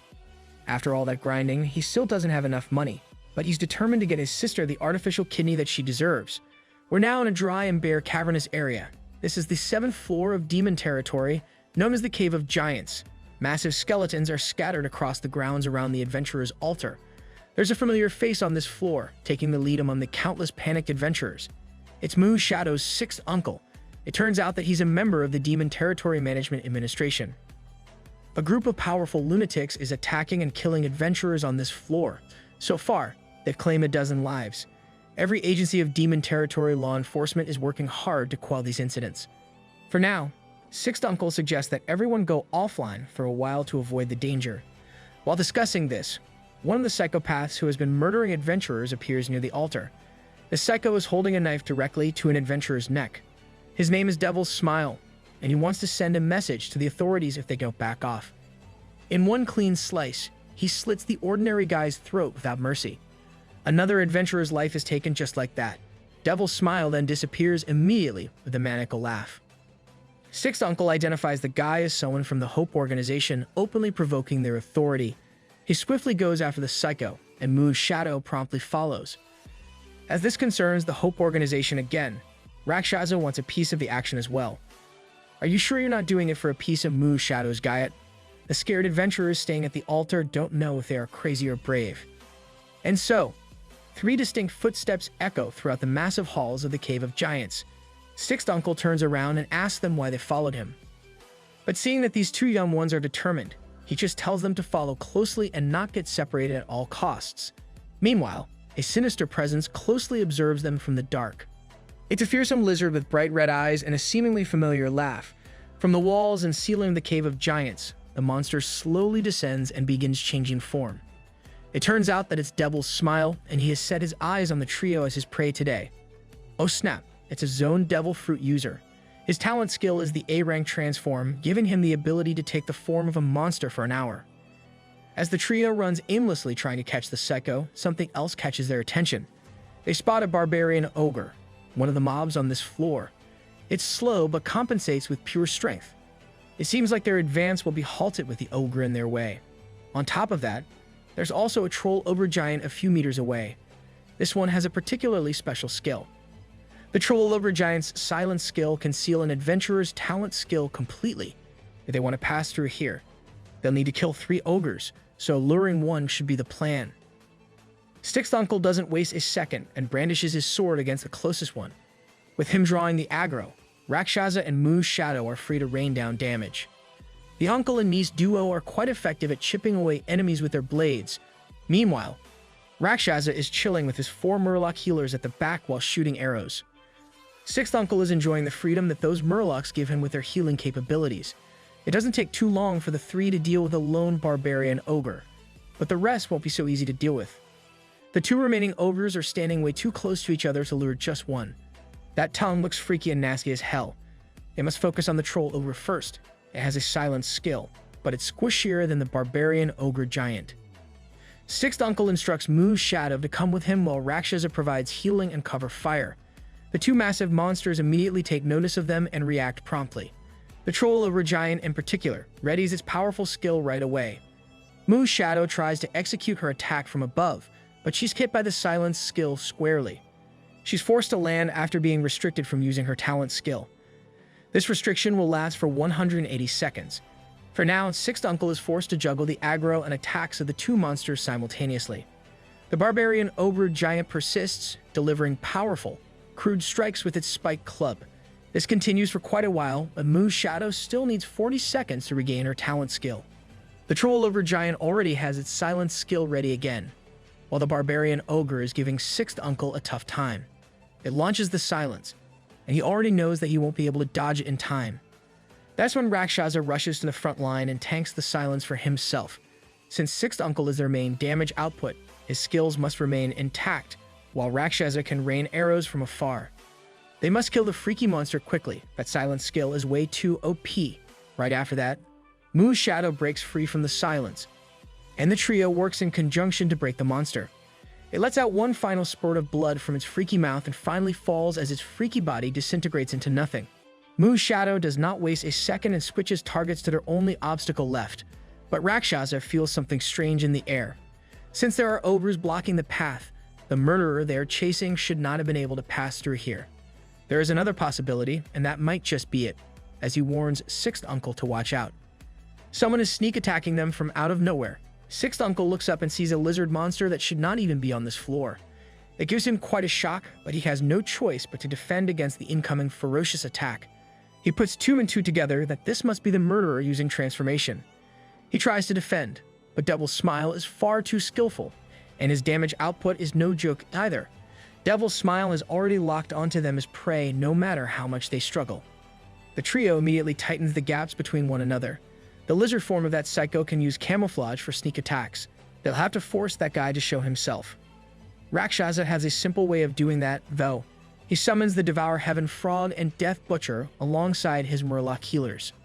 Devil's Smile assesses that he should be able to kill him with a single attack until a Devour Heaven Frog appears out of nowhere. The Death Territory's boss, the Death Butcher, also spawns. These summoned bosses give the lizard quite a headache. Rakshasa orders the Devour Heaven Frog to go crazy and shoot fireballs everywhere, and it follows through. With countless fiery attacks, he finally manages to land one on the transforming psychopath. Spotting the enemy, the Death Butcher unleashes its chained meat hook as he releases a powerful arrow at the same time. Those two attacks are enough to undo Devil's Smile's transformation skill. This guy looks more like a goblin, no. But this unhinged guy doesn't seem to be afraid and even tells the trio that they were just lucky today.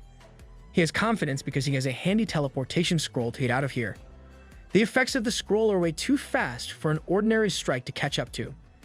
They still don't know just how wide the scope of Hope's operation is. The administration once sent out a raid team to kill them, but the team was wiped out instead. That team was made up of excellent ranked and above adventurers too. That's precisely why Rakshasa should be extremely careful against them. Without knowing where the psycho ran off to, they have no choice but to go back to the altar and go offline for now. Devil's Smile is transported to a different site on the same floor. He really must report an update to the boss regarding Rakshasa. The boss orders everyone to stand by for the moment. What if the villain group chat gets leaked? Meanwhile, in the real world, Tian Feng City's city wall has collapsed under the siege of powerful explosives. The citizens of the city are running like headless chickens, fleeing from the collapse. Zhang Zi and his sister Xiao Feng can see this horrific thing happening from their window. Right after the walls collapse, demon territory and monsters start swarming the city. As one of these monsters breaks into their home, he reassures his sister that he will protect her. For now, they will run to the shelter for safety. They go downstairs and run out the door as fast as they can among the crowd. It really is a monster invasion out of nowhere. As they are running to the shelter, he sees a kid being targeted by one of the monsters. He speeds up and carries the kid in his arms, saving it from a gruesome fate at the hands of this bug monster. But in exchange for stopping to save the kid, they are now surrounded by these three ugly, alien-looking bugs in every direction. As he gets ready to square up, a familiar voice and fighting style jump into action. If Zhang Zi is not wrong, he's sure that he's met this woman before. It was their strong savior back at the Fallen Zone job. Only now she's wearing a mask and a different outfit.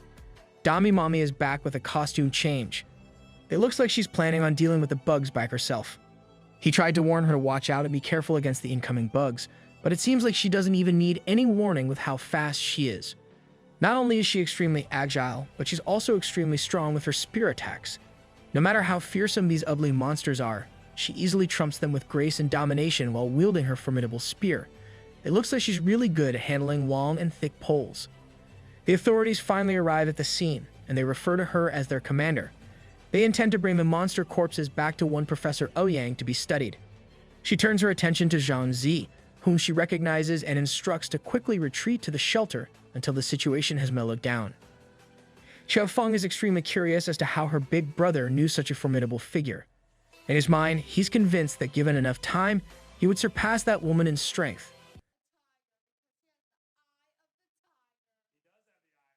Are you sure about that? The very next day, the monsters have been killed and the invasion has been squashed, but infrastructure damage is still high. Zhang Zi thinks that this invasion and the Hope Organization's random slaughter in the demon territory are somehow connected. It turns out that Tianfeng City was not the only invasion point. Other cities in China have also suffered the same fate at the same time. One thing is for sure, this thing is not simple at all. He needs to get to the bottom of this mess. Zhang Zi goes back into the 7th floor of the demon territory. In the adventurer altar, some familiar faces are already present. Everyone is on high alert after the news of monster invasions. Every security bureau has placed great importance on this incident, so they're recruiting a lot of demon territory experts.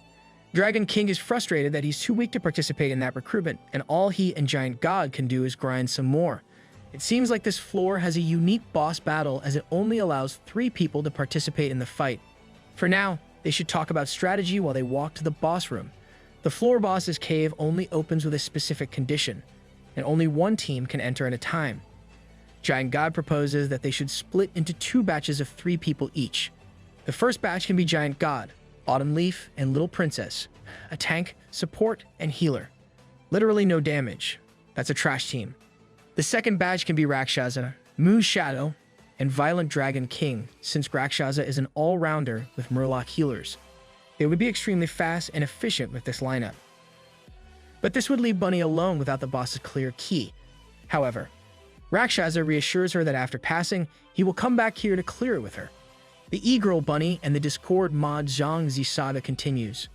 With this arrangement, they are ready to take on the 2-headed ogre giant's cave. On the way, they do not encounter any monsters. Someone must have come before them. And there are indeed people here, and so many of them already. At the forefront of the crowd and blocking the boss gate is the infamous young master, Chen Feng. Along with him is Wind Cloud Layman. He's at least an excellent rank or above expert. The two arrogantly announce that the young master is taking on the boss, so everyone should move aside and wait. This earns the anger of the crowd, as this boss fight should be open to everybody. But Wind Cloud Layman is ready to argue with swords instead of words. He stabs one of his blades into the ground and sends a reverberation that sends everyone flying. Seeing how strong this old man is, the team decides to observe first. But of course, Violent Dragon King does not give a crap about that display as he jumps to attack. His big black pole aims squarely for the old man. Dragon King needs to watch where he puts that big black pole, but is ultimately blocked with a casual one-handed blade raise. This young man really is overestimating himself and being too hot-headed. The impact of that single-armed sword injures Dragon King by a decent amount already. Furthermore, the old man is just using one sword, and from the looks of it, he's a dual wielder. Chen Feng chimes in arrogantly, telling everyone to just follow his words or suffer the consequences. But if that old man is so strong, why the hell are they not fighting the boss already? They've already waited for half an hour, but the boss's spawn time requires a very special condition. Another adventurer tells them that the boss gate only opens when the monster food delivery arrives. That's why the arrogant duos camp in the doors. If that's the case, Rakshasa thinks of a plan of action. It does not take too long for the monster food delivery to arrive at the scene. Bro, the boss literally has a personal door dash delivery ogre. That's baller. Everyone makes way, as this would be the only way to open the door. The barbarian ogre delivery boy had only one thought in his mind: delivering the food to his boss. Delivering a whole pig, just some raw pork. That's nasty. Once this monster opens the gates, Chen Feng should be good to go to fight the boss. However, a blazing and bloodthirsty arrow came whistling through the air, dashing their expectations. It landed on the delivery ogre, causing it to trip and sustain heavy damage. It was clear to everyone that the attack on the delivery monster came from Rakshasa. Chen Feng vowed that if he didn't get to fight the boss, then no one would, especially him. He stood up for himself, insisting that even if he was stuck on the floor, he would kill every delivery ogre that came. Chen Feng aimed a crossbow at him in anger. If the group couldn't fight the boss, then no one would. They would back up their brother even if a fight ensued. Hearing this irritated the spoiled young master even further. He wanted to demonstrate how strong he was. But the old man warned him that they could not fight the group. With everything going on, they shouldn't cause unnecessary trouble for the Chen family. Now in a deadlock with no one fighting the boss, Chen Feng told them that they could just waste their time here. However, Rakshasa was confident that even if he killed the delivery ogres, he could still let everyone fight the boss. The young master just laughed at him, not believing a word he said. So after that argument, he raised his S-rank bow once again and released a deadly arrow. It landed on the already injured delivery ogre, hitting a vital spot critically. It finally killed the key to the boss room in front of the crowd. The spoiled young master threw a tantrum while the old man tried to stay level-headed, convincing Chen Feng to rest first and wait for their next turn. Like the obedient little boy that he was, the brat followed the old man's instructions. The majority of the adventurers around the boss's room were on the same page. They might as well go offline since the boss fight was unavailable. They did not believe Rakshasa's promise of letting them fight the boss using his methods. They would rather rest or grind for more magic soul orbs. Everyone criticized them for not only offending young Master Chen, but also for not patiently waiting for their turn. Even though the group respected and would back him up, they too were clueless about his next move. He only gave them a confident smile without words. There was no need to rush because the answer was simple. He summoned the delivery ogre that he had just killed earlier. They had forgotten that this is what Giga-chads do, summon monsters to work for them. He ordered the newly spawned delivery ogre to go and open the doors of the boss cave. Much to everyone's surprise, it carried the food and walked towards the door. It then pushed the massive, locked gate to the boss room with unbelievable strength. As soon as the door started to creak open little by little, the remaining crowd was dumbfounded by what they were seeing. The delivery ogre picked up the food once again and went inside the coveted room. Did he just discover an unlimited boss fight glitch? That's completely broken. According to the group's plan, Rakshasa, Moon's Shadow, and Violent Dragon King would go in first while the next three waited. The remaining adventurers wanted to score some good points and inform young Master Chen of what was happening as the first three went inside. The atmosphere immediately changed inside this massive room locked by a massive gate. Countless skeletons littered the ground as the menacing boss of the floor sat on its throne. It locked his attention on the group as soon as they entered the room. Before the other two could warn Violent Dragon King to stay still, the brute was already lunging to get the first strike. As for the double-headed ogre, one had just wanted food while the other one wanted to deal with the invaders. In turn, Dragon King managed to get close enough to land a strike with his pole. Now that the boss was awake and focused, it brought out a massive war axe. It swung down with incredible speed and bypassed Dragon King's block, dealing a lot of damage. Rakshasa promptly responded by summoning his quartet of Murloc healers to provide support. Moo's Shadow also managed to sneak in a series of attacks all over the monster, but her damage was too low once again. And she didn't get away scot-free. Her leg was caught due to being too slow with the retreat. She didn't know what to do in the restrictive grip of the beast. The double-headed ogre then postured to deal some heavy damage to her. From above, she was mercilessly thrown to the floor like a broken toy. Dragon King panicked and ran to the injured Moon Shadow's side. She was being toyed with by a reckless boss with no regard for human life, and even Dragon King was swept away. Both of them were rendered bloodied and bruised just from that initial showdown. Thankfully, Rakshasa's quartet of Murloc healers was there for recovery. He also brought out the Devour Heaven frog to provide cover fire from afar. Those blazing fireballs, along with his sharp arrows, were enough to deal some damage against the boss. And that's when he summoned the bulk of his close combat roster. Seeing this many summoned monsters, the double-headed ogre became determined to teach them a lesson. Surprisingly, this boss can actually summon some backup of his own. From nowhere, it spawned a carbon copy of itself with equal rage and bloodthirst. Seeing this clone magic in action, they were forced to deal with the summoned beast first. All of his beasts surrounded the clone from all sides to deal some damage. His Minotaur summon was also a boss monster, but it didn't take long for the ogre to eliminate it from combat. Rest in peace, Minotaur, you were forgettable. They had to think of a way to somehow kill this boss before it deleted the entirety of his summoning roster. Without any plan of action yet, Mu's Shadow, Dragon King, and the Death Butcher just went into attack as best as they could. Their attacks surprisingly formed a combination that dealt immense damage. The damage was truly extraordinary, but they didn't know how they had executed that combination attack. Suffering that kind of damage infuriated the boss even further. Rakshasa would try to make space with his rain of arrows while they attempted to execute a combination attack again. Mu's Shadow and Dragon King successfully landed their attacks while Death Butcher defended. They did everything right, but there was no combination effect this time around. As soon as they landed in safety, the ogre's retaliation followed them and made them pay. Rakshasa was the first to understand the pattern as he instructed the two to attack again, but this time, Death Butcher would join again. They did as they were told while he provided assistance with well-timed arrows, and as he thought, 3 separate attacks should be executed to trigger the combination effect. It only worked if they went in full offense, and it also seemed like his summoned beast could increase its chance of success. They didn't have enough time to celebrate the discovery since the monstrosity was already upon them. They were forced to dodge and scatter in multiple directions. Since the boss had 2 HP bars, they decided to focus on the spellcasting head of the monster first. Devour Heaven Frog and Rakshasa's S-rank Blood Fiend Bow. Can you name a more iconic duo? With more confidence this time around, they wanted to try another critical combination attack. It didn't take too long for them to finally push the first HP bar to 0. They could also take advantage of the other head's shock to attack some more. But Rakshasa told everyone to let him have the final hit. That way, he'd be able to summon it. After some more grueling attacks to lower the last HP bar, he unleashed the most powerful arrow he'd ever released. It landed on the defenseless and low HP double-headed ogre, finally vanquishing the beast in a bloody end. The party of 3 had finally done it. They cleared the stage. The boss's corpse fell with lifeless eyes, and the portal to the next floor opened as the monster disintegrated into nothing. Bro just wanted to eat some dinner from his delivery ogre, but now he's toast. Killing this floor's boss with just the 3 of them really was a monumental achievement. On top of the prestige that brings, the loot is not so bad either. In fact, it was excellent. Treasures, magic soul orbs, and equipment as far as the eye can see were laid out in front of them. Rakshasa went up to the loot pile to take a blade with a rose on its hilt.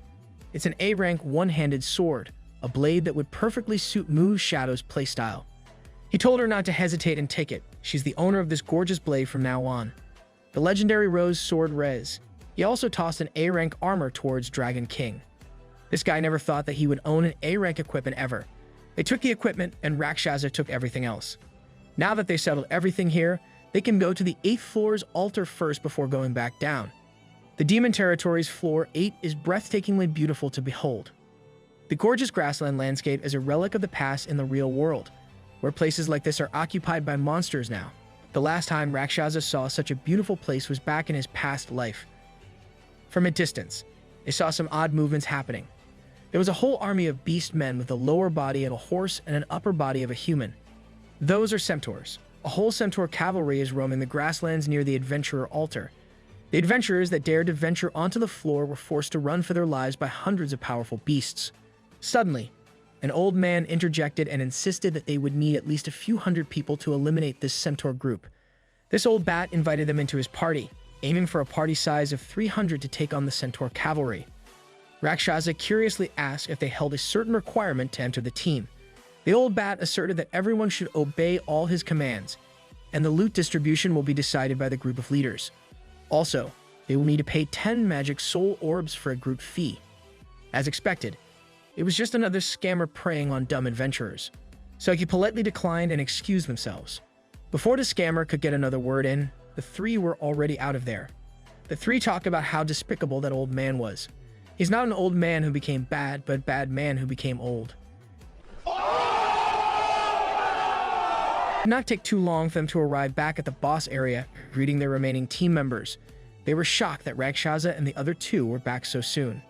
Chen Feng was also there, clueless as to what had actually happened while he was out resting. Someone snitched that Rakshasa summoned the food-delivering ogre to open the boss gates. The team paid no attention to the brat as they went straight to the boss gate to open it again for their next 3. He simply summoned the delivery ogre with no fuss. It did its job and opened the gates casually. The second batch of their group went in with wide smiles on their faces while Chen Feng fumes in anger. The old man, Wind Cloud Layman, praised his talent skill and respectfully asked if it's A or S rank. Dragon King was quick to boast that his brother's talent skill is S rank. It turns out that this old man has some connections with the National Security Bureau, and he extended an invitation for the talented young man to join him. Imagine being so strong that the villains are trying to recruit you. Dragon King was more shocked and affected than Rakshasa by this offer. The National Security Bureau is the most important department in China, after all. He just thanked the old man for his kindness and respectfully declined the invitation. Chen Feng was annoyed that his elder is trying to recruit this guy. Wind Cloud Layman is afraid of Rakshasa's potential and the possibility of him joining the old man in the east. It seems like Dragon King is kind of sore that he refused such a prestigious invitation. The brute thinks he's just being cocky at this point. But Dragon King is just affected because his father's greatest expectation for him is to join the Bureau. 3 hours have passed, and we are back in the picturesque grasslands of the Demon Territory's 8th floor. Everyone has successfully passed the boss, and even Bunny was carried by the Rakshasa and Giant God duo. Now that it's getting late, it's about time for them to call it a very productive day. With everyone in agreement, the first 5 signed off immediately, leaving Rakshasa and Moon's Shadow to say their personal farewells and see you tomorrow. The next day, things were back to normal in Zhang Zi's house in the city. He's also back to his usual routine of eating breakfast on the way to school. But as soon as he got out of the door, a luxury car came speeding down the sidewalk. It stopped in front of him, and down came the ever-so-lovely Sister Zhang from the club. She told him to quickly get in the car. She's going to take him to Tianfeng City's largest charity event. Are you crazy? Most people would follow this woman anywhere in the world looking like that. He initially declined outright. But it's not a normal event. Every public figure of the city will attend, and even the CEO of Gauss Medical Devices will be there. That's the organization that will provide his little sister's new artificial kidney. Sister Zhang shoved him into the car, as she'd already prepared a change of clothes for him. They arrive at an extravagant mansion surrounded by airtight security. Inside the massive and luxurious ballroom, every single prominent figure in the city drank and mingled with each other. Sister Zhang and Zhang Zi arrived inside, looking like the most attractive couple in there. That's why he's the GOAT! The GOAT! With so many prominent figures present, Sister Zhang had just told him to enjoy himself while she went over to mingle with a few big shots. As she carried on with her own agenda, Zhang Zi walked in the opposite direction, and someone recognized him instantly. It was Wang Yang, his classmate, the handsome fatty from his newbie days. They were both surprised to see each other in such an extravagant setting. However, he also spotted the cursed Chen Feng. Handsome Fatty was surprised that he was acquainted with such a person. Meanwhile, the brat was focused on someone else. He saw Yu Wei Ying, also known as Moon's Shadow in the Demon Territories. She was repulsed that someone repulsive was approaching her so casually and closely. He gave the beautiful lady some lip about what had happened in the Demon Territory the previous day. She was running out of patience and slapped Chen Feng's hand away. But it turns out that they have quite a bit of history, as they were engaged by their families. However, she clearly didn't like him nor recognize the engagement. As she turned away from the despicable guy, he actually stood in her way. With an arrogant and annoying smile on his face, he insisted on making Yu Wei Ying stay. Her anger was escalating by the second. That was until someone else emerged from the crowd and called her by her full name, Liu Yu Wei Ying. It was none other than the dapper-looking Zhang Zi in his new suit. That new suit drip looks immaculate, not gonna lie. It took one look for her to blush right there and then. She felt like this man was somehow familiar. Zhang Zi bailed him out of the frustrating situation by casually referring to her as a friend. However, the bratty young master also remembered Zhang Zi. How could he forget when this young man kept getting in his way? Zhang Zi chose to infuriate the brat even further by pretending that he didn't know him. He then insulted the young master by calling him the scum that he had beaten up in the club. This pushed the buttons of the brat, and he lunged to swing at him. Boy, if you don't get... Of course, Zhang Zi easily caught that punch with his bare fist. Before the encounter could escalate even further, another familiar old face came through the extravagant halls. It was Liu Yu Wei Ying's 6th uncle. Even Zhang Zi recognized that old face. Sixth uncle insisted that the marriage arrangement between the two was merely a relic of the older generation.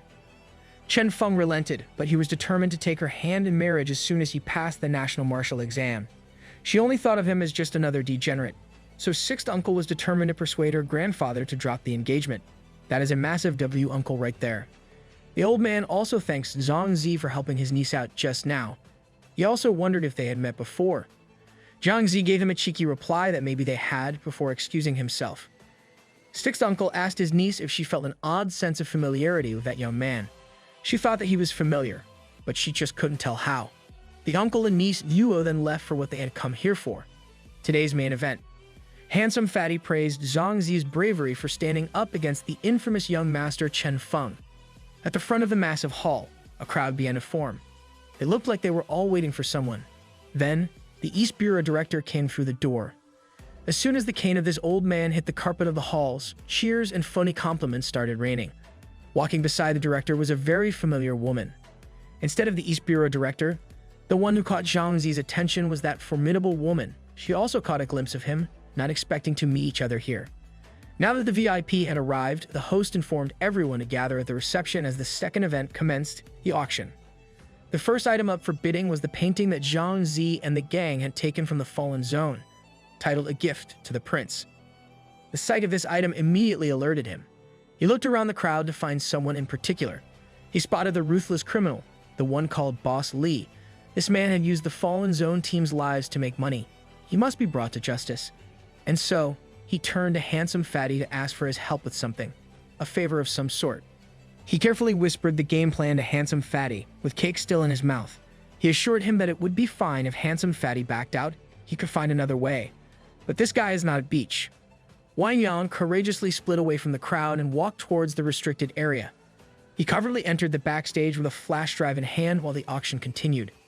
Suddenly, the monitors on the stage started showing something weird.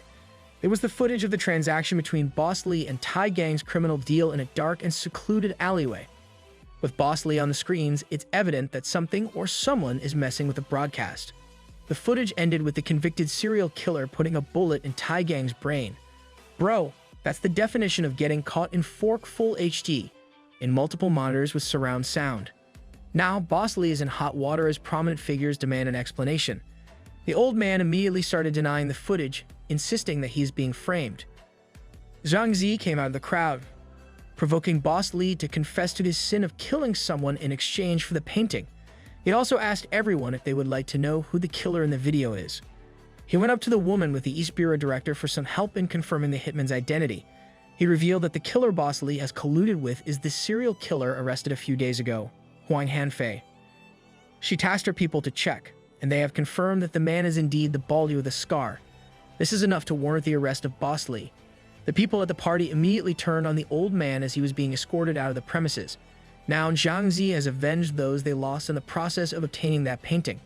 The director's interest was piqued by Zhang Zi's stunt, and he praised the mysterious woman for spotting him this early. The director instructed her that when the time comes, she needs to be sure to teach him well. He's crafty with tricks, brave, and smart. Zhang Zi is showing signs of someone who will become prominent in the future. That's sixth uncle's evaluation of him. The uncle and niece duo went up to the director, and it seems like their family and the bureau have quite a close and storied connection. Sixth uncle went up to them to recommend Yu Weiying for the bureau. He praised her S-rank talent, and although she's still a rank 1 demon territory expert, she will definitely pass the rank 2 exam in less than a year. The director simply gave an amused reply. This old man is a stickler for the rules and procedures. They can't have any rumors going around about them after all. He introduced them to the mysterious woman, the section chief Xiao Qin, responsible for the Bureau's human resource management. She assured sixth uncle that as long as Yu Weiying performs well with her application, there would be no problems with her recruitment. Meanwhile, Sister Zhang went back to Zhang Zi's side to praise him for exposing the venomous insect that is Boss Lee. She also did her thing with the CEO of the medical device organization to prioritize his sister. He thanked her genuinely before excusing himself as he'll take his leave first. He's just letting go of this rare opportunity to rub shoulders with the elites without even getting to know them, but he just reasoned that he must take care of other things first. Sister Zhang had no choice but to let him go, even though she feels a little bad that a golden opportunity for him is going to be wasted. As he was about to leave the mansion, Yu Weiying's gaze is fixated solely on him. He helped her earlier, after all.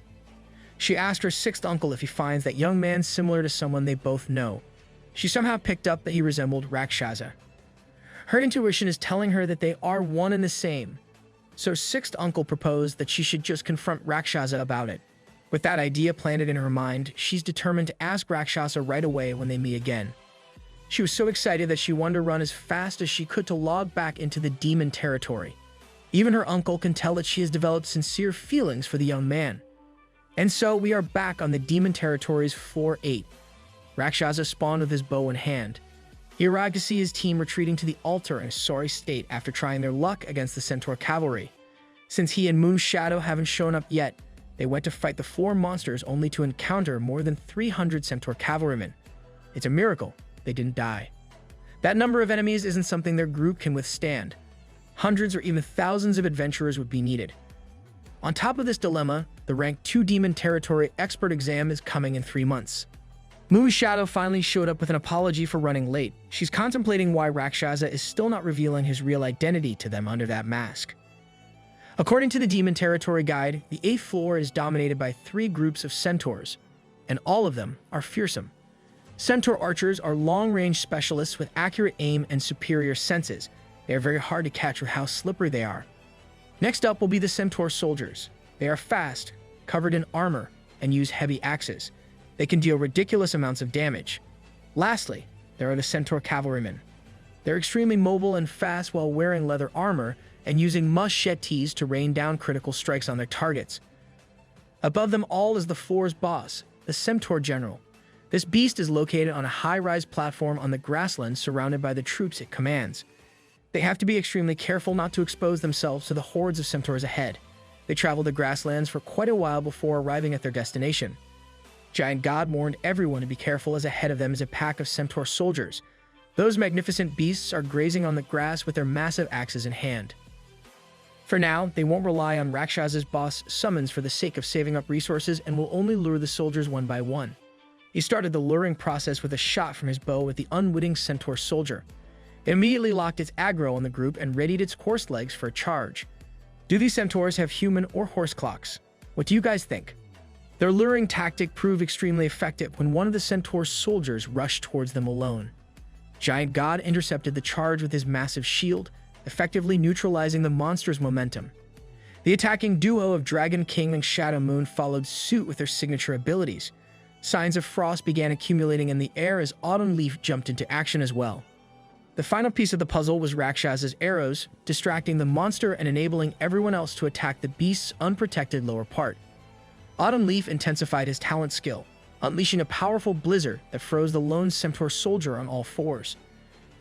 Moon Shadow easily landed a critical hit with her light blade slash, dealing a significant blow to the monster's HP. Dragon King noticed the remarkable enhancement in her talent skill after the equipment upgrade. Finally, the centaur fell, dropping a substantial amount of loot. For now, Giant God would collect the loot to be split later. Recognizing the inefficiency of killing them one by one, Rakshasa proposed that they take down the remaining centaurs in one coordinated strike.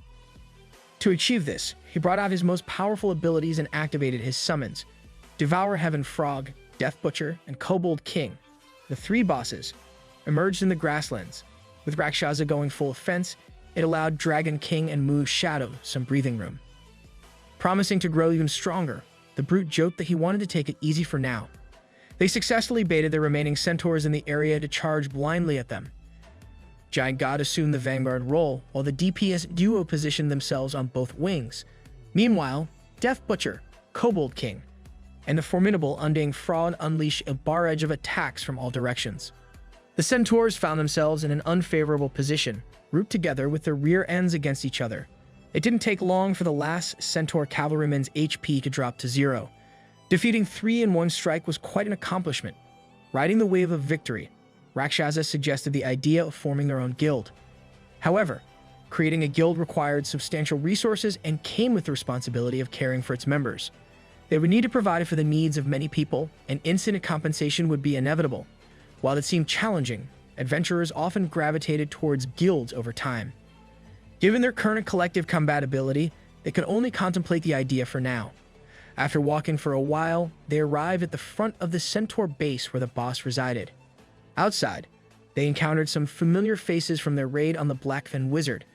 The dwarf-like old man stood there not because the boss inside had been defeated, but to observe the rare elite boss within, the Centaur General. Being an elite boss on an 8th floor level, its combat prowess was likely tremendously high. This explained why no one had attempted to challenge it. Rakshasa could only imagine the power of a boss from the 8th floor, given his experience with the 1st floor elite boss, the Dark Shadow Wolf. Realizing they couldn't tackle the beast today, they reluctantly decided to return to the altar and log off. Just as Moon's Shadow was about to ask Rakshasa a question, he was already in the process of logging off, leaving her unable to inquire. The next day, Zhang returned to school. Handsome fatty, Wang Ying informed him that someone notable had been looking for him. Liu Yue Ying, known as the people's goddess, had come twice to find him today. Liu Yue Ying herself appeared and instructed him to accompany her. The sight left every young man in the classroom astonished. They began to speculate about the connection between the goddess and the ordinary Zhang Zi. Handsome Fatty seized the opportunity to share the story of Zhang Zi's feelings for the goddess Yue Ying. He spun a tale of Zhang Zi confessing his emotions for the goddess over time, culminating in their eventual relationship. Now, the two were headed to a secluded corner, prompting the classmates to ponder what private matters might transpire between a boy and a girl. One girl even jumped to the conclusion that goddess Liu Yue Ying was pregnant with Zhang Zi's child. Meanwhile, Liu Yue Ying took Zhang Zi to a basketball court to give him a notebook as a token of gratitude for the previous day. The notebook contained her martial arts experience, which she believed would aid him in the National Martial Arts exam. Although he tried to decline the gift humbly, she brushed off his refusal. She encouraged him to work hard as she awaited his presence at Qing Martial Art University. Zhang Zi began to suspect that Liu Yue Ying might have discovered his secret identity. After school, he returned home, only to find an unexpected guest, the new dean of his sister's school, Teacher Xiang. Teacher Xiang had come for a special home visit, bringing along some expensive fruits. She really brought some healthy fruits, and we're not talking about the ones on the plate. Aware of their financial situation, which involved significant expenses for his sister's medical needs, she inquired about his plans for the future. She left him with her contact information and urged him to consider the opportunity, not just for himself but also for his sister. She seemed intent on recruiting him into the National Security Bureau. As she departed, Xiao Feng, Zhang Zi's sister, wished she could have stayed a bit longer. I wanted to stay longer too, but you're gonna have to wait for the next part. Like and subscribe.